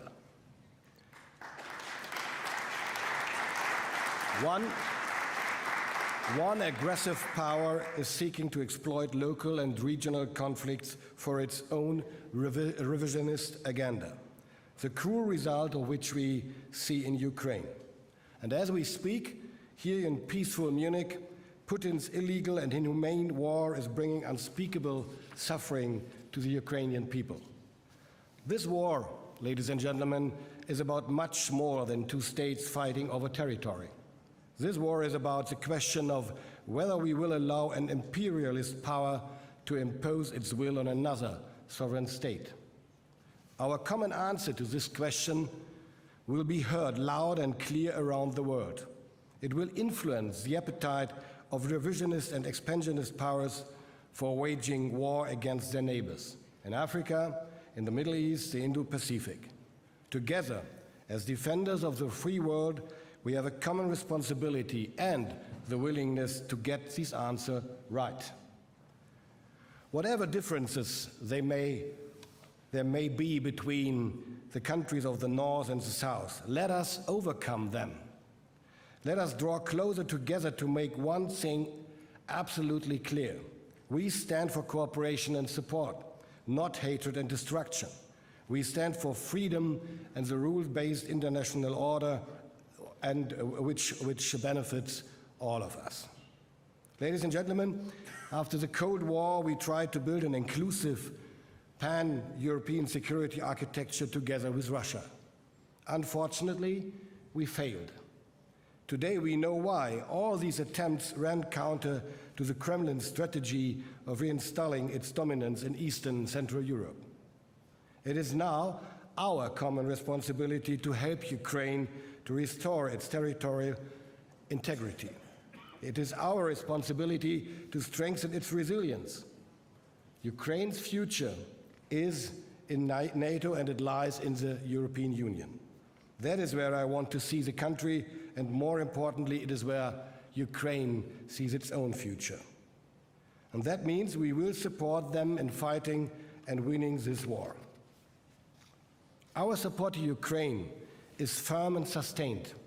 We will hold out and we will stand strong no matter how long Putin continues this illegal and senseless war against a sovereign, freedom-loving country, ladies and gentlemen.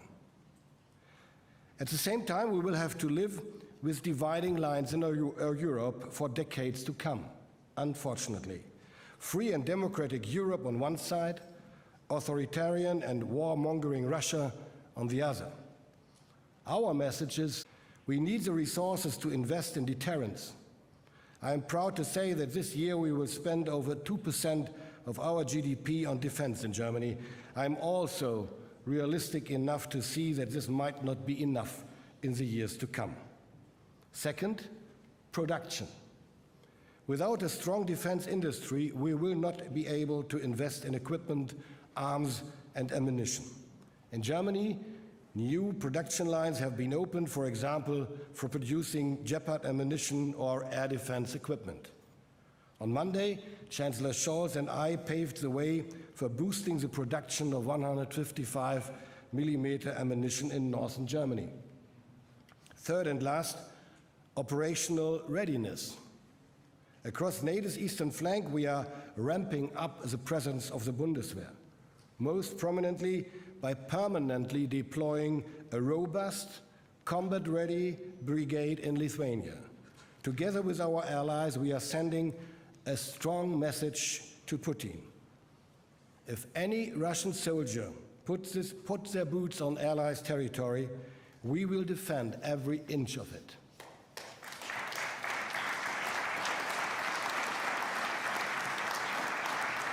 As a frontline state during the Cold War, Germany benefited greatly from the Allied presence in our country. All of us in free Europe are grateful for the US security umbrella over the past 75 years. Vice President Kamala Harris said it quite clearly yesterday. Both sides of the Atlantic have always benefited from this close partnership. It remains central to our security, and we do not take it for granted. We Europeans are well aware that America's resources and attention will increasingly move towards the Indo-Pacific, regardless of who might be at the helm in the White House next January. That is why we are working hard to make the European contribution to transatlantic burden sharing more relevant, for example, by investing in collective solutions. Here are 3 examples. First, the European Sky Shield Initiative, with already 21 participating nations, will significantly enhance the European contribution to air defense in Europe. Second, joint procurement and development are the order of the day, not only in air defense, but also for submarines, frigates, tanks, or ammunition. And third, the military mobility corridor that we have set up together with our Danish and Polish friends will make it much easier to move troops and equipment from the Atlantic to the eastern flank if needed. But, ladies and gentlemen, it is also clear we Europeans must and can do more, and we need to do it faster. Ladies and gentlemen, Europe and the West are not alone and have never been. The countries of the global South are, to a considerable extent, shaping the 21st century. They are influencing our reality in Europe, the US, and elsewhere. If we want to be part of these dynamics, and I definitely think we should, we are well advised to engage with these powerhouses, much more than we have done in the past, especially as we are facing many of the same challenges. Engaging also means moving out of our comfort zone, respecting the interests, priorities, and worldviews of different nations. It means not forcing them to choose sides and, most importantly, lending support where needed. As for the Indo-Pacific, we will again send maritime units to the region this year, underlining our commitment to open and secure sea routes that are being challenged, for example, by China in the South China Sea. We will also support the enforcement of UN sanctions against North Korea, regardless of Russia's violations of these sanctions. We will participate in protecting maritime traffic in the Red Sea. Of course we will. Pending parliamentary approval, we will be deploying a frigate from next week as part of the robust European Union-led Red Sea operation. In Africa, we are committed to African ownership and to African solutions to African problems. We stand ready to assist those countries that have an interest in peace and stability, that want our support in capacity building with material and with military expertise, as a contribution to the protection of the rule-based international order. Already today, Germany military advisory groups are active in various countries of the African continent. We are ready to send more if asked. We seek a partnership of equals. I made this very clear during my last visits to Africa in December. Closer cooperation means getting off our high horse. That is what I mean by leaving our comfort zone. We want to be reliable partners to our friends abroad, including when it comes to armament cooperation. We do not want, of course, arms produced in Germany to fall into the wrong hands. That is very clear.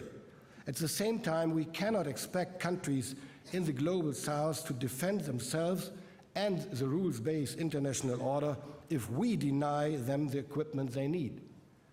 If we refuse to cooperate with certain African states because they do not fully meet our standards, our values, then Russia will step in. Usually not for the good of the country or the stability of the region. What will we have gained then? Not much, to be honest. Ladies and gentlemen, last year in Munich I emphasized that I am a child of the Cold War. As a child of the Cold War, I remember the tremendous efforts we had to make in order to defend our freedom, our sovereignty, our peace and stability. And today, the world is much more complicated. Today's challenges are not exclusively challenges of one hemisphere or the other. Today, crises are more and more interconnected. Even if conflicts are far away, their impacts are not. And only together we will have the chance to shape the world we live in. Let us rise to the occasion. We must stand strong for what we believe in, a future in which all nations have the right to determine their own destiny, to pursue their own path, and to join the alliances of their choice. Thank you very much.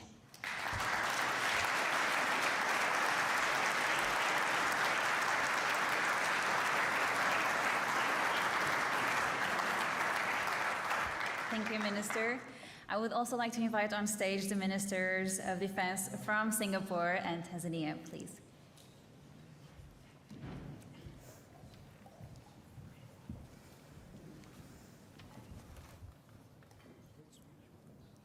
Thank you. Very kind. I think we're all ready. Thank you for setting the scene for us, Minister Pistorius. No doubt that the conversations that are happening here in Munich are naturally quite focused on Ukraine and on the war between Israel and Hamas. But what I would propose for the next couple of minutes is really a self-assessment. Are we paying enough attention to all the conflicts that are taking place right now? Are we looking at all the emerging threats in the same way? How are we essentially trying to work together and find how to align the different strategic priorities? So I would like to start with you, Minister Pistorius, because in some of the remarks you were just mentioning over there, you were saying that you cannot sugarcoat this. The geopolitical landscape is definitely very complex at this stage. And you also mentioned that this might not be enough when it comes to defense spending, that you might need to do more. So my question to you really is this the right moment for the NATO allies to discuss increasing their defense spending target? Is the 2% level still reasonable when you look at a world that is so complex?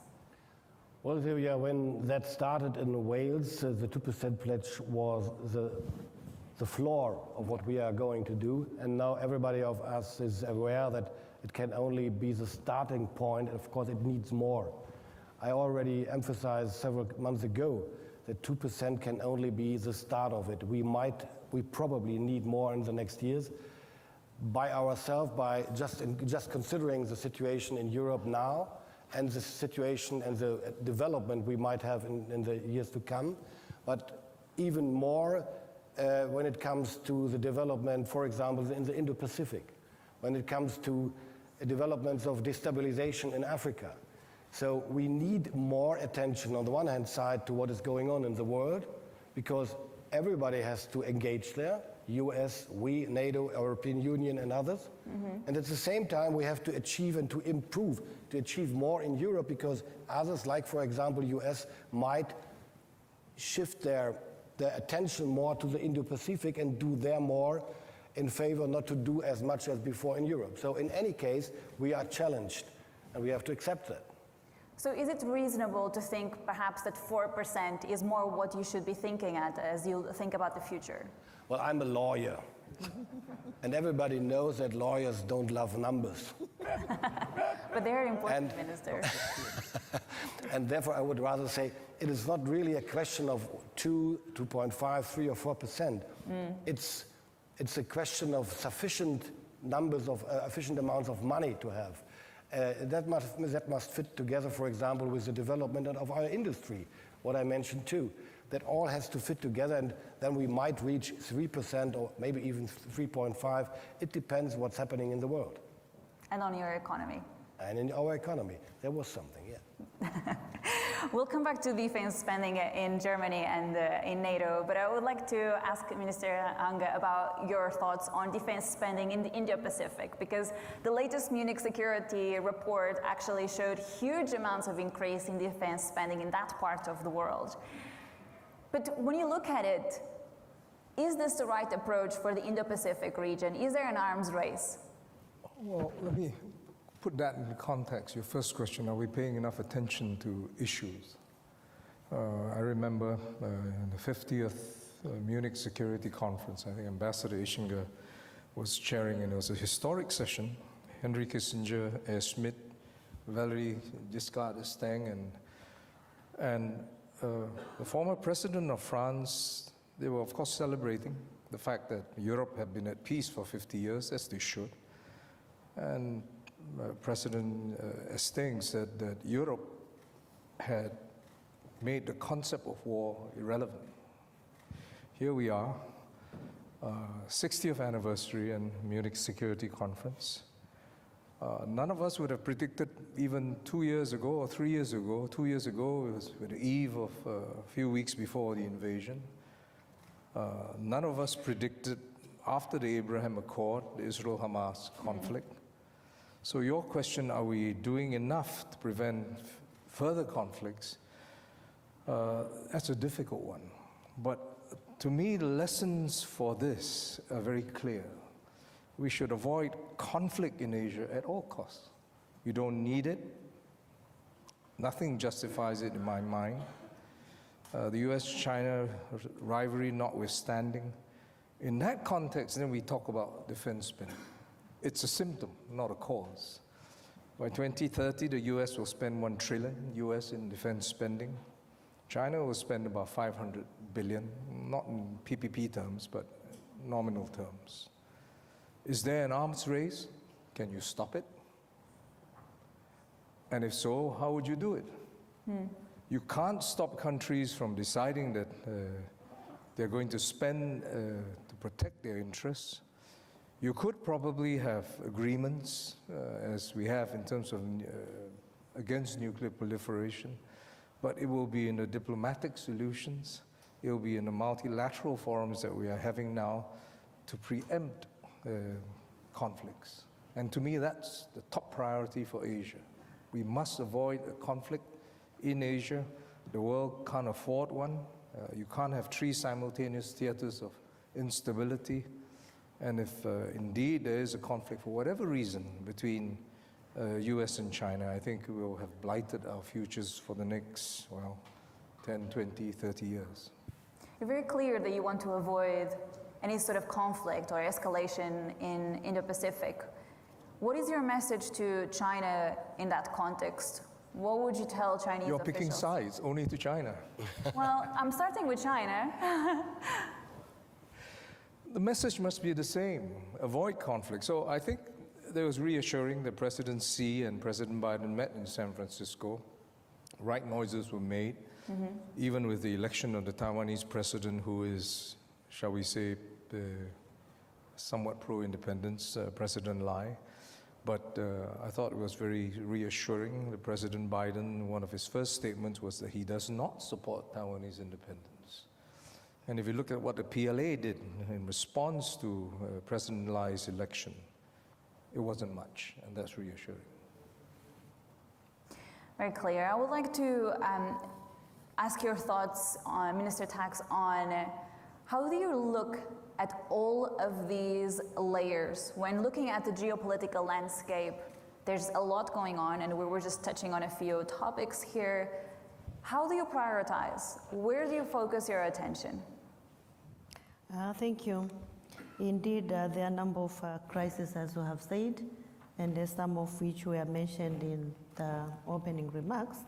It is challenging because aligning, you have these global challenges, but also you have your national priorities and you have your national challenges as well. As an African country, you know that resources are scarce, and that being the case, the most difficult part is how do you align your national priorities, these upcoming challenges, but also with the international commitment. So as a country, first and foremost, let me put it maybe differently, because we talk about these crises, global crisis, but if you look at these crises, Africa has its own crises as well, which sometimes are not well perceived as global crises. We have interstate conflicts in Africa, but poverty and hunger is also a crisis. Natural disaster is also, it comes with a lot of challenges. Climate change effects, I'm not sure if we are affected equally globally. So it's, now the challenge is aligning. First and foremost is make sure that the basic needs for your people are catered for. That is very important. And then now you go beyond and see how do you address these challenges. The beauty about Africa, we belong in different configuration. We have a number of regional communities, so we work together because you cannot address them individually as a nation. And then now from there, you go to the African Union, but again, you address them collectively as from a territorial point of view. So the alignment is not as easy and straightforward as one would think, because there are a number of factors and consideration which you take into consideration when you try to align. How can you improve that? Improving is to enhance first, if we are looking at a crisis, is to improve your resilience, because that is very critical, but also it is to improve, as it was said, partnership with other countries, but also with other communities. And then I was listening to the opening remarks when there was a mention that Germany is also trying to enhance their defense capabilities. It is amazing because we look and we feel that they are very advanced. For us now, that is what we are trying to do, to enhance our economic capabilities, but not leaving alone our military capabilities as well. So what to do is not, again, you cannot have a straightforward answer, because there are a number of things which you need to do by balancing, but also by taking these plans you have to use a step-by-step approach. Minister Pistorius, I have to return to the question of Russia, because recently you've made the comment that Russia could attack a NATO country in 5 to 8 years. Officials in Denmark are a little bit more aggressive with their timeline, saying 3 to 5 even. And earlier today, when President Zelenskyy was here, he was saying that European countries are actually not ready to fight a war with Russia, simply because their populations have not been taught. They haven't been discussing this over the years. Is Germany, is Europe, European NATO that is, ready to answer an attack from Russia? We are on the way to be able to do that, but not at the aim already, because of course, I mean, I always take my daughters, my grown-up daughters as an example. They are 35 and 34. They never experienced the war, the Cold War, the Warsaw Alliance, nor anything I grew up with over decades. So I have to tell them, like all the other parts of the generation, what that meant to us and what this means now to us again. The threat of a country in Germany which is aggressive, a dictator who has imperialistic ambitions. So what does that mean for our security? And this takes some time. That's what I meant when I talked about that comfort zone. We have been living in that comfort zone for 3 decades. We benefited of the peace dividend, as we called it. We invested in anything, but not in deterrence and defense, because there was nobody who has to be deterred or to defend it against. So this is what we are now facing, and that takes defense. We are doing a lot by, for example, as I mentioned, deploying a permanently brigade to Lithuania, which is important and very important signal, but at the same time, it is very challenging for every part of the society, including politics, including mindset of society, including industry, including allies. How can I had you a comment to Go on. the question, and the context is how can you prepare for aggression? That's a good question. But the flip side is also one of preemption, which is deterrence and diplomacy. And I agree, Boris, that you need to build sufficient capability, defense capabilities as a deterrence. And that's for Singapore, very small country. We've spent 3% of our GDP on our defense budget, and purely for deterrence. Nobody sees us as a threat, I hope. But on the flip side of deterrence and preemption is what we're doing now, multilateralism, as well as one important aspect, and it may not be applicable because after Russia invaded Ukraine, it's difficult, but it's trade. Single most epochal event has been globalization, which lifted many countries. Trade between China and Japan went up multifold. Trade between China and Taiwan went up multifold. You talk about the global south, Chinese investments into Africa. So my point is, if we are talking about prevention of conflict, I think it would be imbalance, if we don't also talk about how do you increase trade, how do you produce a system that you enlarge the pie and that there are more stakeholders. Yeah. We are security chiefs, but trade is a very necessary component of peace and deterrence. I want to go to Minister Tax, but you seem a little bit excited. I could not agree more theoretically, because we did all that with Russia. We did all that with other countries, and still now we are criticized, for sure, that we did so much in trade with Russia because we were too depending on Russia. And so we had trade with Russia, a lot.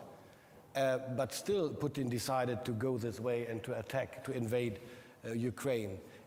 Nothing of all the things we used to do during the last decades prevented him from doing that. So exactly, does trade is therefore a solution to prevent trade? Because in the case of Germany, it didn't really work. I wonder if Mr. Putin is a sui generis, and that we could apply all lessons and... No, of course not. Of course not. I would say that China is not Russia, and my assessment is that presidency is not Putin. I agree, and we do have trade with China, and we will have trade with China. We have to de-risk a little bit and not to put all our eggs in one basket. This is quite smart to do that, but still we have trade, and we will have trade with China in the future. Minister Tax, what are your thoughts on this? Because I noticed recently, for instance, you announced new partnerships with India. Is that an attempt to essentially bring down some of the trade links that you might have with China? Are you looking for new partners? No. And does trade work? Interesting. It's not that, for us, Tanzania, we are trying to look for opportunities everywhere.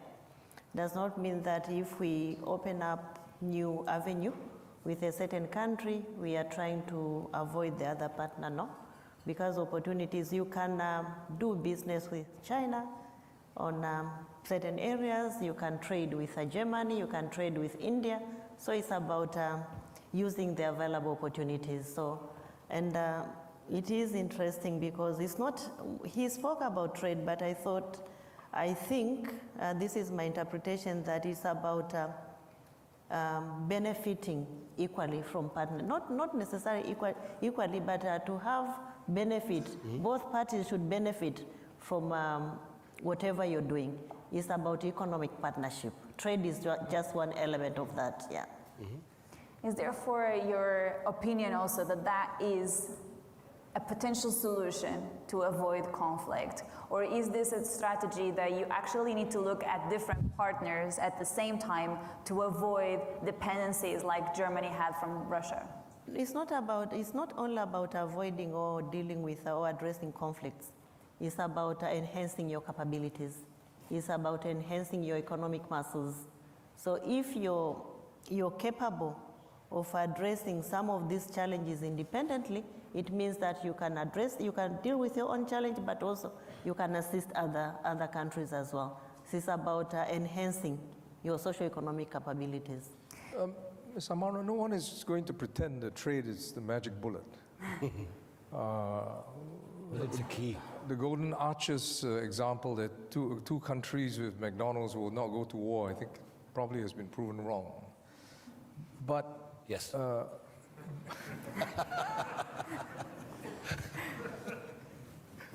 But it's a very necessary aspect. Boris made an eloquent pitch that you did trade with Russia prior to the invasion. Russia supplied you gas, and for 55% of your gas supplies. Would have made a difference if NATO and EU had increased their defense spending to act as well as deterrence? It's counterfactual. We live with the reality. At that point, you have a point. So what's your solution, Minister Pistorius? How can you avoid conflict? If the strategy with Russia didn't work in the past, what have you learned? If I knew the answer to that question, I would be a rich man. Or not. I think what we learned during the last 2 years and 10 years is that we need, as NATO allies, as European Union members, we need more of a 360-degree overview.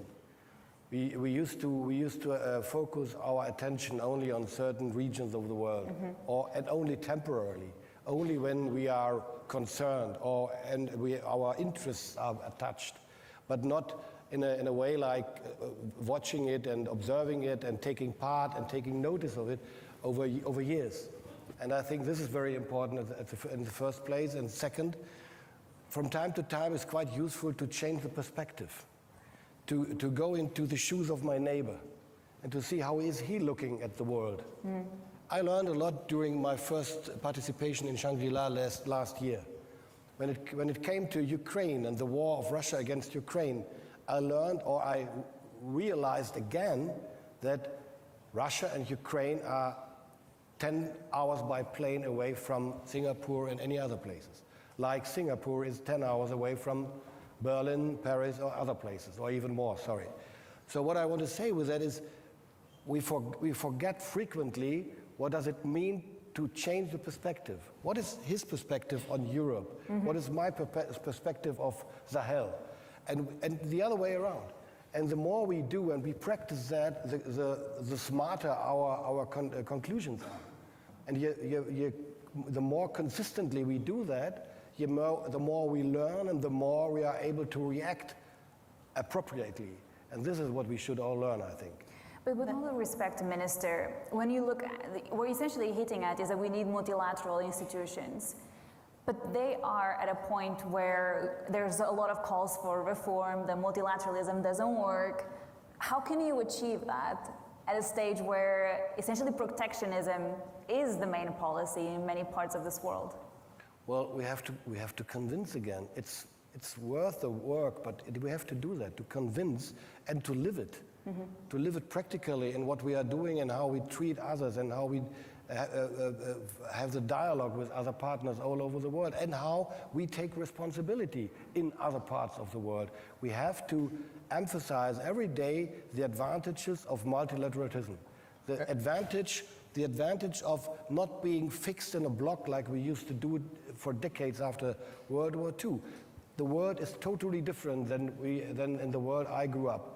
So therefore we have to change our attitude and our view, our perspective and our approach to our partners to be more flexible and at the same time more reliable when it comes to multilateralism.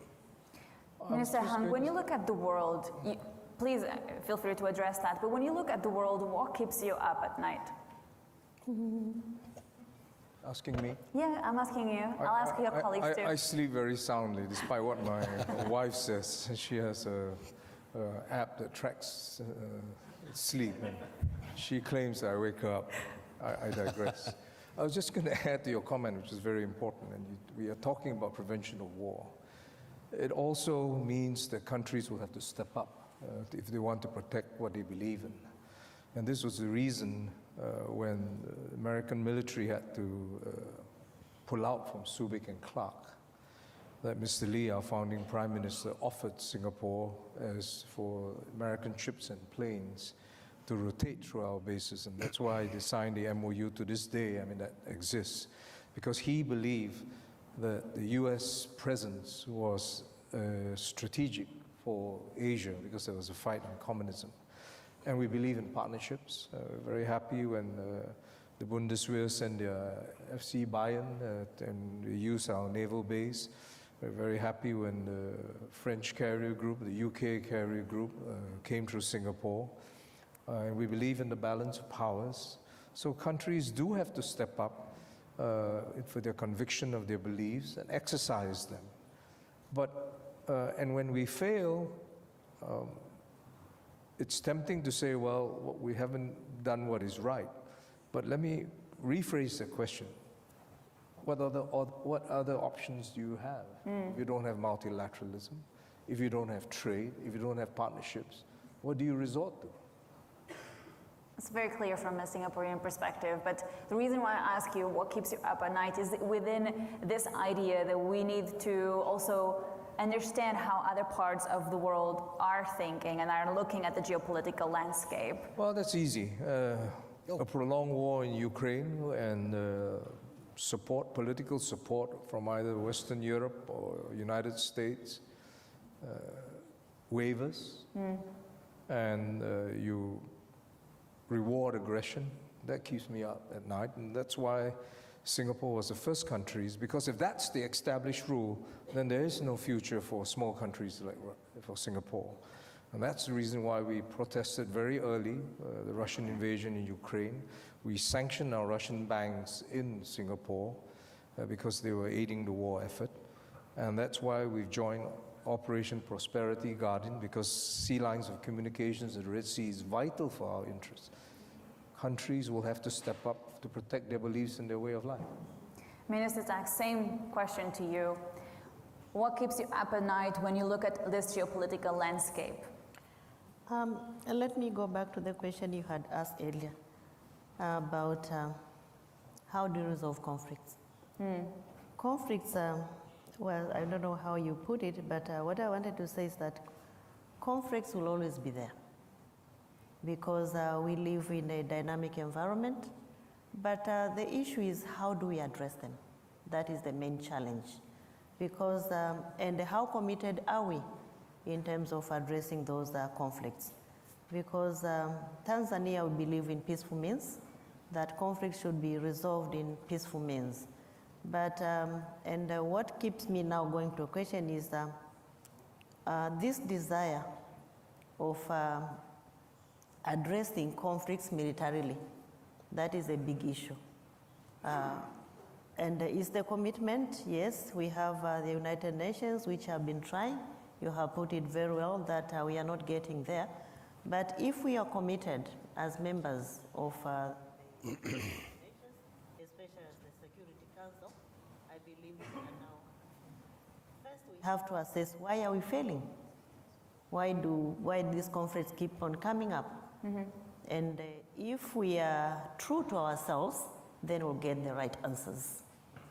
I have to open the floor to questions, but before I get there, I just have one final question for you, Minister Pistorius. When talking about defense spending, thinking about Germany, where is the money going to come from? And Why is it a specific question to Germany?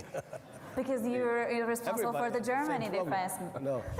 Well, we have to discuss it in the months to come now for the budget in 25, but particularly for the budgets from 28 on, because then the special fund will be spent totally, entirely, and then we have to, until then we have to find a solution. I don't know yet where we find the money, but we need it. And what the Chancellor said this morning is absolutely right. We can discuss about spending for social issues, for education, for digitalization, for infrastructure and whatever else, but without security, without freedom, insecurity, without secure freedom, everything else is nothing. Very clear. I would like to give the first question to a Munich Young Leader of this year. She's Emma Louise Powell, Shadow Minister for International Relations and Cooperation from South Africa. There you are, please. If we could have a microphone there. Thank you. So in recent months, Africa has seen a string of military coups, and we know that democracy is, of course, on retreat in many regions across the continent. So my question is, what mechanisms do you believe that the global north should be using to advance democratic ideals and reduce geopolitical tensions across the African continent? Thank you. Who would like to take the question? Mr. Tax? Well, I don't mind to start at that question. Sorry. Go ahead. No, proceed. You can both free. answer. No, proceed. Proceed. Okay. You start. I mentioned it earlier already. It is a matter of how we approach the challenges we have to face. I think in the past we had too often the situation that especially countries from Europe or the Western world in its whole came and told the governments in Africa and elsewhere, well, we are smarter than you, we have more experience, and we tell you now what is the best solution for you. And this failed in any case. At the same time, for example, I went to Niger in December after the forceful change of government. And I met the defense minister, and before I met him, I met some NGOs. And they told me, quite frankly and literally, well, of course we are longing for democracy. We want to live in a democracy. But at the same time, we are very disappointed by any democracy, any democratic government in the past, because they did not succeed, they were corrupt, they did the wrong things, and so on and so on. So please don't kid us now by after that revolution. It's not a revolution, it's a putsch. Don't leave us, because we need your help and your support. If this government fails too, we got an even worse problems. So what do we have to do is, and that's our strategy when it comes to Africa in any place, we need to stay present. What I mentioned in my input, with my remarks, we have to stay present because we need an ear and a foot and the eyes there to know and to see what's going on. Because then we can step in if we need and want our help, level-headed, the same level, not like a teacher comes into a school class. I think this is the way we have to choose. It takes some time, it costs some money, but it's worth in any way. Otherwise, Russia will step in, or China, it depends, but we have to be there and to have patience with their path to democracy. We have to be present. Very clear. Minister Tax, please. You want me to respond as well? I'll respond in a philosophical manner. First, what is democracy? How is that democracy defined in different parts of the world? That is an answer which needs to be responded to. But secondly, what are the root causes of these coups? And why are they happening in resource-rich countries? So that are my responses to these questions. We don't have much time left, but if there's one more question in the audience, I'll take it. Well, then I'll take it. I want to end our conversation in a positive note. A very quick thought from the three of you on how to boost cooperation. Minister. Regular exchange, regular visits in the countries, an open dialogue and an open mind for other perspectives. Minister Hung. I would agree with that, but from the military perspective, I think mill-to-mill engagement is crucial. Especially if there's a potential aggressor, you increase the risk of strategic miscalculations. That goes for militaries, US and China included, China, Japan. So in ASEAN, the ASEAN Defense Ministers meeting and plus, we are stepping up, for example, mill-to-mill engagement, about 18 nations, and we have to just keep working at it. And Minister Tax, how do we improve cooperation?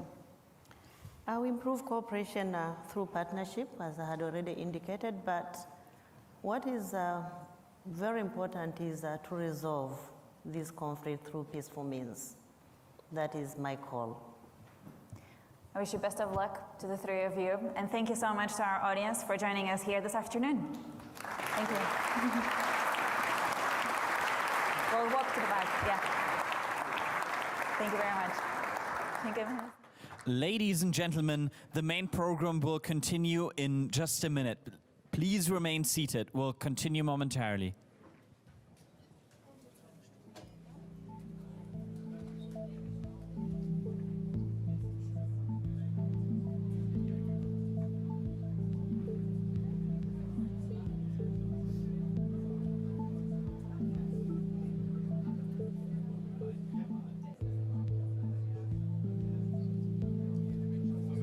Ladies and gentlemen, we're about to continue with the main program. Please remain seated.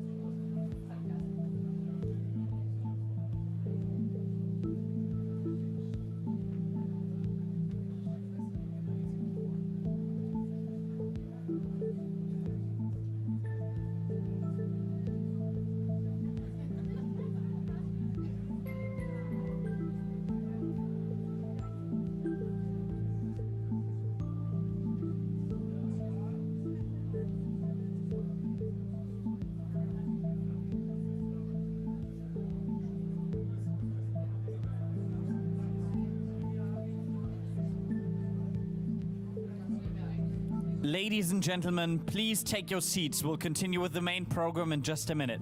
Ladies and gentlemen, please take your seats.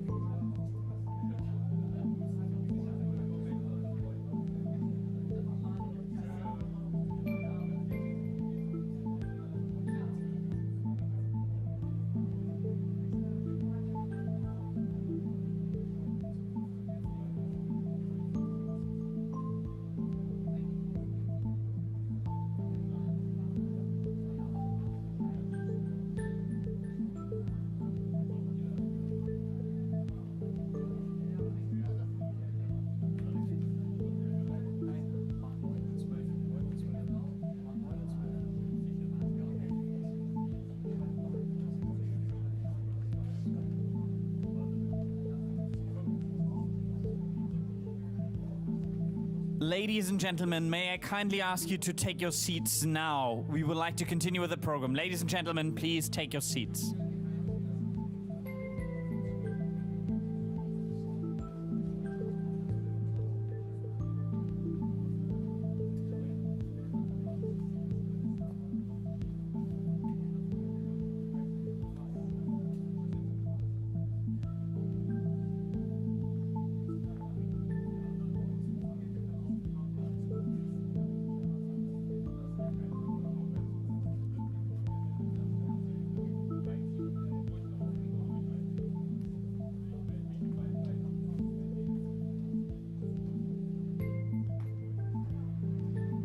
Ladies and gentlemen, may I kindly ask you to take your seats now?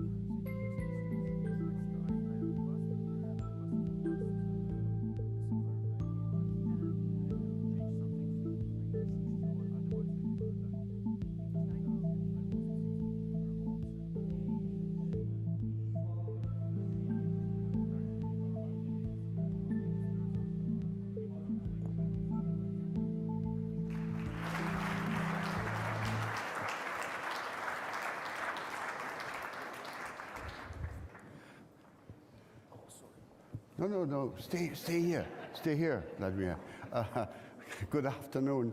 Good afternoon. I've been standing on this stage for quite a few times before, and it's my privilege this afternoon, my enormous pleasure to welcome a fantastic panel to discuss the question of what we need to do for Ukraine, not to lose, but to win going forward. So with that, we don't want to lose time. We have exactly 1 hour. So I would want to invite my panelists to come up, and I'll introduce you all when you sit here. Please do join us here. Nancy, you should come here. Robert Habeck over there. Minister Kuleba and Prime Minister Frederiksen over here, and we're still waiting for the Italian foreign minister. Italians are sometimes a minute late or two, but they should, he'll be here in a second. Yeah.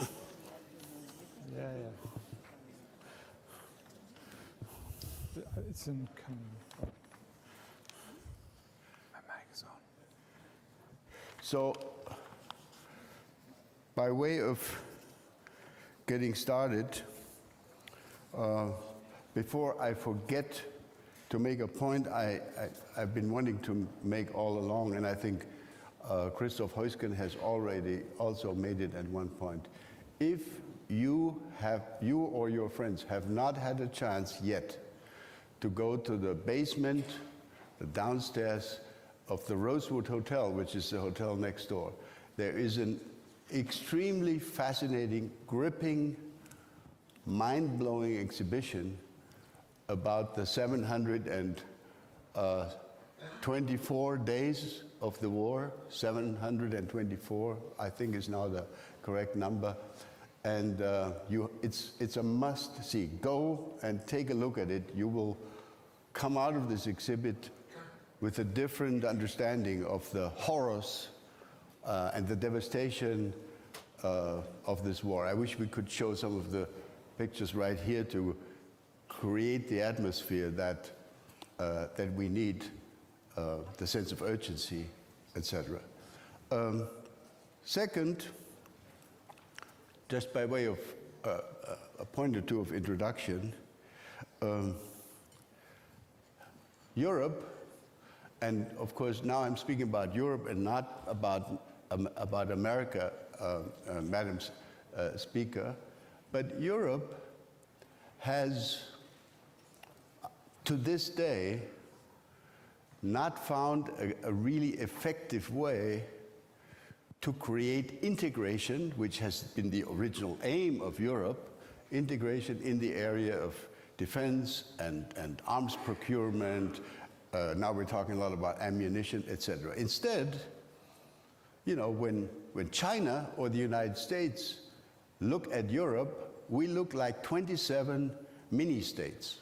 We're all small. Even Germany is a very small state, as seen from Beijing or from Washington, D.C.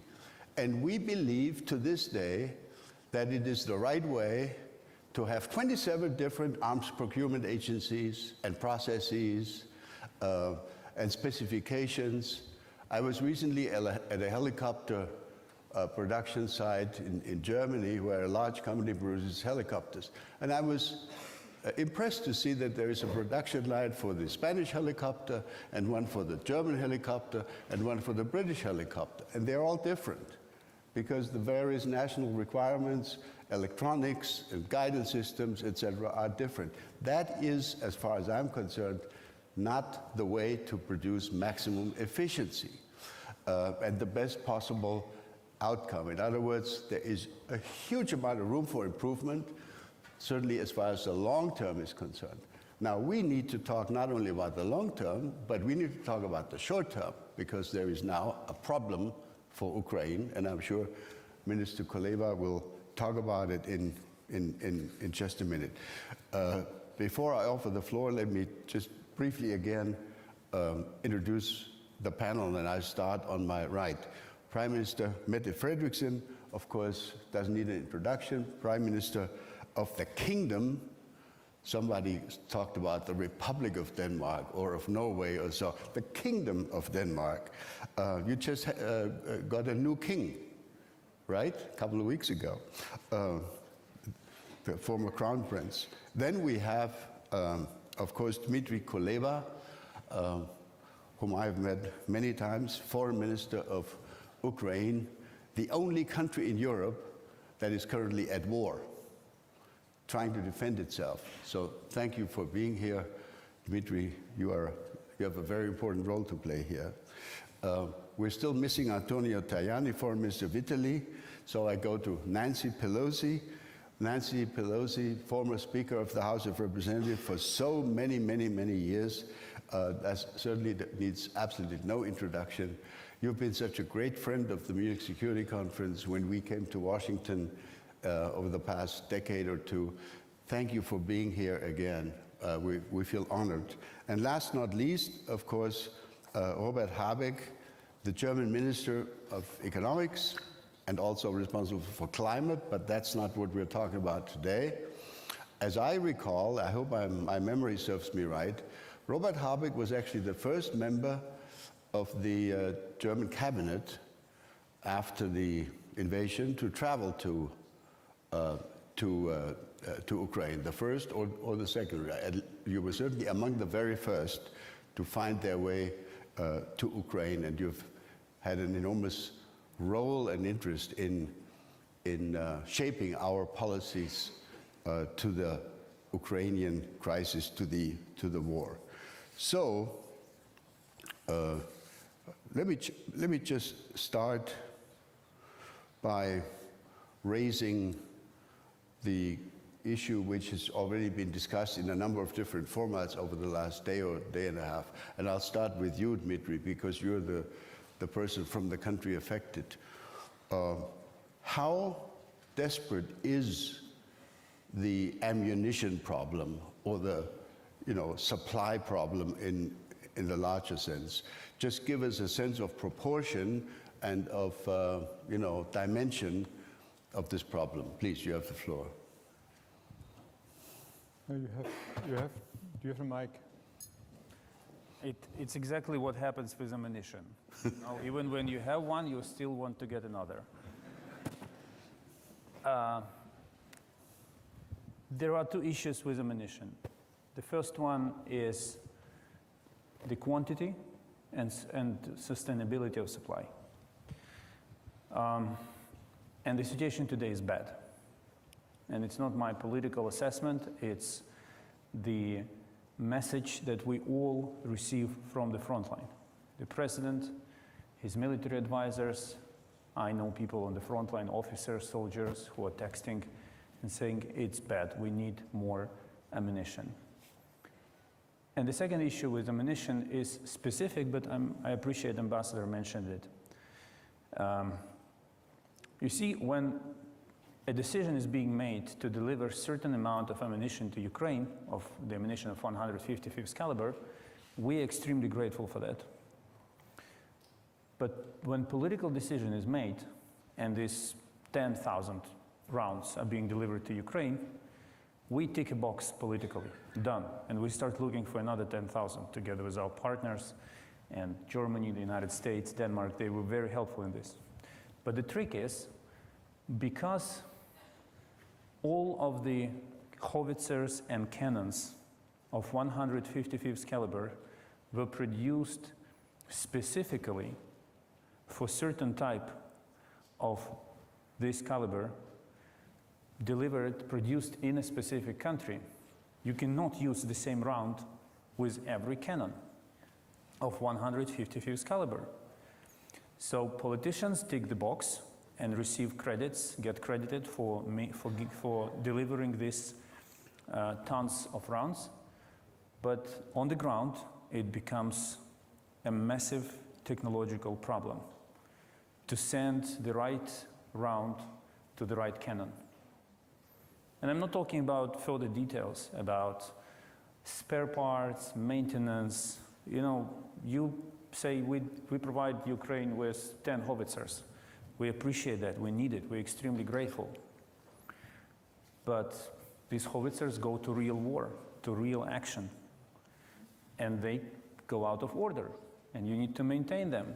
And you need sometimes a small detail that you cannot receive for months from another country because of regulatory, administrative, technical, or logistical issues.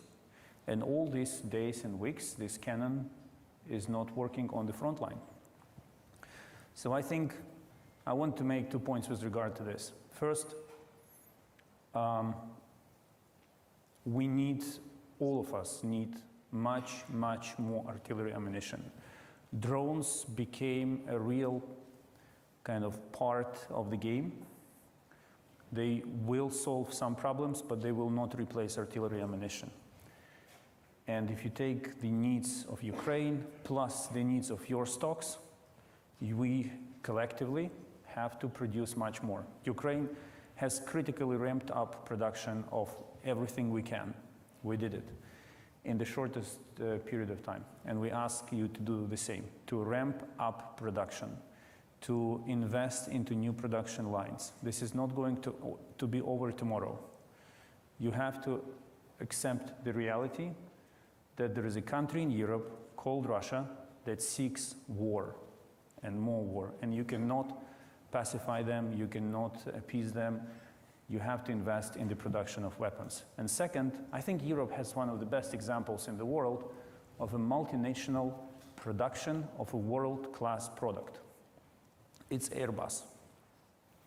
Hundreds of companies are involved in the production of a certain lineup of products. Planes, very sophisticated, state-of-the-art.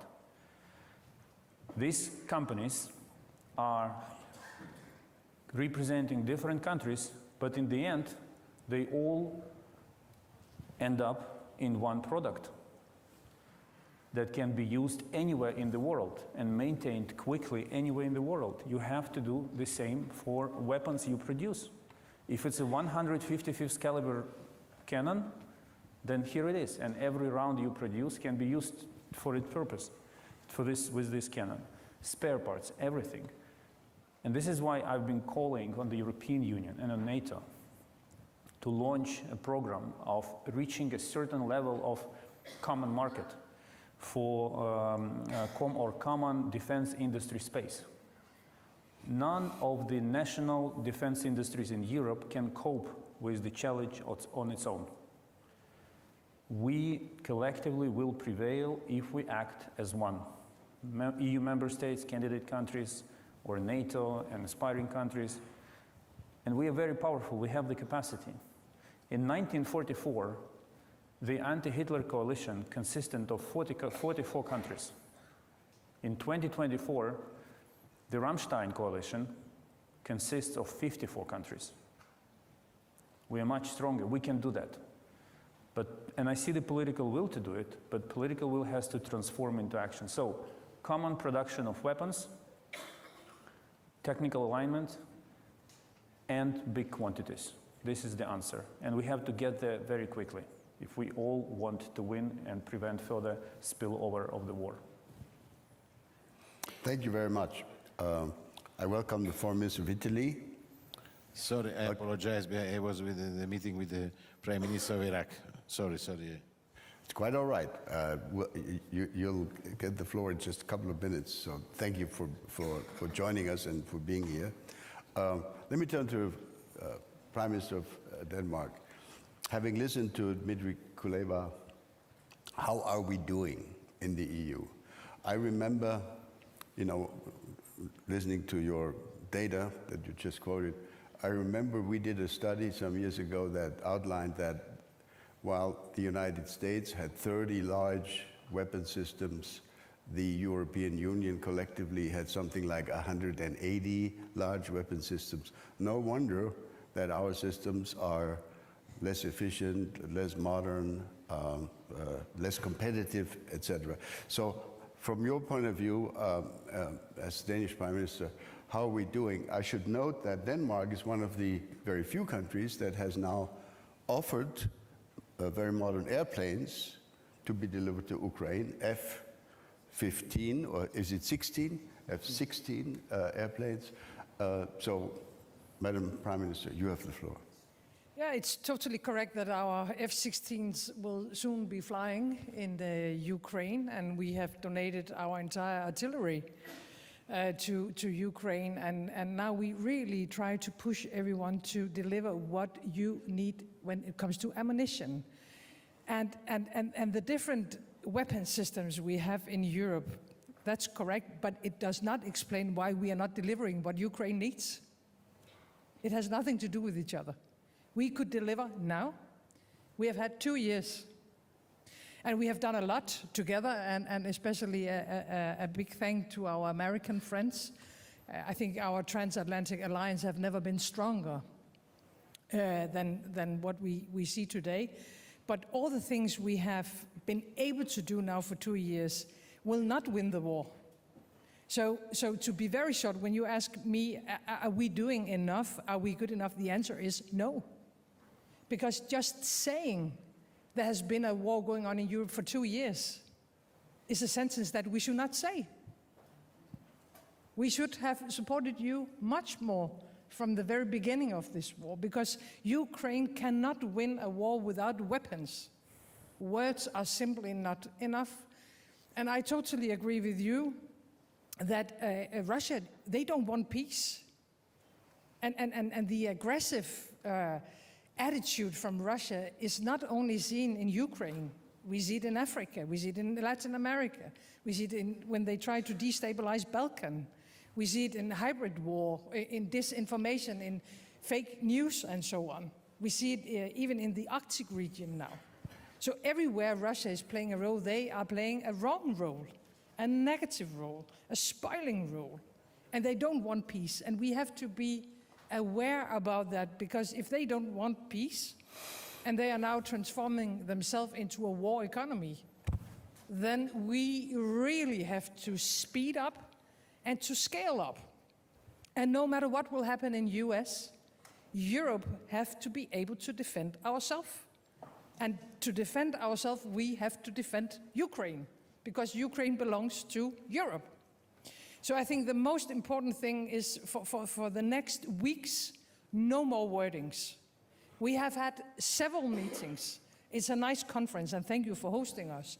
But we don't need any more words. We need decisions.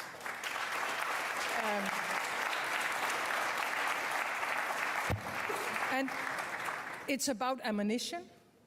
It's about what's going on. It's in the air. It's about air defense, and of course also long-ranging missiles.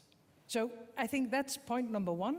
And after that, and hopefully we'll be able to do both at the same time, we need the long-term perspective.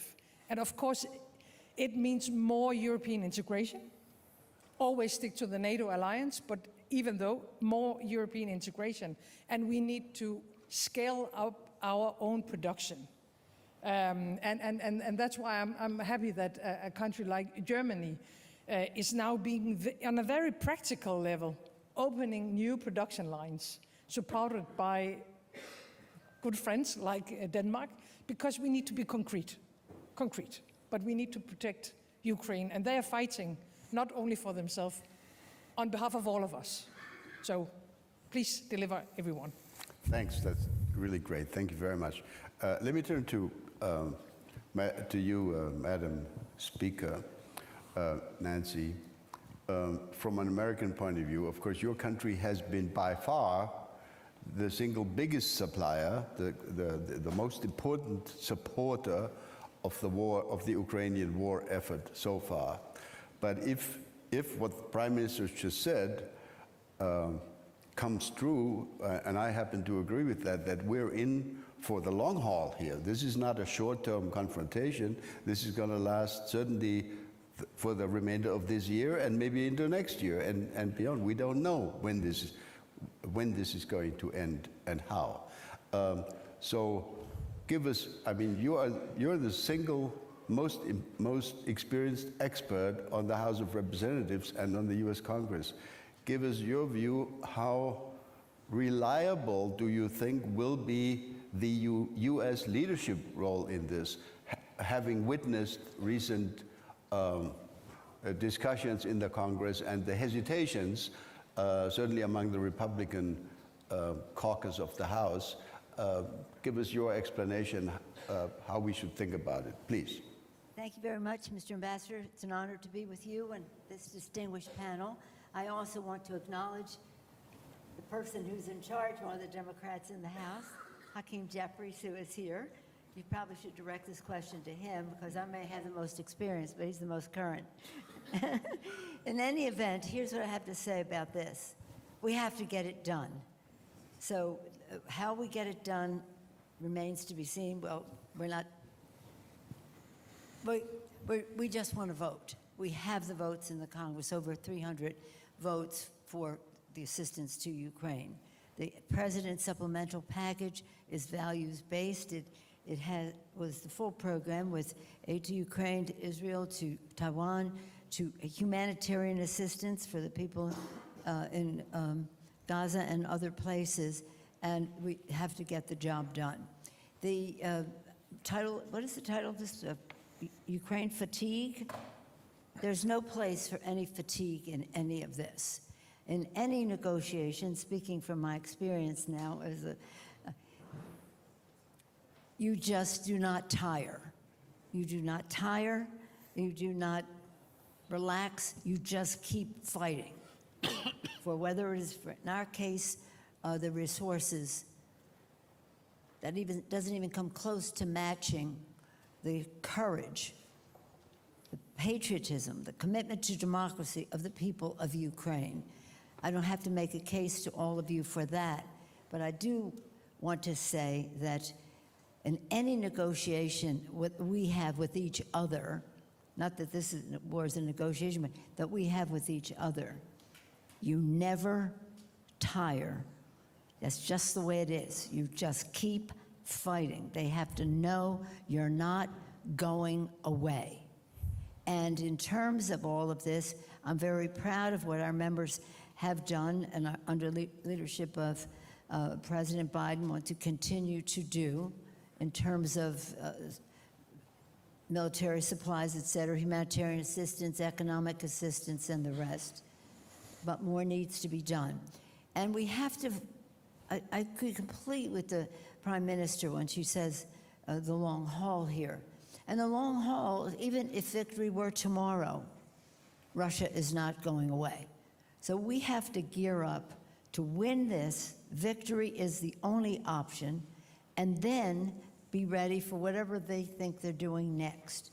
What I've heard today in meetings was that Russia has more people in the military now than at the beginning of the Ukraine war, invasion. And they will continue to do so. And where do they get them? They buy them. They go through the countryside where people don't have very much money or resources, and they pay them more to go to war. They've used up so many people in prison, they used up people in the minority communities, and now they're going to the countryside. And they have mercenaries. And that takes me to the other point about the sanctions. We must honor the sanctions, because the sanctions give them the money to pay for this war and build their military even further. They're getting much more sophisticated in electronic battle and the rest, and they will have an endless number of people. So NATO has been the champion for the peace for now going on 75 years.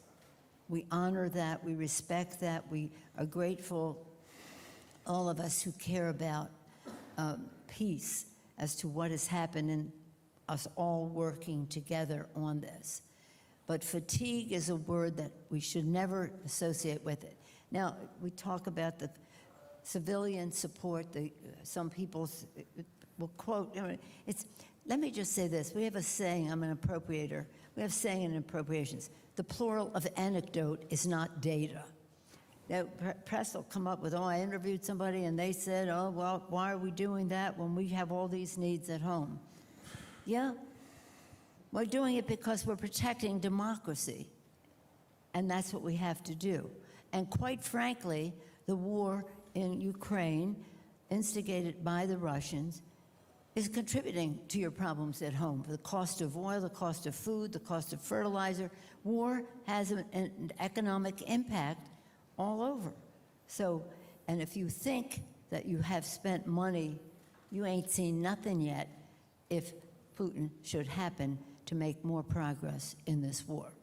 So forget fatigue. That isn't it. In our founding, I'm fond of saying, and Mr. Hakeem Jeffries is probably tired of hearing me say, but he says it too. The beginning of our republic, when we were fighting, with all due respect to the UK, when we were fighting for our independence, Thomas Paine had a saying: "The times have found us to found this country, to win this independence, to find this country," and we succeeded. Now the times have found us now. They've found us now to win this war, and to do so, remove all doubt. We need more anecdotally, and it may be a legitimate thing. People don't understand. So, and I'll just close with this. Did I say that already? Well, I'll just close again with this. Mr. Jeffries and I are fond of quoting Abraham Lincoln. Abraham Lincoln said, "Public sentiment is everything. With it, you can accomplish almost anything. Without it, practically nothing." But for public sentiment to prevail, people have to know. So we all have to make sure they know that this is about not only Ukraine's democracy, but all of our democracy, and that we are not fatiguing, or if that's a verb, we're not ever letting down on our mission, Madam Prime Minister, our mission to preserve the democracy. And remember this, even in defeat, he ain't going away. So we have to be prepared for a very long haul. Yield back. Thank you so much. Let me turn to Robert Habeck.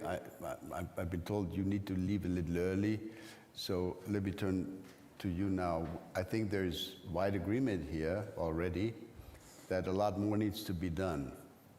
I was with the Prime Minister at a luncheon earlier, an hour ago, where the Prime Minister of Bulgaria said, "I have some 60 or 70 T-72 tanks ready to be sent off to Ukraine, but we don't know who's going to pay for that." So I think we have not only a question of who produces what, how fast, we also have, increasingly probably going forward, a question who's going to pay for this. Do we have sufficient funding? Your colleague, Defense Minister Pistorius, spoke here just half an hour ago and was asked the same question. How sustainable is our financial budgeting plan to meet the challenge, if this is not just a 1 year or 2 year challenge, but a longer challenge that requires a lot more money and effort and weapons and ammunition? Minister Habeck. Well, thank you very much. And you introduced me with saying that I was the first member of the German cabinet visiting Ukraine after the war. That was very kind of you, but not true. Not true? No, absolutely not. I was one of the last, actually, but shortly before the war, I was in Ukraine. It's the first time I visited Dmitry, or get to know him. That was in early summer 21. And I remember the young, eager, progressive cabinet. So you look different, Dmitry, that time. So sorry to say that. And then I traveled to the front line, visited the soldiers there, and they told me all the time about the shooting, about the killing, about the drone attacks. That was before the war. When we start about the war, we forget that the war started 7 years before. And I was a German politician, and I was sitting there with the soldiers, and they asked me for concrete help. And you remember this visit because I said then against the public opinion in Germany, this is a lie. We can't say they are fighting for freedom, Maidan, and so on, and let them just alone. So at least we should give them some weapons.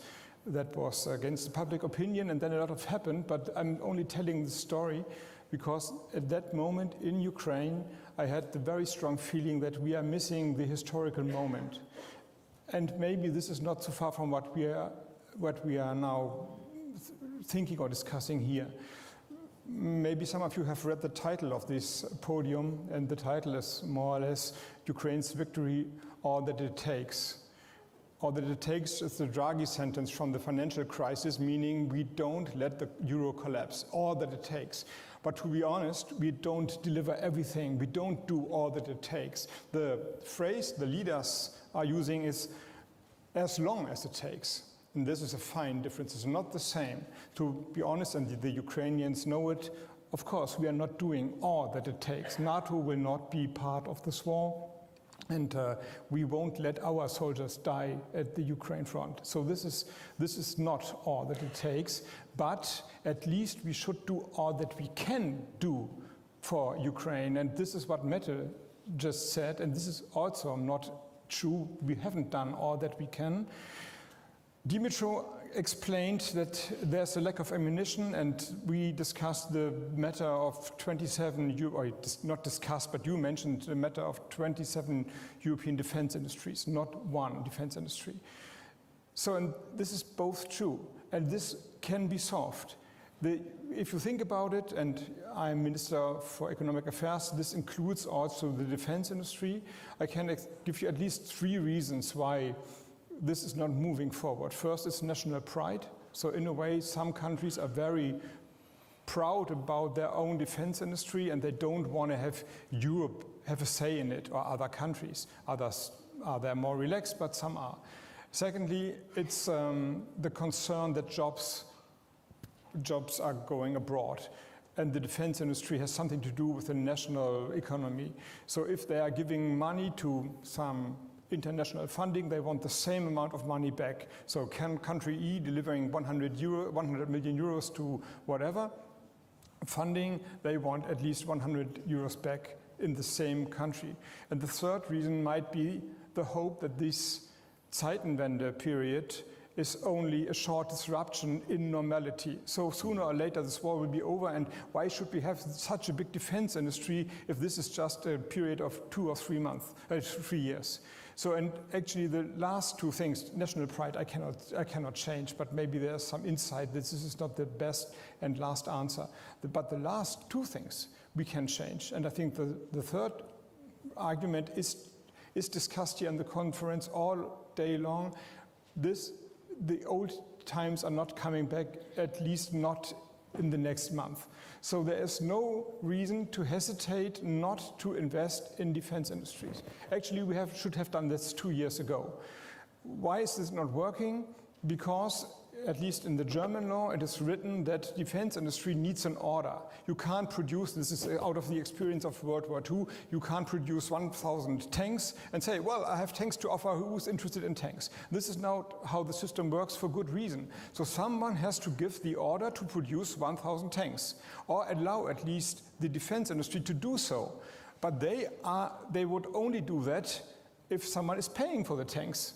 So, and then this is the long circumvention to your answer. The chancellor, my chancellor in the morning said, without security, all is nothing. He has not said security is one interesting issue among 10 others. So if this is true, then we have to rethink everything we have had in the past 3-4 decades with the hope and the experience of everlasting peace. And if this conference leads to something, first we have to give a guarantee for ammunition production and drone production, so in the next week or maybe in the next month, but not that we sit in the next Munich Security Conference next year and still nothing has happened. This is then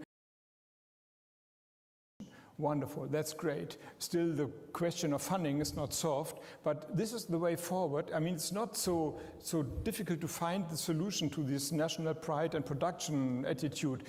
We have to find the best system.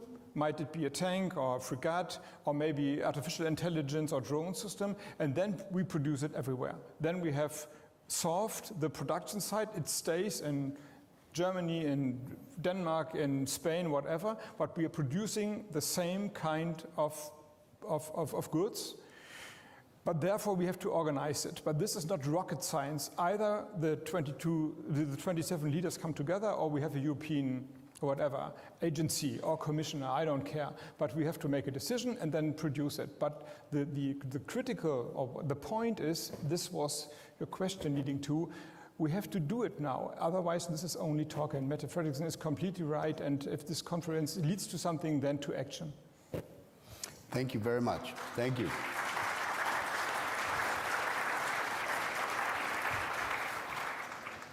By the way, we have one more speaker, and then I'll open it to your questions or comments, so prepare yourself for whatever intelligent question you may be able to ask. Minister Tajani, your turn. And I would expect you to simply comment on what's already been said and add an Italian viewpoint. But let me ask one specific question. There has been a suggestion that given the fact that there is a lot of production in relevant categories, ammunition, weapons, etc., going on in Europe, which is exported to third countries as we speak. So let me be blunt about this. Would you be ready, as far as Italy is concerned, to say, let's just create an instruction or pass a law or a regulation that says whatever export product we produce in this military category, it can go to Ukraine, but for the time being not into any other country, because we need to focus now on the Ukrainian situation. What about that? But thank you very much. But first of all, I want to underline one point, because the key point is the European defense. I totally agree with Ursula von der Leyen. If von der Leyen will propose a commissioner, a general direction for the European defense, I will be totally in favor. Why underline this point? When I was commissioner for industry many years ago, 2010, 2014, I worked hard for the European defense industry with Michel Barnier. At this time, Barnier was commissioner for internal market, me was commissioner for... I was commissioner for industry. The first point is to have an European industry, because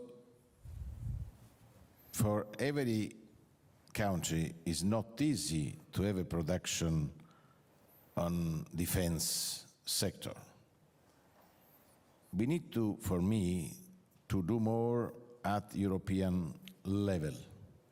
I remember during the war in Bosnia-Herzegovina, the same tanks, Italian and German, Leopard, apparently the same, but it's the link between the tanks was impossible because the technology was completely different. Voila. This is a key point. If you want to back more Ukraine, we need to do more at European level. Italy is ready for supporting more Ukraine. But frankly speaking, to back Ukraine is to back at political level. This is the first point. Also today, during the G7 meeting, we underlined, the statement is ready, we are in favor of Ukraine because we are defending our values: freedom, democracy, the international law. And we want peace, but peace with justice. Justice is Russians out of Ukraine. For this to send strong messages to Russia is the first action in favor of Ukraine. To be united all together in defense of Ukraine.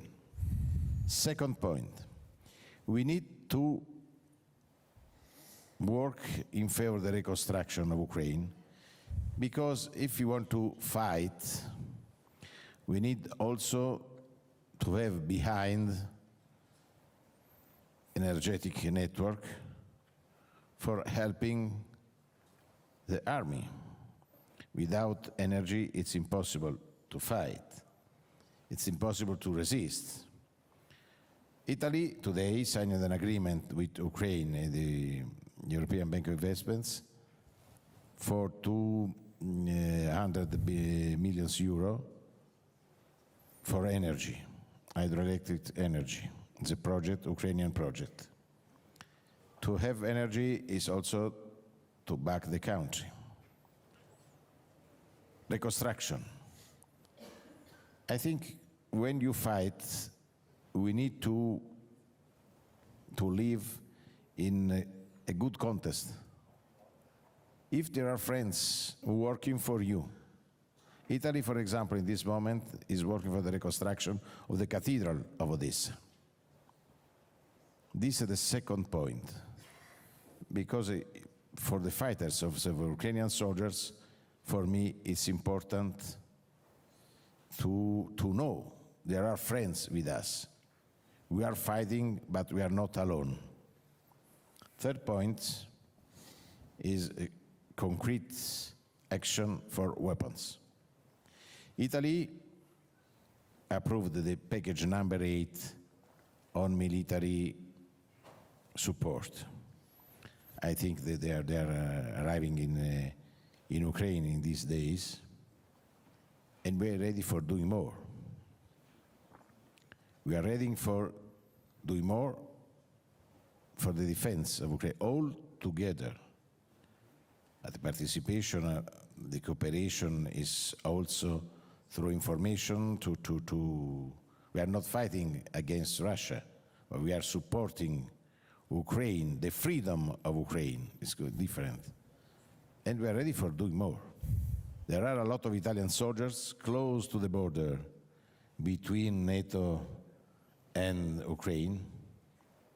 This is a clear message to Russia. NATO is strongly engaged in defense of the freedom everywhere, first of all in Ukraine. But this, to back Ukraine, is also to have a lot of Italian soldiers, the Italian Air Force in the Baltic Sea, in the Baltic countries, for supporting, also for stopping the Russian aircraft. Of course, we are ready for doing more, but we are not the United States of America for the weapons. They are more rich than us. Also, thanks a lot of Italians living in America, as President Pelosi. His family is coming from Italy, of course. I am proud of this. Frankly speaking, we are ready for doing more.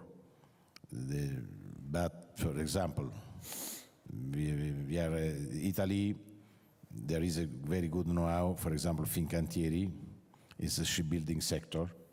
But I think for Ukraine, the shipbuilding is not very, very important.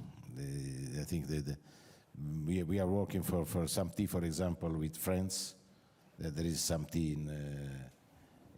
for the defense, in air defense in Ukraine. And we are ready for doing what we need to do. Great. Of course, at political level, at economic level, at military level.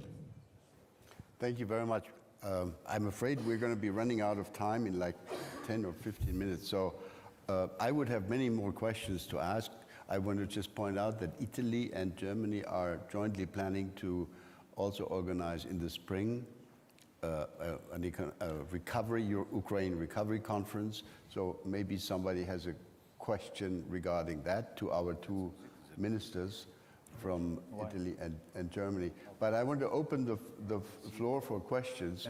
And if you could please, if you ask a question, identify yourself, because I don't know everybody's face. I know this person, but you can still identify yourself. Member of the European Parliament. Herr Galler. Michael Gahler, standing rapporteur on Ukraine in the parliament, and also the one who dealt with the 50 billion package which we passed, and we are happy about that. The first money will flow the first week of March. So what I think, the opportunity has been lost today, I'm afraid, when the Chancellor was there. I'm just back from a Odeon Square demonstration for Ukraine with all the democratic parties, members of parliament from European Parliament and Bundestag, calling for more support for Ukraine, including the Taurus, all of them on the Odeon Square. And I think that was a lost opportunity today. But my point is to say another way of supporting Ukraine, and that is the question. There was at the beginning of the full-scale war a suggestion to produce a European Land-Lease Act as a means to get Ukraine an easy access to available weapons. Unfortunately, this is similar to what the US did in the Second World War to support Britain.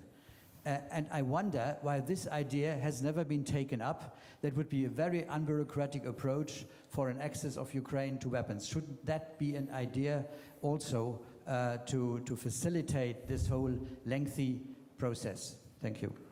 Now, this is a question addressed to the whole panel or to whom specifically? Okay. Hold your breath. I think what we do, because we're running out of time so quickly, we'll take one more question and then go back to the panelists. Please, the lady here in the fourth row. Thank you for this opportunity. I'm the young leader this year, Munich Conference chief editor of Ukrainska Pravda. And actually, I want to bring attention to the title. I think it's absolutely incorrect, fighting for fatigue, what takes Ukraine's victory. Could you imagine the same title, for example, in 1943, during the Tehran Conference, for example? No, because, for example, fighting fatigue, whatever it takes, Poland's victory or victory of Great Britain, no, of course not, because that time allies understood the real threat for themselves. Today, Ukrainian troops left Avdiivka, the city they have defended for years, actually. And it happened not because they are not brave enough. They left because they didn't have enough ammunition. And when you don't have enough ammunition, you have to save the lives of your soldiers, or another option, to negotiate. Negotiate with with a person who murders civilians, who kidnaps Ukrainian kids, or kills the last political prisoner.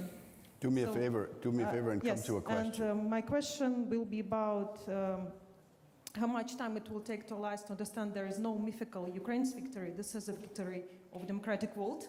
This is important. And the second question, what else does Putin have to do to understand that the real, or the only one possible scenario to end this war is to defeat Putin's regime? Thank you. Okay, then we'll take one more and then we'll go back to the panel for very brief responses, because we're really running out of time. Thank you very much. My name is Ivan Krulko. I'm a member of Ukrainian Parliament. And my question is not about Congress vacation, but a very important question about future NATO summit in Washington, D.C. So one of the reasons why Putin began war against Ukraine was to block Euro-Atlantic integration of my country, of Ukraine, to NATO. And I heard today for this stage that impossible to imagine about Ukrainian integration to NATO during the war. But this position, don't you think that this position is very dangerous? Because this is clear message to Putin: don't stop war, and Ukraine never join NATO. So this is my question. Thank you. Okay, great question. Let me go back to the panelists, and I think the easiest way is for us to start with the Prime Minister. Either I give to Mette, that's fine with me, or I'm we start with you. We start with you, and then you can leave, and then we'll go back this way. And the Prime Minister is going to be the last one. So, Then I take it very brief. This is, of course, a possibility. I'm not so interested in how you arrange it, but you have to overcome the problem that the production is not coming until there's an order. So let's say all the Panzerhaubitz, for example, they are available, the ones that are available are given to Ukraine, and they have to be repaired, and they need some. But we have to give an order of, let's say, 100 or maybe 200 in the next 10 years. Otherwise, they won't build a second or a third fabrication. The ones they have, there are the orders are coming in, and then they produce, and then money is gone, and then we find another money, and then it's going on again. But there is no stability in the system. And this is the important thing. It's not about the rules, it's about actually the money. And maybe just one last thought. I heard a panel yesterday where the situation now was compared with the situation of the 1960s. So maybe the last time that the threat of a real war in Europe was really there. And compared to that, our spending, even the 2% of GDP, are not far from that money that was given there in that time. And just to remember, I'm a member of the Green Party, so I really could think of other fields where I'd like to spend the money. But I mean, listening to all the talks here, this has to say something and lead to something. So this is actually my point. We have to spend the money to produce the weapons. As long as Ukraine needs them, they get them. And when there are still some production lines not needed, then we take it. That's it. It's very simple. Thank you very much. I know two of you need to leave. Nancy? Exactly. Zelenskyy at 5 o'clock. So, as he's leaving, I want to say I was pleased to hear his title for this session, which was "We have to do everything we can." My title on my piece of paper said "Ukraine fatigue," and I just reject that notion. I don't even think it rises to the level of an idea. Let me just say, I know you asked about Lend-Lease for Europe, and that's up to you. We don't want our aid to Ukraine right now to be a loan in any form. We want it to be, the money goes there. It is for the weapons, for the humanitarian, for all of that. So there are those who are suggesting, well, why don't we just keep lending the money? No, that's not what our fight is about in the U.S. In terms of the fatigue, I agree with you on all of that. I would just close by saying that we have something very emotional that happened to all of us today. Nothing compared to what happened to Navalny's family and the rest. There's so many other prisoners that Putin has. Families have not heard from them and the rest. So we don't know even if they're alive. We are dealing with very serious evil in the world. And we have to in his world, we have to understand this is a fight we have to win as soon as possible and be prepared to carry on. I'll just close by saying that as I was leaving San Francisco to come here and Washington on the way, we received a card from from His Majesty, King Abdullah of Jordan. Perhaps you received it as well. Said, wishing New Year's greetings. And in the card he says, may this new year take us closer to our humanity with peace and good wishes. So I think that we're just going to have to respect differences of opinion and try to bring them to as rapid a conclusion as possible, not hasty, but fastest conclusion as possible. Understand what our responsibilities are militarily, economically, morally, with integrity, and come together and remove all doubt in anyone's mind that we will be there until the war is won and victory is achieved by the Ukrainians. And with that, I say to you, we will do everything in our power to make sure that that money comes very soon. in the Congress of the United States. And it's shameful that we even have to have this discussion, but it's necessary that we get the job done. Thank you. Thank you. Thank you so much. I know you need to go next. On NATO. Minister, I will. I need to offer all three of the remaining speakers like 1.5 minutes, not more, if you could, because we need to liberate this 25 podium. seconds. 25 seconds. You have 1.5 minutes or even 2. No, but coming from the European Parliament, I know that.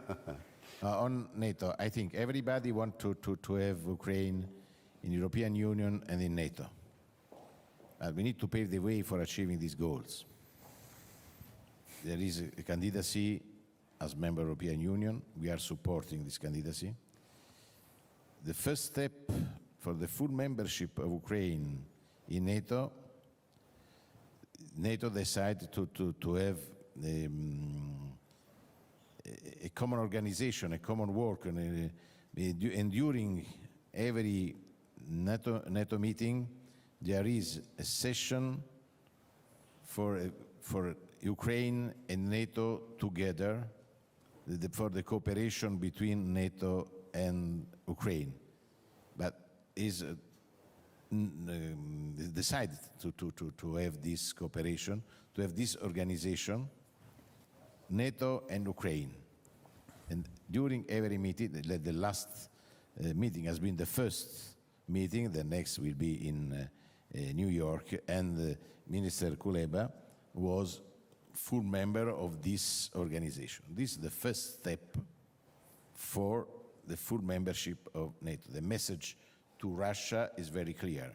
Ukraine will be member of the European Union, and then we are working for having Ukraine member of NATO. But frankly speaking, in this moment, to decide immediately is dangerous for everybody, because you are fighting against Russia. And for a full member of NATO is the World War III. We need to be prudent. We want to back you, but this is the rules are very clear on this.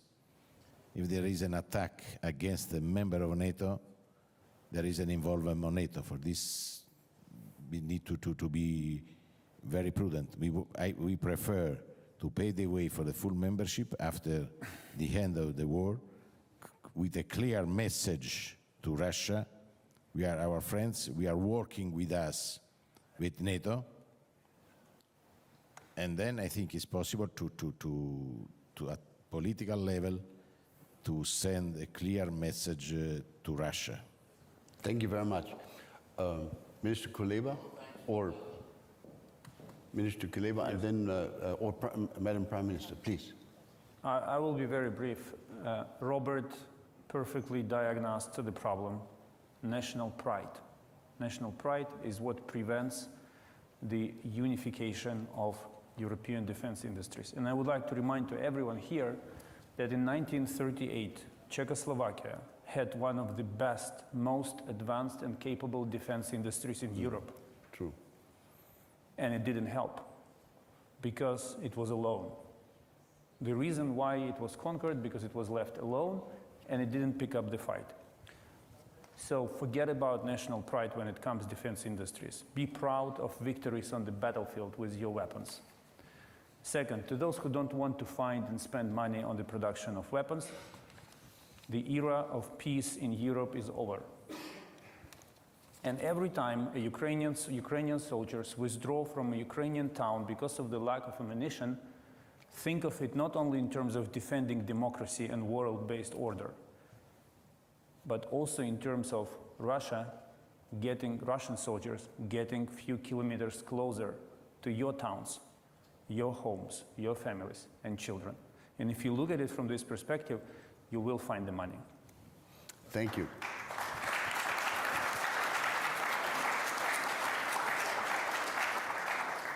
Prime Minister of Denmark has the last word. I think the biggest mistake we have made on Ukraine was to accept what Putin did back in 2014. And that was the year when this war started. So it will not pass through. At the same time, we have to be aware of what is going on in North Korea, in Iran, and in China. And together with Russia, they are working closer and closer together. And what combines these 4 countries is that they disagree with us. So the challenges in front of us, they will not be less, they will be the opposite. So the conclusion has to be written now. We have to spend much more money on deterrence and defense. We have to speed up, and we have to scale up. And to answer the last question, Ukraine is a European country, and we can never allow Putin or any other to decide the borders in Europe. And we cannot let anyone outside Europe to take decisions on our infrastructure, our organization in Europe. So, of course, Ukraine belongs to the European Union. And as we said back in Vilnius last summer, Ukraine belongs to NATO. Well, that's a great...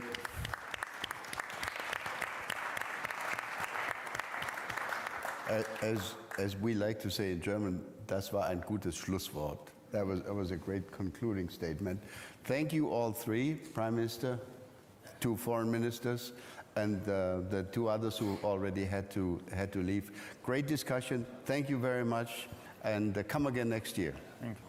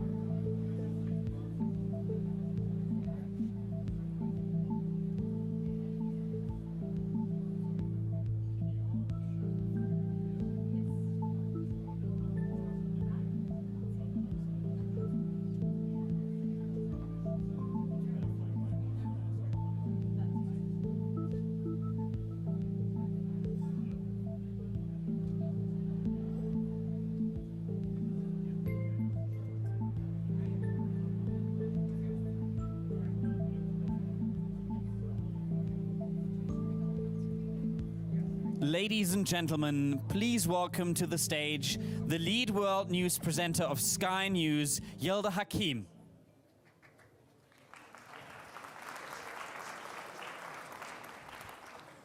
Good afternoon, and thank you so much for joining us here for this session on the Middle East. I'd like to actually call up our panelists first off before we start with our talking points. If I can please call up Sheikh Mohammed, the Prime Minister and Foreign Minister of Qatar, and the Prime Minister of Norway, Jonas Gahr Støre.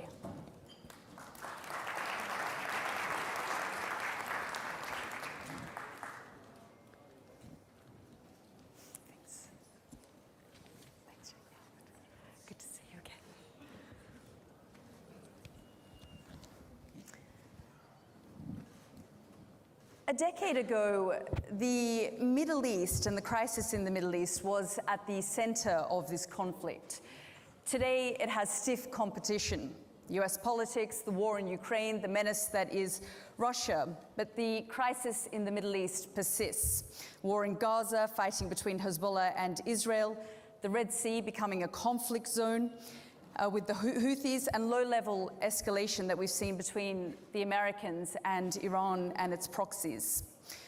And as General Petraeus often says, and he's fond of saying, the Middle East does not play Las Vegas rules. What happens there doesn't stay there. Prime Minister Sheikh Mohammed, I'd like to begin with you. I mean, Qatar really has been at the center of the crisis in Gaza. You've been at the center of negotiations. Can you begin by telling us how close we are to a deal and what are the prospects? Well, first of all, Yilda, thank you for having me today in the panel, and I would like also to thank everyone here. Actually, I think we are, the time is not in our favor. We made some good progress in the last few weeks in the negotiations, and we've been trying to reach an agreement between the two parties, yet the last few days has not been progressing as expected, and I believe there are still differences in place. If we look at basically the agreements that we had earlier in November, when we managed to get 109 hostages out, and we had this pause, this humanitarian pause for a week. It always has two elements in any agreement. One is addressing the humanitarian condition in Gaza, and the other one which really reflect the numbers of the people who will be released in exchange of the hostages. I believe in this agreement we are talking at a bigger scale, and we still see some difficulties on the humanitarian part of these negotiations, that we see it really going to enable us and to help us in making sure that we are putting enough pressure to reduce and to get the numbers down. Now, if we are able to reach in the next few days some good conditions on that side, I believe that we can see a deal happening very soon. Yet, the pattern in the last few days are not really very promising, but as I always repeat, we will always remain optimistic, we will always remain pushing. We will try our best to put a closure to this. We believe that the humanitarian suffering in both sides is not something easy to be handled. The humanitarian situation in Gaza, and especially when it comes to Rafah, and now we see the population over there, it's a dire situation, and we are seeing, a very threatening moments if plans in Gaza will happen. You say the last few days haven't been going well. What are the obstacles? Well, I cannot disclose much on the details of the negotiations, but as I mentioned, we believe that if we are able to reach an agreement on the humanitarian side of the agreement, I don't think the numbers they will remain an obstacle, but yet it won't be the biggest obstacle. I think the time is not in our favor. As I mentioned, Ramadan is also ahead of us now, and also as situation in Rafah evolving, that will be very, very dangerous for the entire region. But when you say, it's the humanitarian situation that you're not satisfied with, what is the actual issue?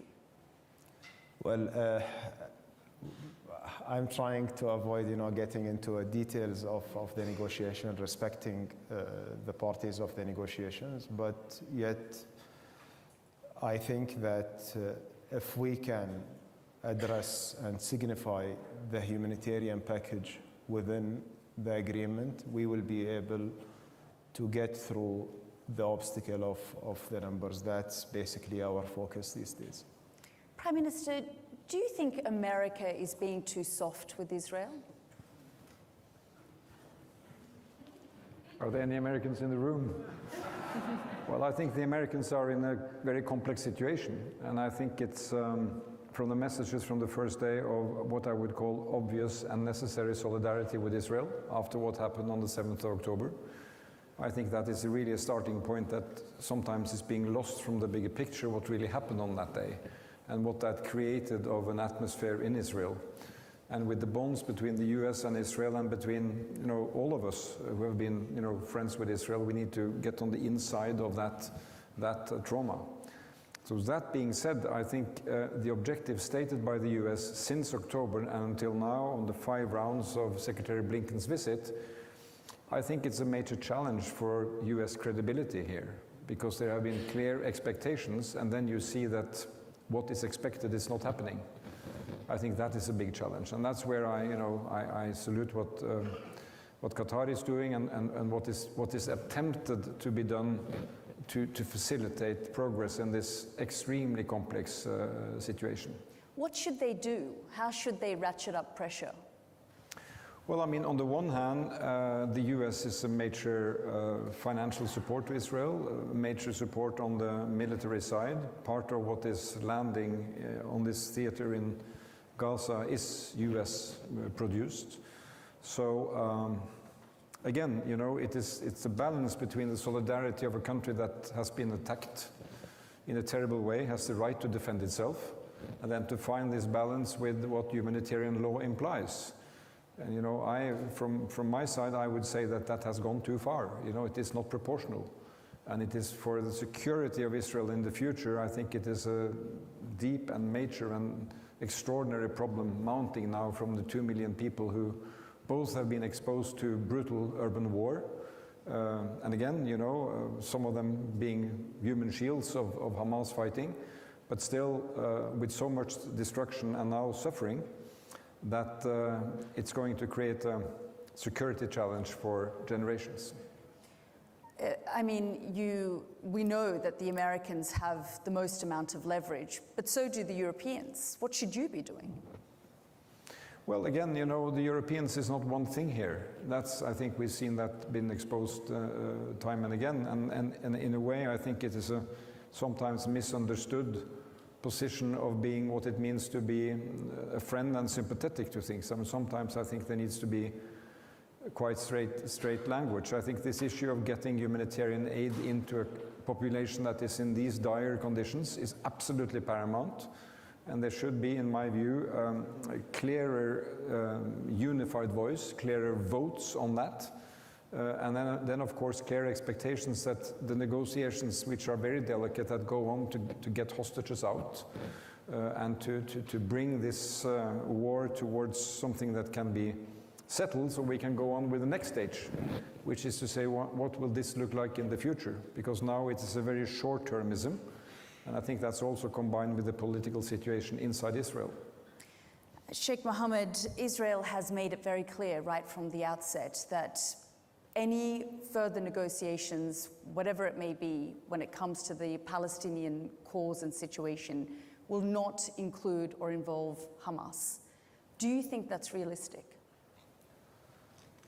Well, I think that to be realistic, when we are going to start a negotiation about the Palestinian state or the Palestinians' future, if we look back in the last 3 decades now, we've seen that we are just going into a cycle which never resulted in anything or any progress. It was the contrary. We have seen an increase in the number of settlements. We have seen continuous violations on the holy sites. We've seen provocations happening from time to time, settler violence. We have seen that how many wars that we've been through in the last 30 years, and yet we always see on that talking about the two-state solution is not anymore something happening. We hope that this and now what happened after October 7th and the war in Gaza will represent a wake-up call that the situation is not sustainable and we need to step up and to look at a better future for the people in the region, whether it's the Palestinians, the Arabs, the Israelis, everyone. What we want to see a better future for everyone. Now, on the issue of Hamas being part of the problem or being part of the solution, what we are talking about the Palestinian representatives. That's basically the PLO, the one who is representing the legitimate representative of the Palestinian people in everywhere around the world. They are the organization that's mandated for the negotiations, and I believe that whoever the Palestinians are agreed on should be included in that, and it's the Palestinian decision to decide who's being part of them or not. And I think that the Palestinians, they have the same right as any other people or any other country to choose whoever is participating with them or not. Now, I just wanted to come back to a point where my colleague, the Prime Minister of Norway, has highlighted. Our biggest question and the biggest threat that we are seeing that there is a big question mark emerging within the people of our region, that since right now we see that the people in Gaza being killed, being displaced, and we didn't see the same stance that's happening in different conflicts when it comes to the issue and killing the Palestinian people. We see that there is an abandonment of the first principles of right and wrong, and we just judge without judging the act. I'm meaning not only Ukraine and other conflicts. We are not really looking at the act itself, but we always determine whether it's about the perpetrator and whoever is affected by these acts, and to decide whether it's right or wrong.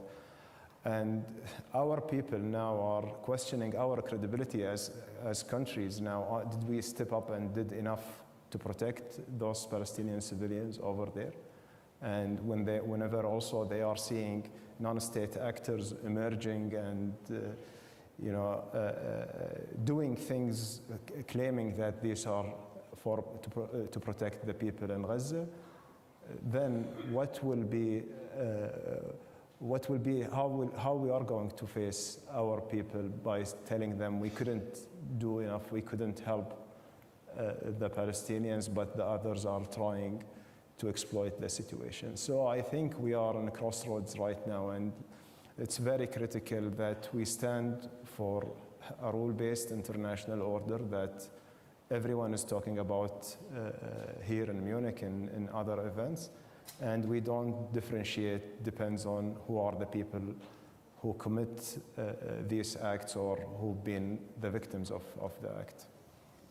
Prime Minister, do you think that this is sort of the darkness before the dawn, that this moment, as tragic as it is for both sides following October 7, that this could be a moment where we could see the PA, for example, revitalized a two-state solution, security in the region for both Israelis and Arabs?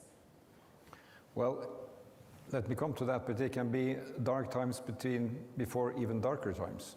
I mean, this is an escalation going the wrong way. Now, coming back to your point here, I think that our approach has to be that we have to work. I mean, Norway is from afar. We have had a long engagement with parties in the region, so Qatar and Norway are in different positions, but let's see how we can contribute. Now, take one part here, the PA. If the PA collapses, I believe it is a major danger for Palestinians and for Israelis. And the situation has been now for some months that Israel has withheld Palestinian tax money, 60% of what they need to pay teachers, police people, doctors, nurses. And in a few weeks, by and large, it will be broke and out of order. What will be the consequences of that? So the question is then, is the PA perfect? Is it organized as it should? Is it enough representative? It can be discussed. Are we served, or are people in the region served by seeing a PA collapse? I think it isn't. So Norway has been working now, and I hope we will be able to succeed soon to have a kind of intermediary role to get that money transferred to the PA. So there are certain elements we should avoid, collapsing. We have the whole other debate of UNRWA, which is obviously something that has to be looked into after 7th of October. The UN should do its investigation. But are we served by seeing this organization collapse for the 3 or 4 million people who depend on their services? I believe no. So we have to take things in sequence. And I think what is coming out of this initial stage, when we look ahead, and the countries in the region and we who have been leading the donor support group to the Palestinians, is that the vision of a Palestinian state is now stronger than it was before the war. But getting there is going to be extremely hard with the current political situation. So we have to rise above that situation, in my view, and start conceptualizing what that means. And it will mean profound reforms on the Palestinian side. You talk about having a PA that can be responsible for managing in Gaza. Do you think it can? Because right now everybody is negotiating and talking to Hamas. No, I think that is not present at present. And obviously I cannot see, seeing this from outside, I cannot see any future if there's going to be Hamas ruling Gaza. That is not going to work.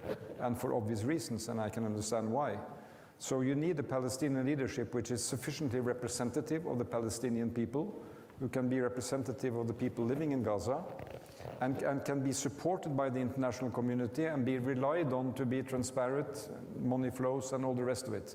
And then there has to be expectations from Israel that you have to deal with this as being the representatives of your neighboring, not yet state, but people living close to you. And then I think to address countries in the region, this donor support group that we have been chairing, I think has had far too passive contribution from the region itself. That may be changing now, because there's a new generation of leaders coming in the countries around who have to engage much more actively in something which I see as a combination of recognizing Israel, dealing with Israel, having normal ties, at the same time expecting that there's a Palestinian state. At this point, I want to open the floor for some questions. If we can ask 2 or 3 questions, and I can bring it back to the panel. I believe there are microphones going around. Mina.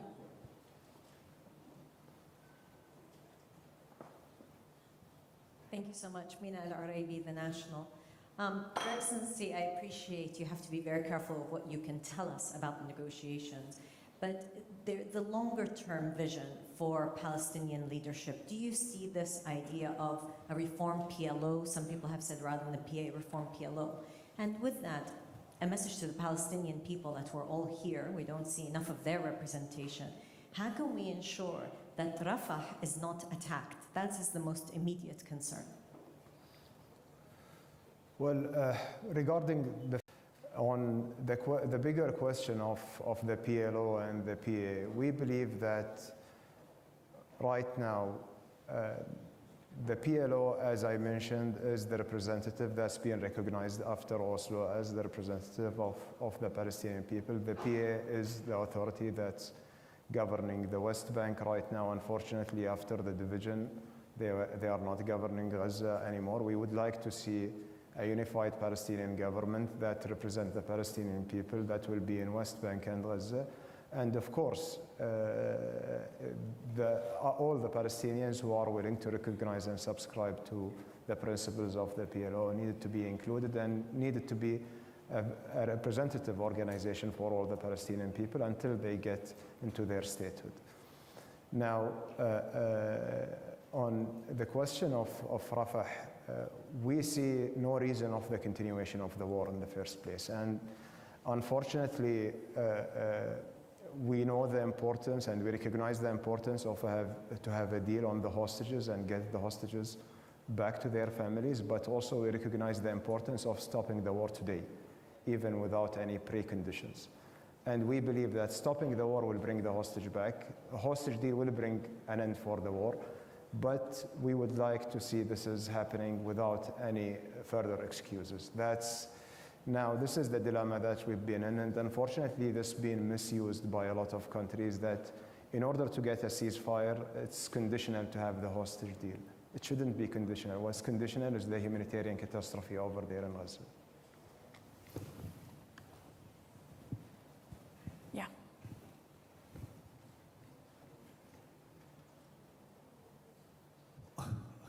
How is the impact of some major power country like United States, China? We know the United States position, we know the Chinese position for this conflict.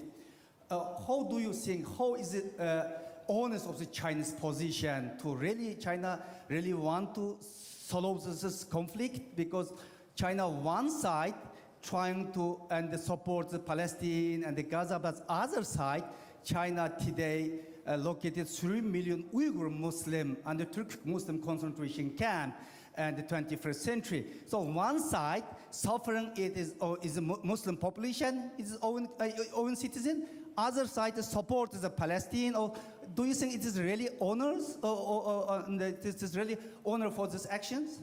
Okay, thank you, and I'll get a question from Hina as well.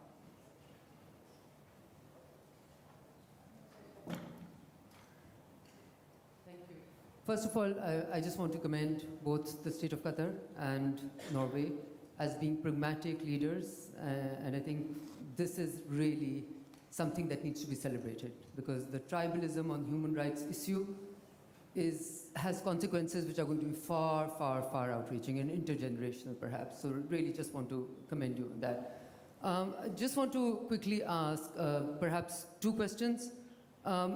This tribalism is leading to the victory of rogue states, whether you want to call it the country that attacked Ukraine or the country that is continuing to do unprecedented human rights abuse of the Palestinian people. And why I call it unprecedented is because there is perhaps no time in my living memory where the UN and the entire multilateral order or the multilateral system, the rules-based order that we talk about, has been screaming that this needs to stop and has been given evidence over evidence, including the ICJ. And the reaction of the holders of the rules-based order and propagators of human rights seems to be missing. Now, I'm concerned about the precedent setting of self-defense being carried to an extent where such immolation of people can be stood by, and what this creates for the future of conflict, of peace in the world that we live in. So, Prime Minister of Qatar, my question to you, I guess, would be that on Russia, I think a lot of people would ask that Human Rights Council, in many other places, there was active movement to, to various ways to try and stop or to try and give some sort of punishment, right? And on the question of Israel, I think a lot of people are looking towards Muslim countries who have the wherewithal to see what has been done. And I understand the need for negotiation and the need to continue to move forward. Lastly, just one brief comment. It is absolutely right, and I can be perhaps, understand completely when people say that Hamas cannot be part of a future solution or negotiation. But wouldn't the same token then require that the state of Israel, which is now amassing such massive human rights abuse, may also not be part of any future negotiation if you were to take the same logic forward? So just, that question. And to you, Prime Minister of Norway, I've already asked the question, that don't you think that precedent setting of the use of self-defense to this extent is dangerous in an intergenerational way? Prime Minister, perhaps I'll get you to respond to that, and then we'll address the other questions. Well, it's an interesting question. I mean,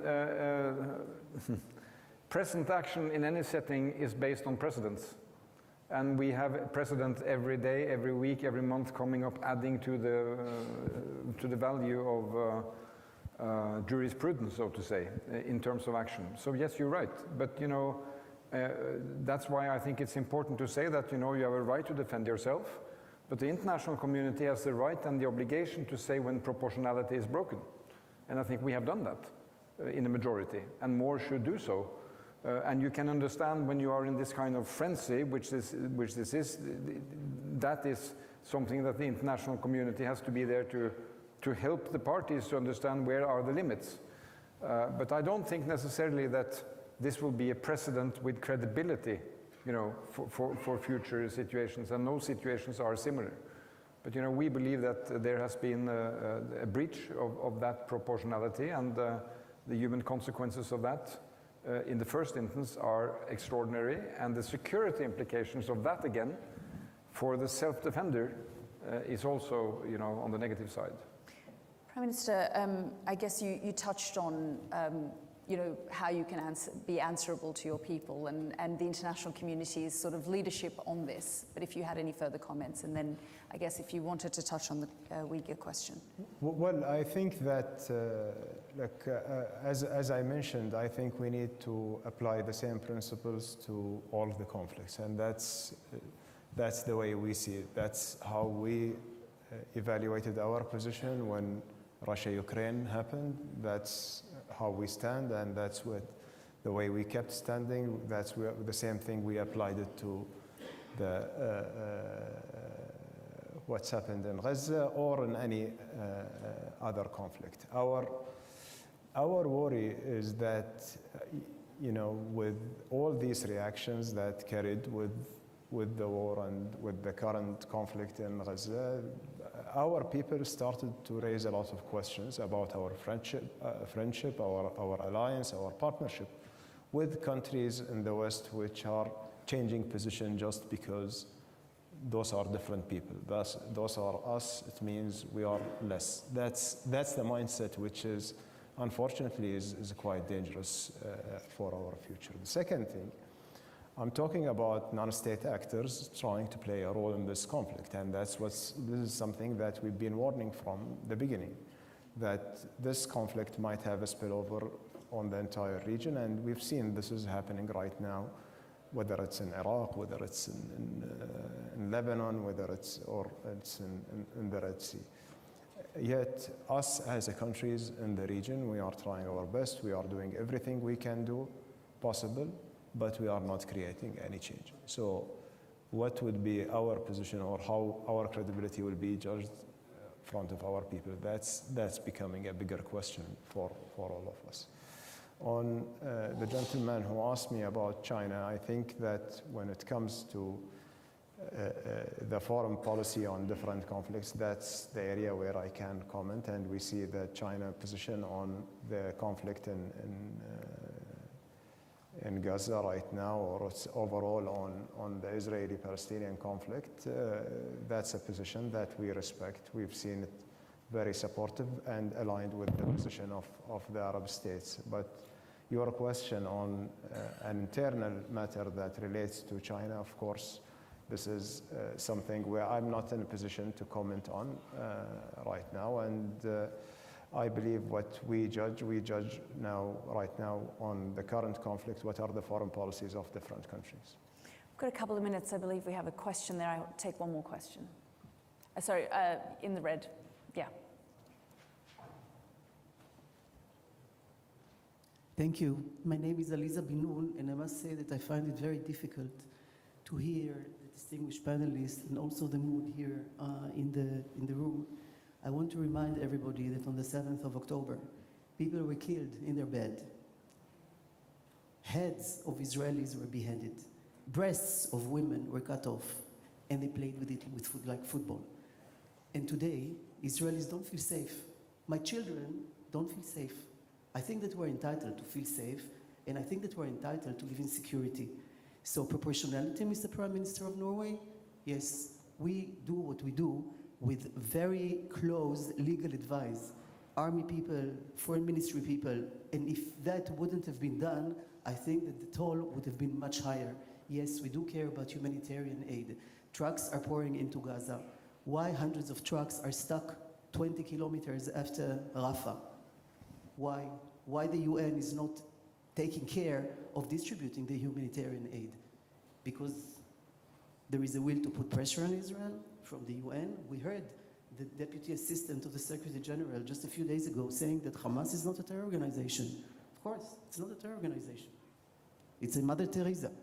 So I would like to say that we have the right for self-defense. We have the right to live in peace in our country. We don't want war. Israel is a democratic country. And I'm a little bit, puzzled from the atmosphere that I feel in this room. Just to remind everybody that we have our rights as well. Thank you. Thank you for your comments. We do only have 50 seconds left on the clock before I bring in the next panelists. But if you had some closing remarks. Well, first of all, I just wanted to, say a final comment. We feel for all the people. The crimes are condemned, whoever is the perpetrator, and we feel for the victims. And also the suffering on the Israeli side or on the Palestinian side. What we want a better future for everyone and everyone to go back to his home safely. Prime Minister. Okay.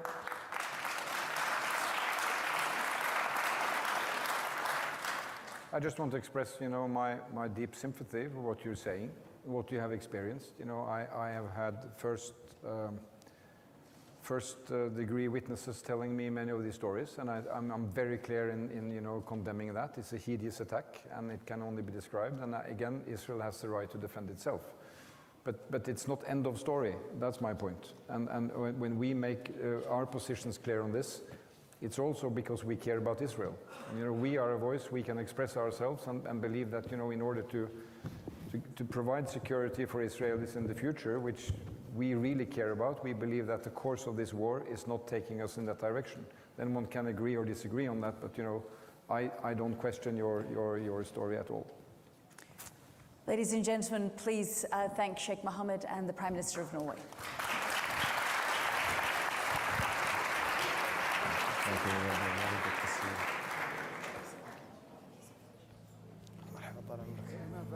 شكرا الله يسلمك. مساك طيب. بشرني عنك. الله يطول عمرك.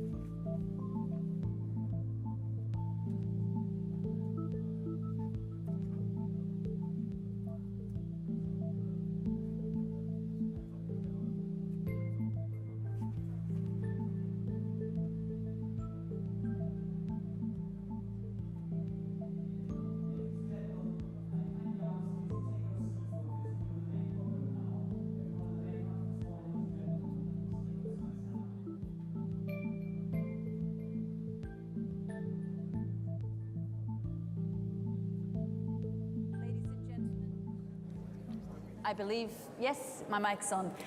Thank you so much for joining us for this next part of this session, part 2 of the Middle East. If I can please ask my panelists to please come up onto the stage. Prince Faisal, Foreign Minister of Saudi Arabia, if you could come up onto the stage. Foreign Minister Shukri, thank you so much for coming up. And the Minister of Foreign Affairs for Belgium, Hadja Labib.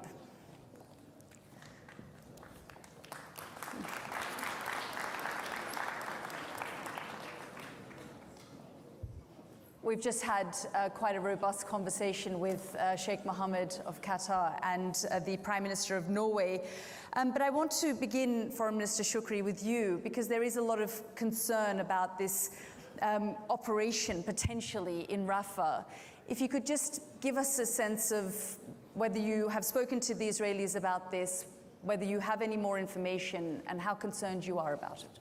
Well, from the outset, we've communicated both to the Israelis and to our partners that it constitutes a red line, that the issue of displacement, which is a violation of international humanitarian law, whether it's internal or external, cannot be tolerated. Its consequences and the threats that it poses to Egypt's national security are immense. It puts a strain on our bilateral relations with Israel, and we need to avoid the very tragic consequences on the civilians of Gaza, who are now amassed 1.3, 1.4 million in the most densely populated area in the world. You can imagine that any extensive military action there will have a devastating effect on the humanitarian situation. People are already suffering for lack of shelter, food, medicine, sanitation, and not to say that the current scale of the conflict, which exists on a daily basis, is leading to a daily loss of life of men, women, and children. And I think the international community is conscious, if not tainted, has been stained by what is happening to the civilians in Gaza, and we certainly do not need any further aggravation of the situation. Is Egypt making a contingency plan for the influx of Palestinian refugees? No, we're not. We will not deal with the hypothetical, and we will continue to call upon all our friends, all of those who understand the complexities and the dangers associated with it, to not only provide support by rhetoric, but to indicate clearly that there will be consequences for any form of displacement. This is, I think, the best way to avoid it. It is not our intention to provide any safe areas or facilities, but necessarily, if this was a case and a situation, we will deal with the humanity that is necessary, and we will provide the support to the innocent civilians if that was to take place. But that should not be construed as an encouragement or an acceptance for an eventuality of this nature. What would those consequences be? You said there would be consequences if... Well, I said that it poses a threat to our national security. It puts in place security risks related to Israel and potential operations that will continue in relations to the occupation. It will create more upheaval and tensions in the region, and it's not a sustainable situation. And monitoring groups saying that there are currently bulldozers and tanks on the border. There are walls being erected in preparation for an influx. How do you respond to that? Well, this is very hypothetical. We have constantly been dealing with maintenance on our border, with the hundreds of trucks that are piled up in the Rafah area, maintaining the roads networks there, usual maintenance to our border fortifications. So I think it is a jumping to conclusion of what those activities constitute. Prince Faisal, we were just talking in the previous panel about the security of both Israelis and Arabs, normalizing of relations. On October the 6th, you were probably closer than ever to normalization. Where are you now? I mean, now the priority must be ending the current humanitarian catastrophe that is happening in Gaza.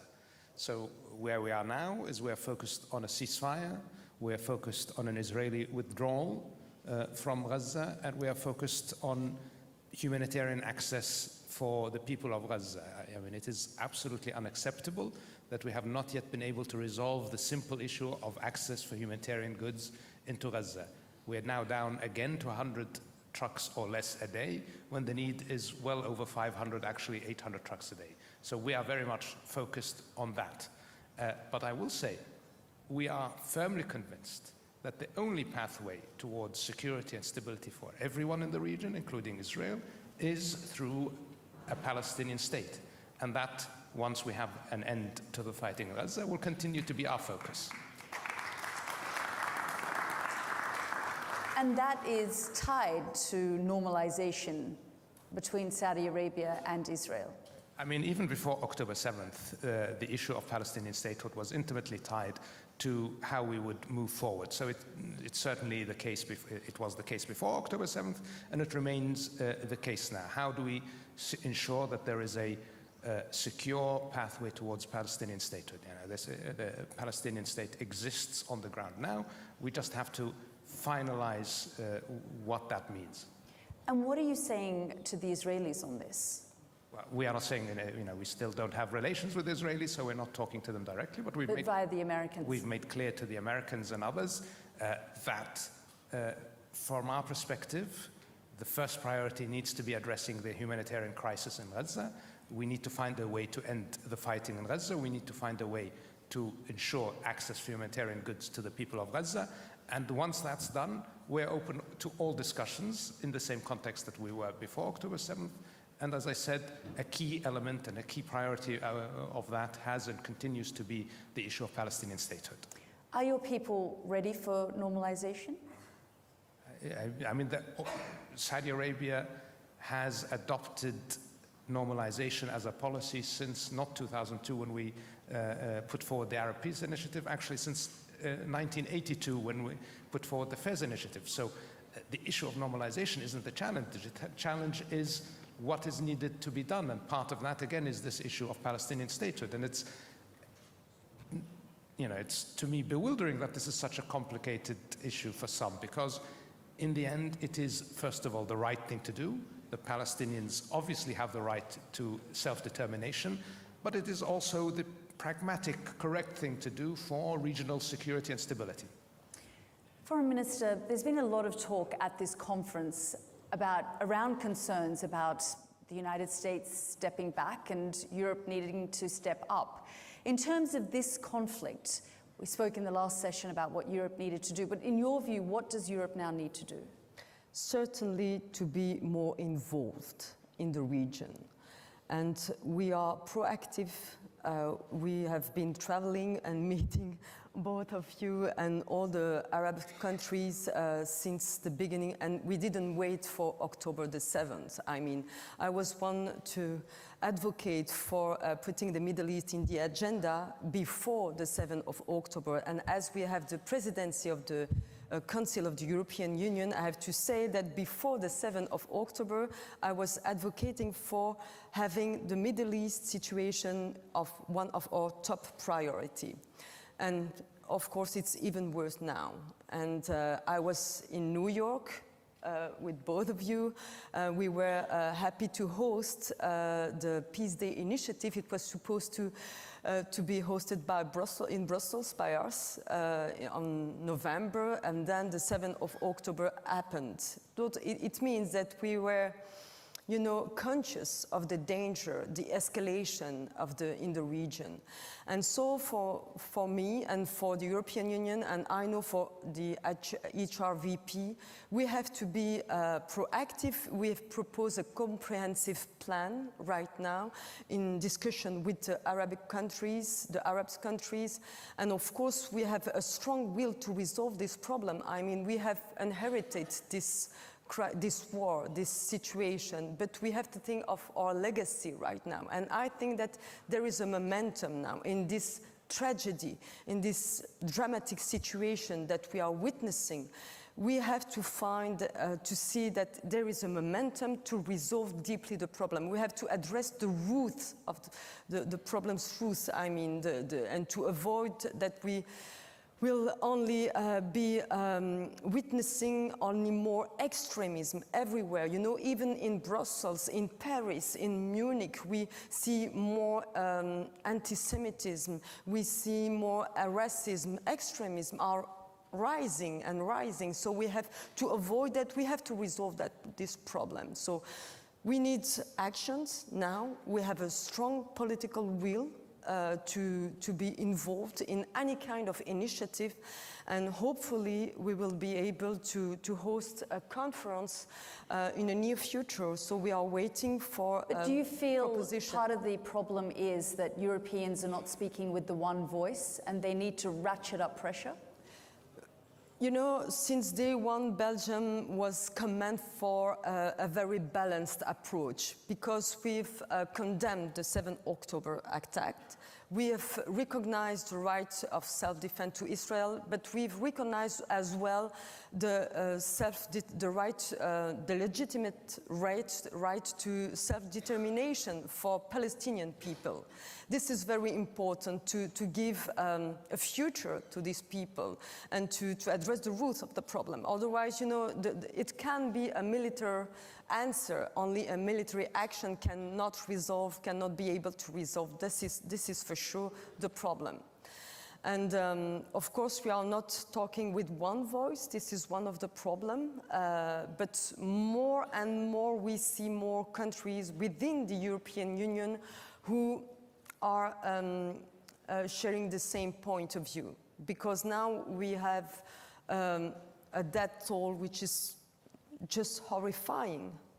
And we know we have 28,000 deaths, and essentially women and children. So we have to find a solution. There is an emergency, I mean. Prince Faisal, I'm just going to pick up on what the foreign minister said about concerns around radicalization. A decade ago, the topic here was terrorism, the fight against Al-Qaeda, ISIS. Are you concerned about populations becoming radicalized as a result of what we're seeing? Yes, of course we are, and it's something that we pointed out from the beginning in the aftermath of October 7th, that an unrestrained reaction by Israel would inevitably inflame emotions. And what we've seen now, as the minister has pointed out, we're approaching the number 30,000 civilian deaths, 17,000 orphans, and the images that are coming out of Gaza and the tremendous human suffering that we are seeing, including as a result, again, I come back to the issue of humanitarian access, of a lack of food, a lack of water, a lack of medicine. This is incredibly galvanizing and certainly carries the risk of reinvigorating the message of those in the Arab and Muslim worlds that want to say that no, coexistence is not possible, no, that the message of a future that is based on prosperity, based on development, is not reasonable, that will try to recruit young people into extremist ideologies and into acts of terror. They will be energized by these images, and they will use them, especially with the prevalence of social media these days and their capacity to use that social media. So, you know, whether it's Snapchat, TikTok, etc., and all of, you know, the dissemination of these terrible images is a huge amount of oxygen to these extremists in a time when we had been making tremendous progress in the Arab world and beyond, in moving in a completely different direction. And of course, that risk isn't just in our countries, it's in the immediate neighborhood to in the Middle East. It goes to all Muslim countries, but even, as Minister Habib mentioned, to Europe, to the capitals of Europe. And it's incredibly dangerous. So we need to understand that this is it's not just a moral issue, the fact that the brunt of the current conflict is now being carried by innocent civilians. It is also a national security issue for us in the region and beyond. And again, also for Israel. You know, this path is not increasing Israel's security, it is increasing the risks to that security. Foreign Minister Shukri, I mean, from Israel's perspective, they feel this was an attack launched at with questions around proportionality. I think it's very clear that the Arabs, we condemned the perpetration of attacks on civilians, as we do for any civilians.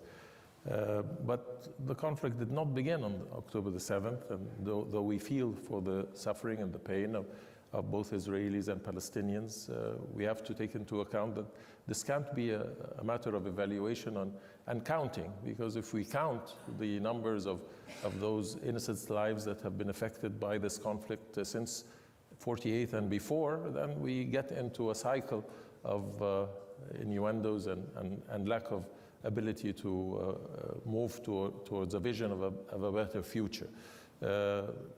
But the implications related to whether there was an imminent threat after October the 7th to Israeli security, and whether that security could have been managed in another way that does not inflict on 28, almost 30,000 innocent Palestinians that were in no way implicated in what happened on the 7th of October, and the issue of UNICEF, the 17,000 orphans that have been created, and this dimension of human suffering and destruction of 70% of all dwellings in Gaza, it does not conform to any sense of security or a vision for a better future. Again, there are issues related to self-defense, but there's also a counter as relates self-determination.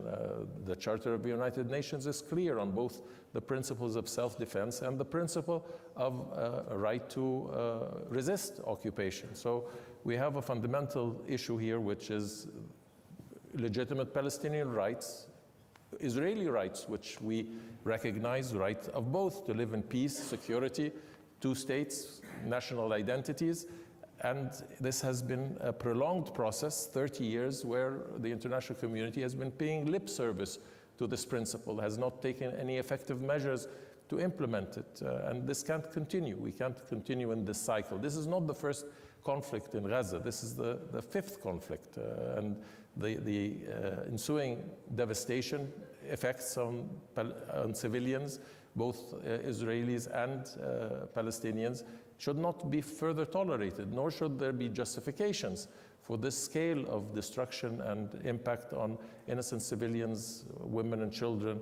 And we have to look to a more brighter future where there is coexistence, where there's normalization, where there's cooperation, where there's integration, and not become entrapped within a cycle of violence and revenge. I don't think that the current dimensions, which seem to indicate more a desire for revenge, is going to be helpful. It's going to motivate terrorist organizations, recruitment, and animosity.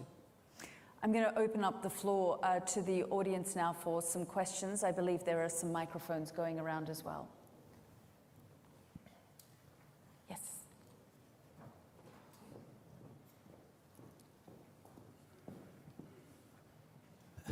There is a 58 member state of the organization Islamic Conference. Do you think this member state really got enough work? We have seen last couple of months just more talk than work, and the institution not was slow. And another my question is, there is a 58 member state of the Islamic Conference, but none of them brought this case to the ICJ. Only South Africa, this is not Muslim country. Why Saudi Arabia or Egypt, some other Muslim country, can dare to bring this case to the ICJ? What's the problem? Okay, I'm just take a question there and then back there.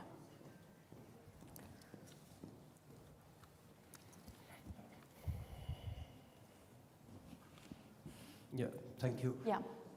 Prince Faisal, good evening.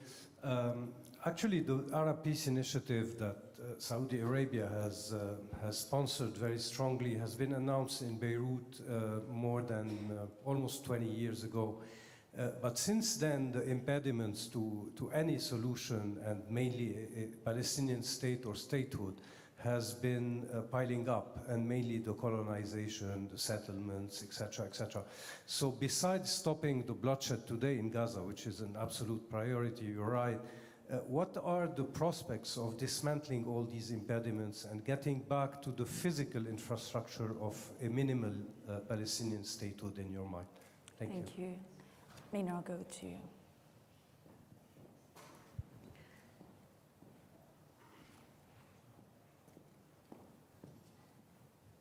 Thank you very much, Mina Al-Arabi, the National.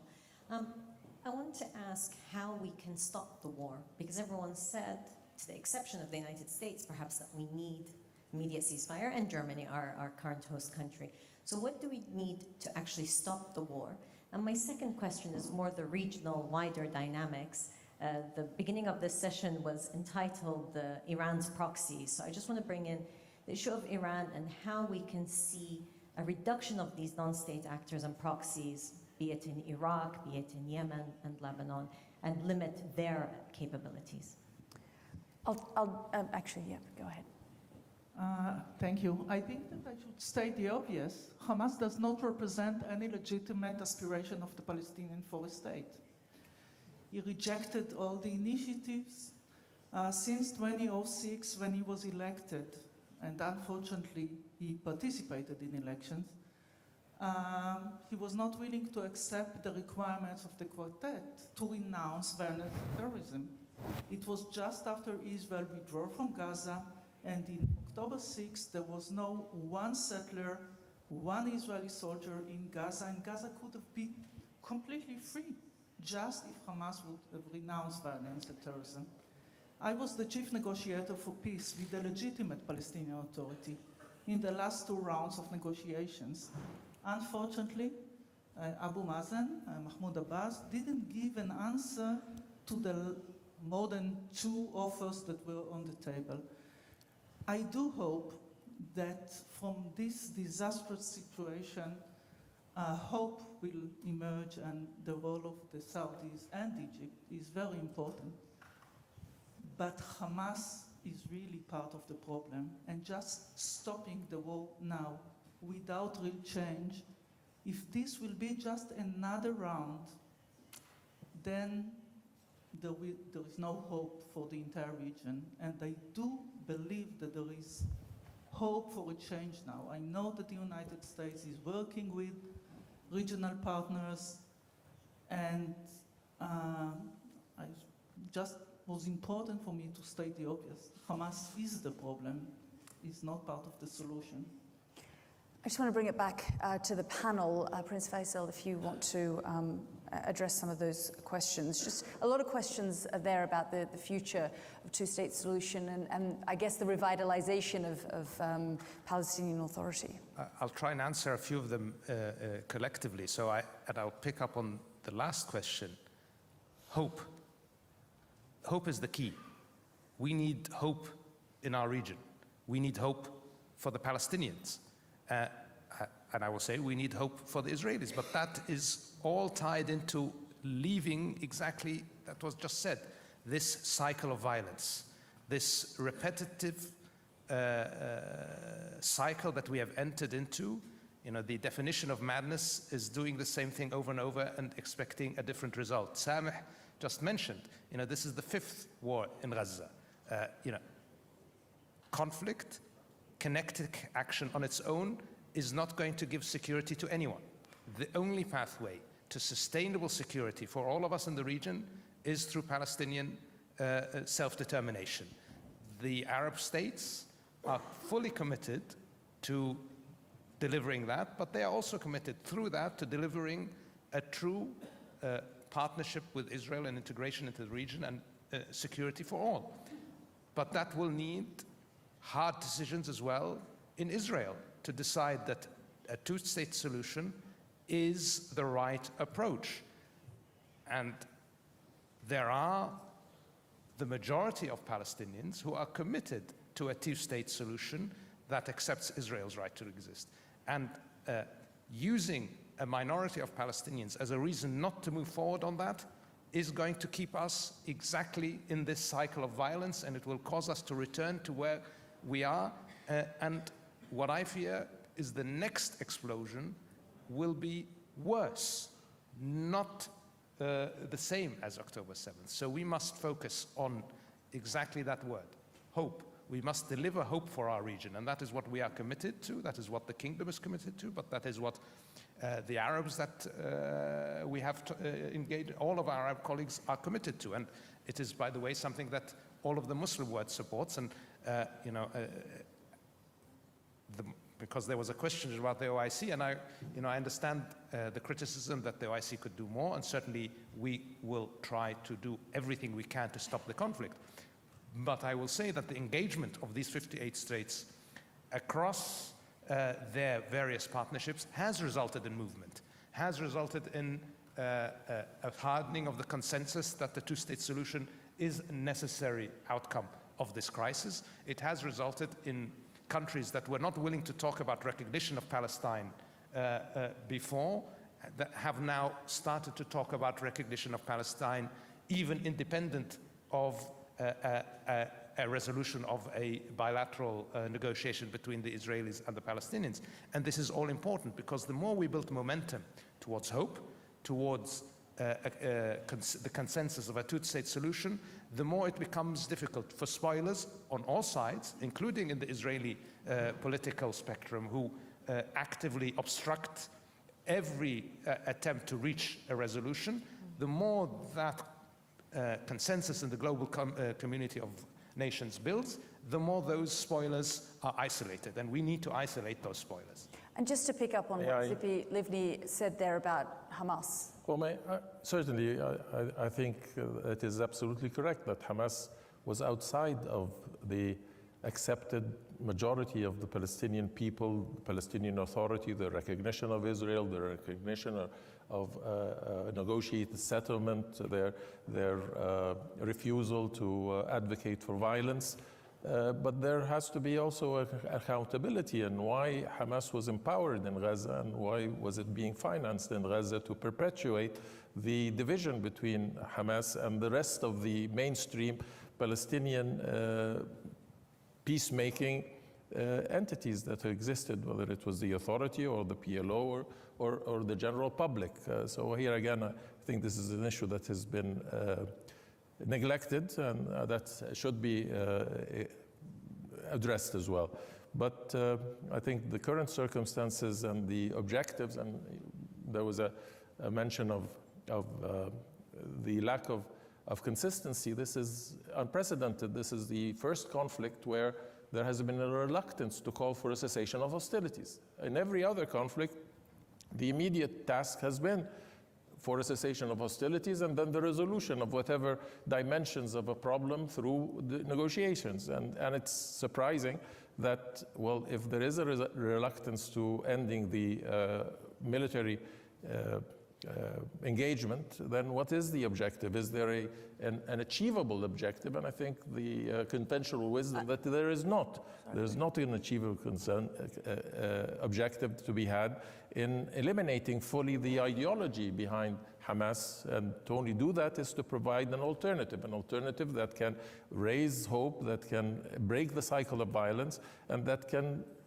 respond to the legitimate aspirations of the Palestinian people, as we have all recognized the legitimate aspirations of the Israeli people and their right to live in peace and security. But that right has to encompass all of the states of the region, including the Palestinians. You've asked me the question of the division within the EU. When it comes to the two-state solution, I have to say that we are all on the same page. We know that this is the only solution to resolve the problem in the Middle East, to have two states living peacefully between, close to each other. And we have to give a future a future perspective to the Palestinian people, and to give security to the Israeli as well. So we are working on this direction. We all agree I know that some of us are reluctant when it comes to call for a ceasefire, but we are all on the same line. You know, the end of the solution, the end of the comprehensive plan that we are working on is two-state solutions. And I have to say, to answer to your question, that for sure Hamas is a terrorist entity for us. So we don't deal with them and we don't recognize them. It's not a government. But I'm afraid and worried when I hear Netanyahu saying that he is against a two-state solution openly. So what is the solution then? That's the problem also as well, that we have to tackle all together. If the Israelis don't want a two-state solution, then what is the solution? We want to have an alternative, but we don't hear another alternative, and that's the problem also. Kwasi.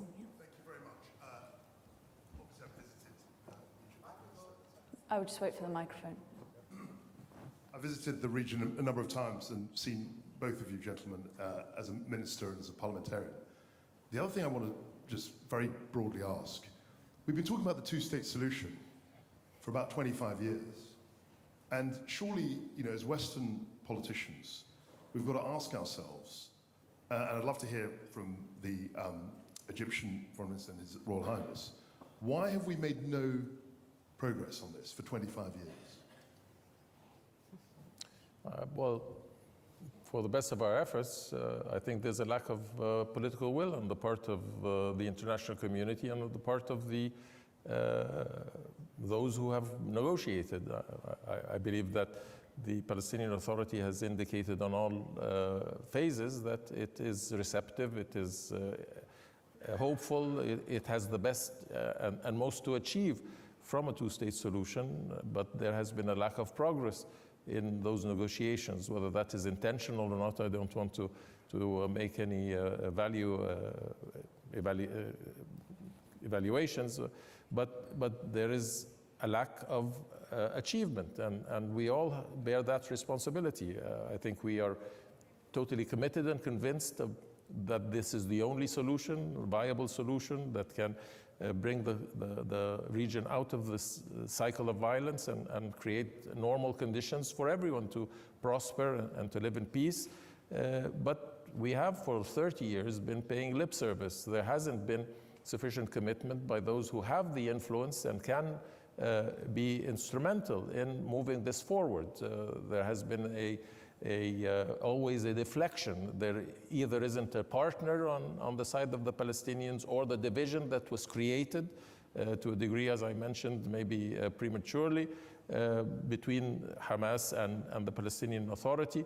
There's always been an excuse why we should not proceed, the security conditions, the environment of the region, and these, I think, are just a demonstration of a lack of a political will on the part of those responsible, and at the same time on the side of many in the international community who have refrained from making the right decisions and taking the right steps to move the process forward, recognizing that both sides have to make concessions, but they will only do so if they deem it in their best interest.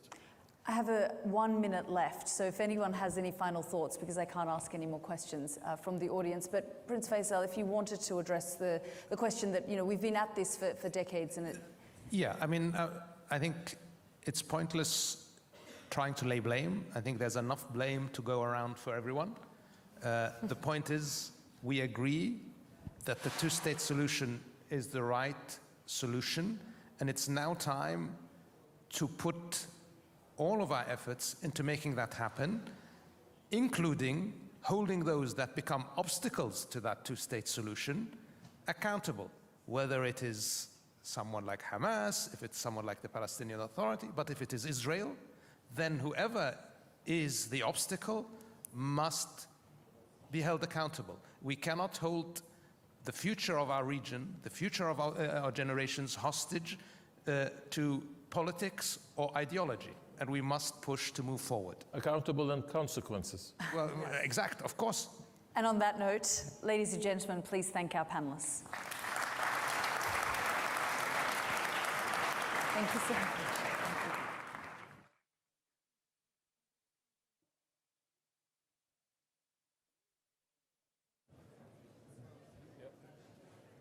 Ladies and gentlemen, please remain seated. We'll continue with the next session momentarily. Ladies and gentlemen, please remain seated in the main conference hall. We'll continue with the next session in just a moment.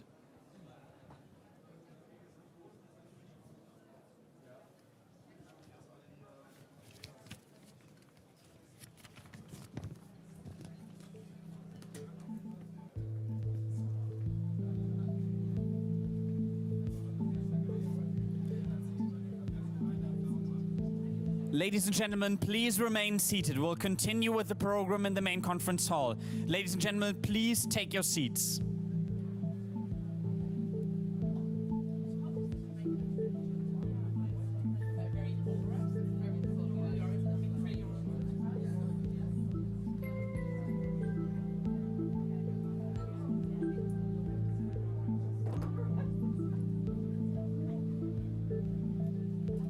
Ladies and gentlemen, we'll continue with the next part of the program in the main conference hall in an instant. May I ask you to please take your seats?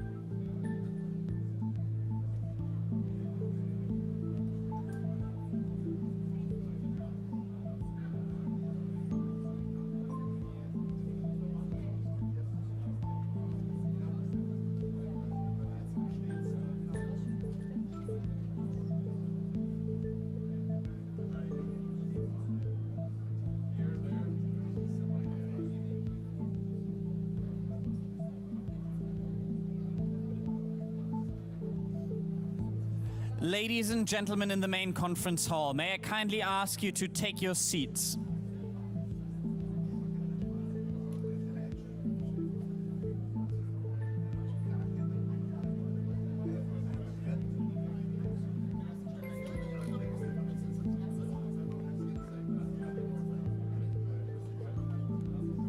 Ladies and gentlemen, we're about to get started with the next session. May I kindly ask you to take your seats now?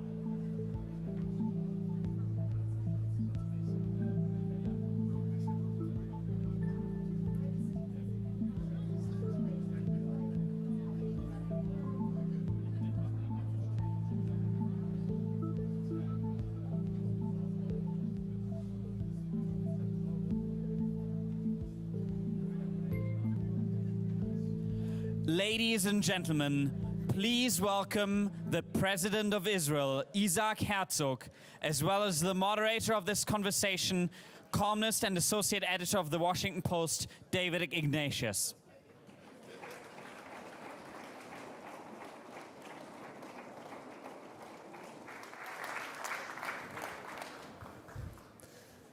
So, good evening, everyone. It's my pleasure to host this conversation with President Isaac Herzog. I've known President Herzog for at least 20 years and look forward to our conversation tonight.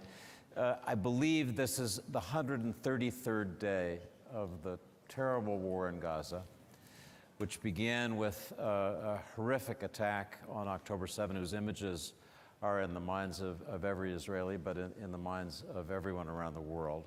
So I should begin by expressing our sadness at the suffering of all the victims of this war, Israelis and Palestinians. So I want to begin with a question that I think is on the minds of every Israeli, and that is the issue of your hostages that are being held by Hamas. There have been news reports that you met yesterday with the Prime Minister of Qatar, Sheikh Mohammed Al Thani, and you met also to discuss this with Vice President Kamala Harris. So I know we'd all like to hear your sense of where these negotiations stand and whether you're hopeful that a deal to release the hostages and bring a temporary pause in fighting for some weeks, whether that will be possible. So thank you, David. This is the most important issue on the agenda in this situation. We have here families of the hostages, and I think we all express our pain and sorrow and sadness. There are here some people who got back from Gaza, luckily, in the first exchange, and they went through hell. I think if we clap to the families here as a show of solidarity.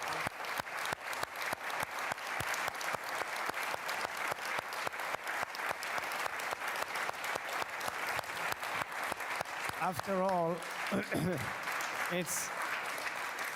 it's an enormous human tragedy. People from the age of 1 year old to 85 years old, Holocaust survivors and people who went through so many tormenting situations, many people who are activists for peace with their neighbors in Gaza, many people who have done so much good throughout their life, incredible human beings, family people. And I think that the world must keep on leaving this issue as a top priority in its agenda. I met with the Prime Minister of Qatar yesterday. It was a good discussion. I think he's doing major efforts. He's taken major efforts and devoting enormous focus on this issue. It's complicated, it's difficult. One has to make sure that we know whether there is anybody who takes decisions on the other side. After all, you're dealing with people who are being hidden and scattered all around Gaza, mostly in the tunnels. And we have to know their whereabouts. We are worried about the medication that came in, and according to our data and information, it hasn't been received yet, or by some of them, by most of them, we don't know. So I think the most important thing for everybody to understand, if one wants to move on and find a horizon in this dire situation, which was initiated by Hamas in cruelty of unprecedented record, the worst atrocity against Jews since World War II, with rape and butchering and chopping and burning and, of course, abducting. One has to resolve the issue of the hostages and bring them back home safely and as soon as possible. So,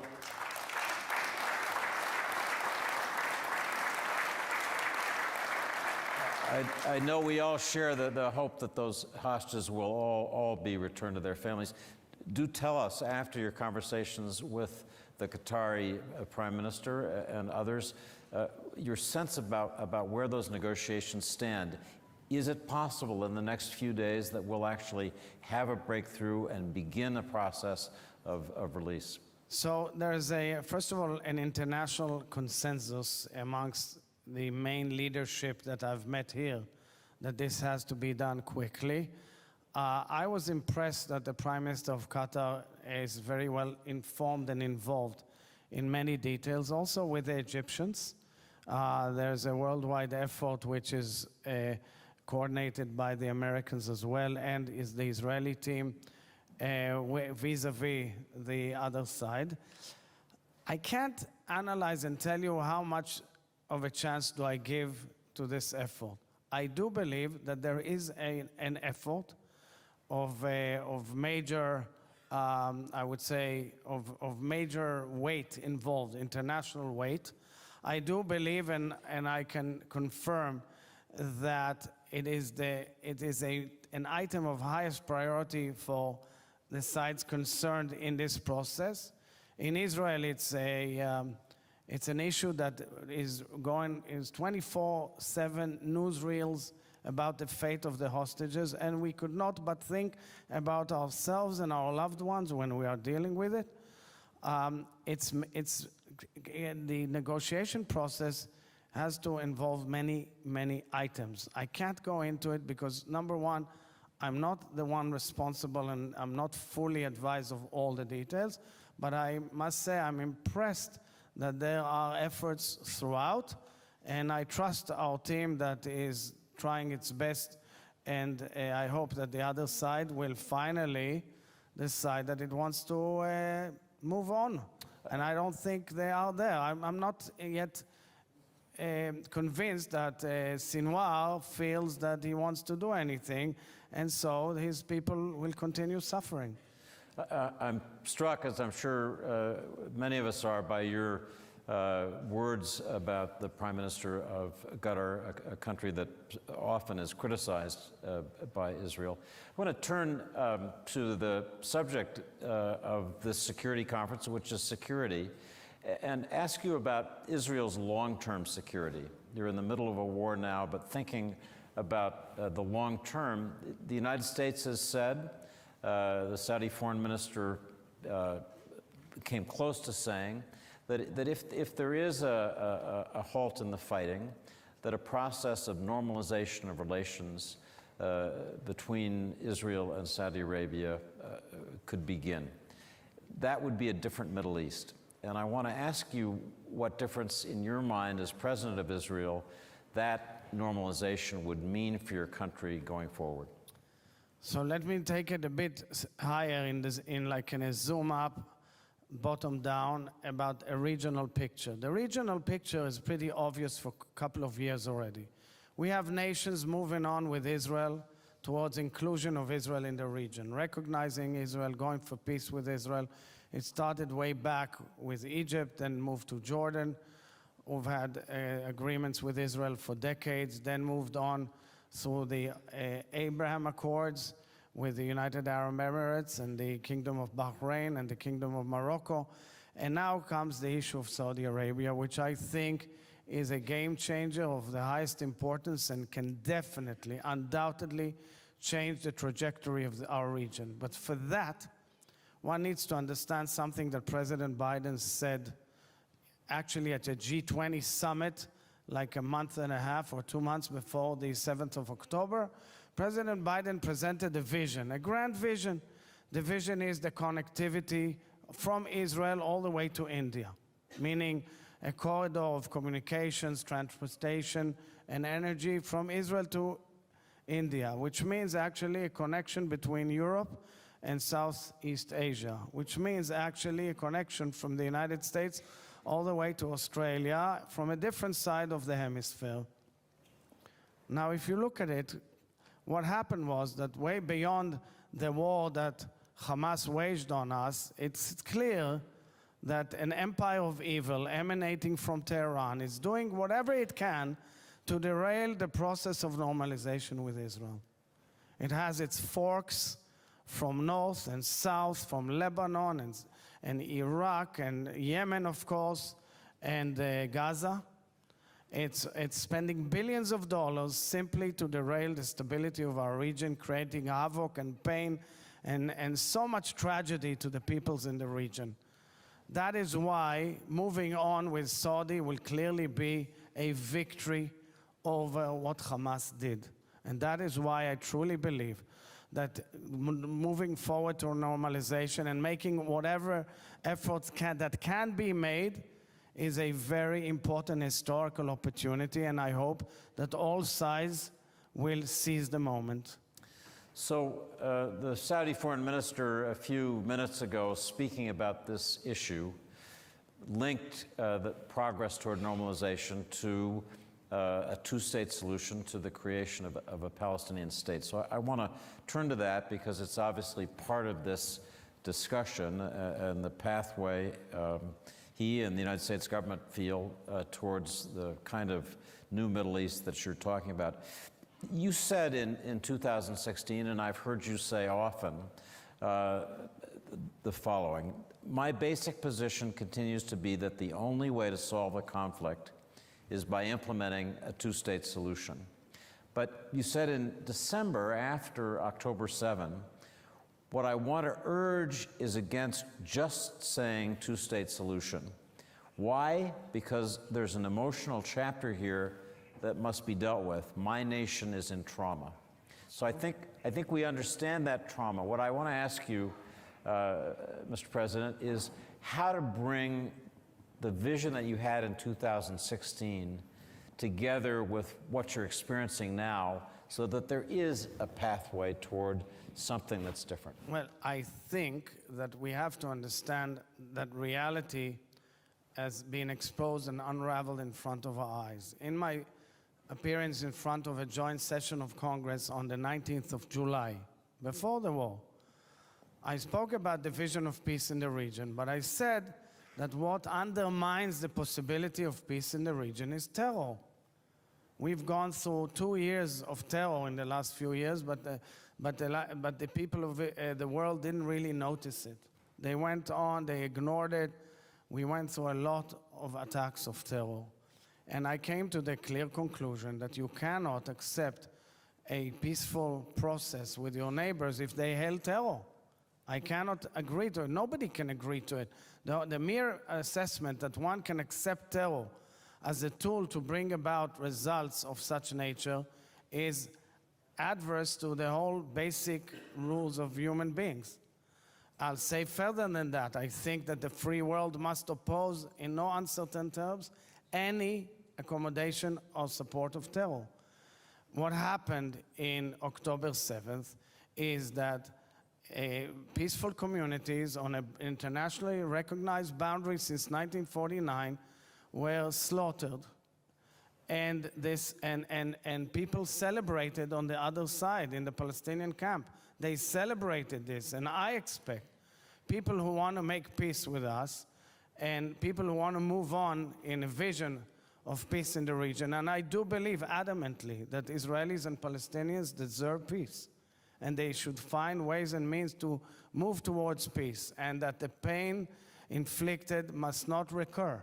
But for that, we have to hear and see an understanding that terror cannot be accepted in any way. And this is what I said. Israelis are traumatized so much that to come to tell them now two-state solution, a Palestinian state, cannot be achieved if we don't deal with the innermost question of Israelis. How does it guarantee safety to me and to my family and to my neighbors and to my nation? Israelis are worried. You expect them to divide the land and then say, oh yeah, but okay, who runs the other entity and how do we make sure terror will not recur? So I think we should offer a vision of peace, and we should definitely look into a horizon of peace. And I never shy away from things that I believe in, but I think that we have to add an element of reality, of real life into this. It won't happen if we don't find real solutions for the security question of Israel. So let me just put the question to you again. If there are ways to address that issue that you rightly stress, the security, safety of your country and the people who live in it, if that can be addressed, is there in your mind a pathway toward a two-state solution? So I would say that saying now automatically a Palestinian state or a two-state solution, it's kind of giving, actually, without intention, kind of credit or award to the fact that Hamas launched a war against us. I don't want to be there. I want to do something else. I say if we want to win and we show victory against the empire of evil and its proxies, we have to move towards the inclusion of Israel in the region with a major agreement with our regional partners, including Saudi Arabia, and in it find the right formula for peace between Israelis and Palestinians. And that's what we have to look for. So let me ask you about one hard problem looking ahead. Israel doesn't trust the Palestinian Authority. It's fair to say that many Palestinians don't seem to trust the PA either. But Jordan, the United States, many Arab countries have been working to try to build what people are calling a revitalized, reformed Palestinian Authority that would be able to do a better job in every respect, including reassuring Israel about its security.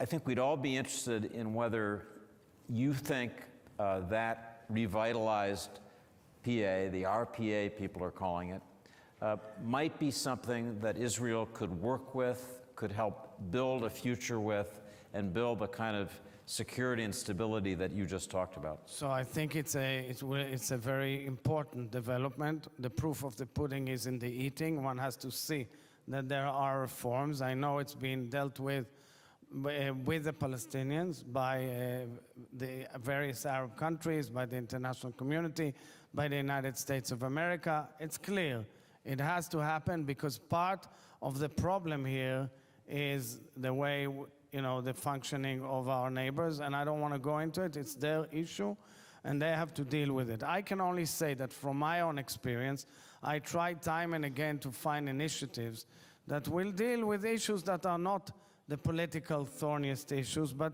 have cooperation on fields such as, say, climate issues, okay, medical issues. And I didn't get any real response. I hope that there will be an opportunity to have a real dialogue with our neighbors also about that. And I would welcome any reforms, naturally, and serious reforms. So I think what I hear you saying is that if you can be convinced, Israelis can be convinced that these reforms are real, maybe with metrics that measure performance, that Israel might be comfortable working with this, I'm going to call it again, the RPA, in the future. Do I have that right? So I will say, as you know all too well, the President of Israel is not the executive branch. We have to leave it to the executive branch, but I think I was pretty clear. I think that if we want to move forward with all of the elements on the chessboard or the board as such, it's there and it's possible.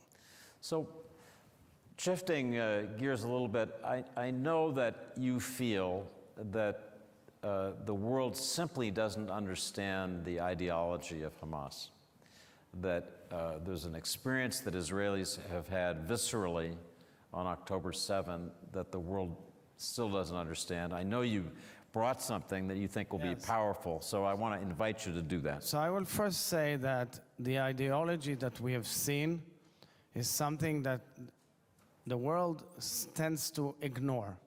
The world has seen 9/11.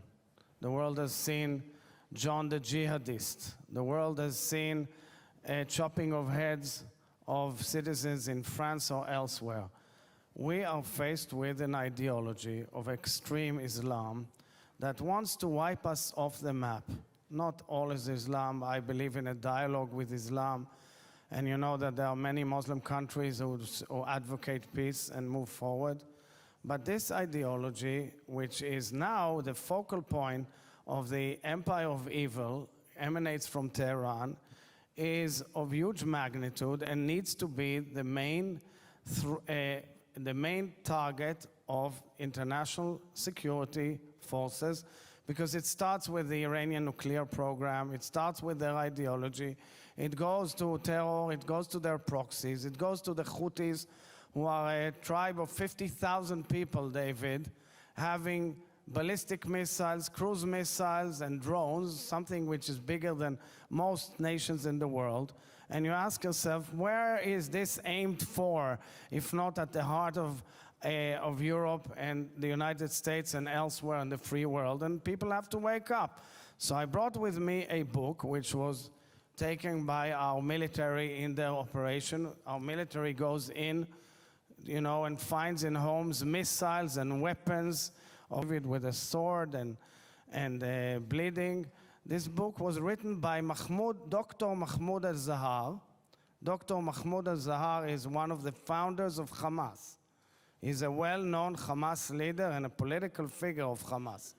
And the book mainly hails the fact that, first of all, we should not recognize the fact that there are Jews and Jewish people, but most predominantly it hails the Holocaust.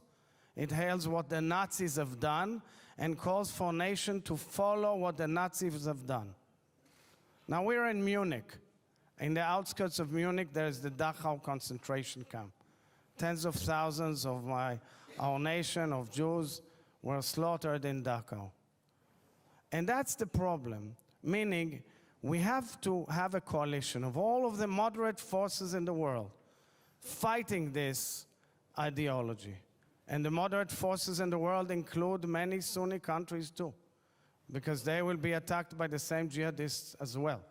and there's a war raging in the Middle East against these jihadists. But the world, if we are in the Munich Security Conference, one of the main challenges of security in the world is this ideology, because it's scattered all over the world, because it has terror cells all over the world, and we're exposing them with allies all over the world.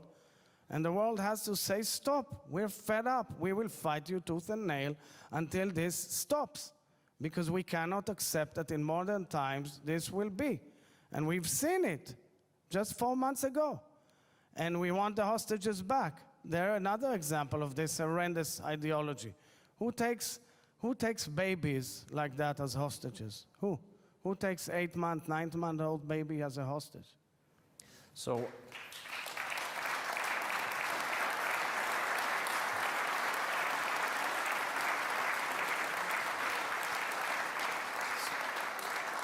thank you for reminding us of the reality of what you're facing.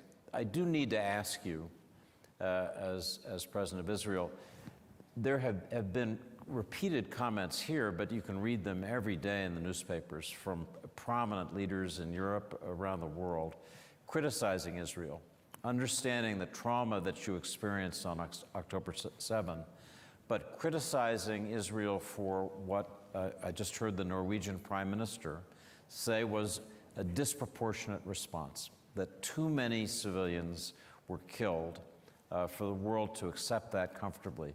So I want to ask you, as President of Israel, about your own concerns about the cost for Palestinian civilians, and about whether there are lessons learned for Israel in how it fights its wars that in the future would make for fewer civilian deaths. Look, there's a rule in Judaism that the life of one person means an entire world. And we clearly are pained by the suffering of anyone. I am clearly pained by the suffering of innocent civilians in Gaza, and I say it all time and again. But when we have the right to defend ourselves, and we are attacked by a huge war machine, which is built underneath with billions of dollars of world taxpayers' money, and turned into a terror organization with the amount of tunnels which is bigger than New York subway, how does one uproot that? It's a very complicated question, because if you want to uproot the terror infrastructure in order to enable a better future for the Palestinians and Israelis, you have to go in physically. In order to go in physically, we operate the rules of international humanitarian law. We alert well in advance. We send millions of leaflets, millions of text messages. We phone call, we direct. We create humanitarian areas and safe zones. Unfortunately, there are tragedies, some of them ensued by Hamas, and some also unintended consequences which are tragic. And we are trying to find the right way to do it with the least amount of casualties. We are operating with all experts, but what we are challenged with, no other army has really been faced with, because this is in our doorstep. You can have a family with a missile of 200 kilometers shooting range in their living room. So you have to go in, and we find unbelievable things in people's homes and villages and mosques and shops. Now, we are trying to deal with that. Part of it is upgrading dramatically the humanitarian aid to Gaza. We are working, we've opened Kerem Shalom passage because Rafah failed and there were a lot of backlogs. I'm reported that today there are 500 to 400 trucks ready to be delivered to Gaza in the UN passage in Kerem Shalom, but the UN is not capable of taking it into Gaza. Why? I don't know exactly. We are working on water desalination, water supply. The United Arab Emirates has done wonders, and so did other countries in humanitarian aid to Gaza and its people. We are working with medical supplies. We are working with bringing in infrastructure for the United Nations as well as food supplies. But remember, throughout all these efforts, Our hostages have not gotten anything. We don't even have a sign of life about any one of the hostages. So it is. I'm not preconditioning it because we understand the rules of international humanitarian law, but I'm explaining that no other nation would have done the amount of effort that we have done. And I know it's a dire situation, it's complex. We have to bring the citizens back to their homes at a given moment once we finish eradicating the Hamas infrastructure. So we have just a few minutes left, and I want to ask you about a question that is of great concern in the United States and I think around the world, and I know in Israel too, and that is violence against Palestinians by extremist settlers. The United States has imposed sanctions on some who've committed violent acts, has a visa ban in place. You're president of Israel. These issues fundamentally come before you. What would you say as president about this violence by the relatively small but very powerful number of extremist settlers? So you should know we're a nation of the rule of law. We have a strong adjudication system, a very strong legal system, actually the strongest in the country. We investigate, we inquire, we adjudicate, and we prosecute. I condemn any possible act of violence or calling for violence against innocent civilians, of course, against Palestinians. And I condemn it wholeheartedly, and we do that every day in Israel if there are such instances. It's true, we have some instances of violence, but show me a society that doesn't have instances of violence. The question is, how do we deal with them? Are we enforcing, are we arresting, are we investigating? I would add more than that. It became like a systematic campaign in order to kind of tilt the balance and smear Israel in this war. There are about 500,000 people who live outside what used to be the 67 borders. And 99.5% of them are innocent, honest, dignified citizens of Israel who do only good. And there are a few hundred of them who are acting roguely, and we are dealing with it, and we are aware of it, and we take note of our friends who are pointing to us and asking questions, and we're giving them answers. But I would not then categorize all of them as settler violence. It's unfair totally. So we have just a minute left. I'm going to close with a question that famously General Petraeus was asked in the beginning of the war in Iraq. Tell us how this ends in the mind of President Herzog. So you know that when you're in a crisis, it takes time to exit from the crisis. We have to offer a vision of hope. We have to make sure that the building blocks of real security for Israel and definitely for all its neighbors are there. I actually believe that the exiting from this crisis will also create new infrastructure of security in the region, because all of a sudden the region has understood that it's under attack from evil forces that are directed by Iran. I think we will have to complete the operation, move on to how do we formulate the reconstruction of Gaza, and then, of course, how do we deal with, in a sincere and open manner, in a dialogue, as to the future of the region. But first and foremost, before everything else, is to bring the hostages back home immediately. So that's a good note on which to end this discussion. Please join me in thanking President Herzog for being with us today and speaking so directly.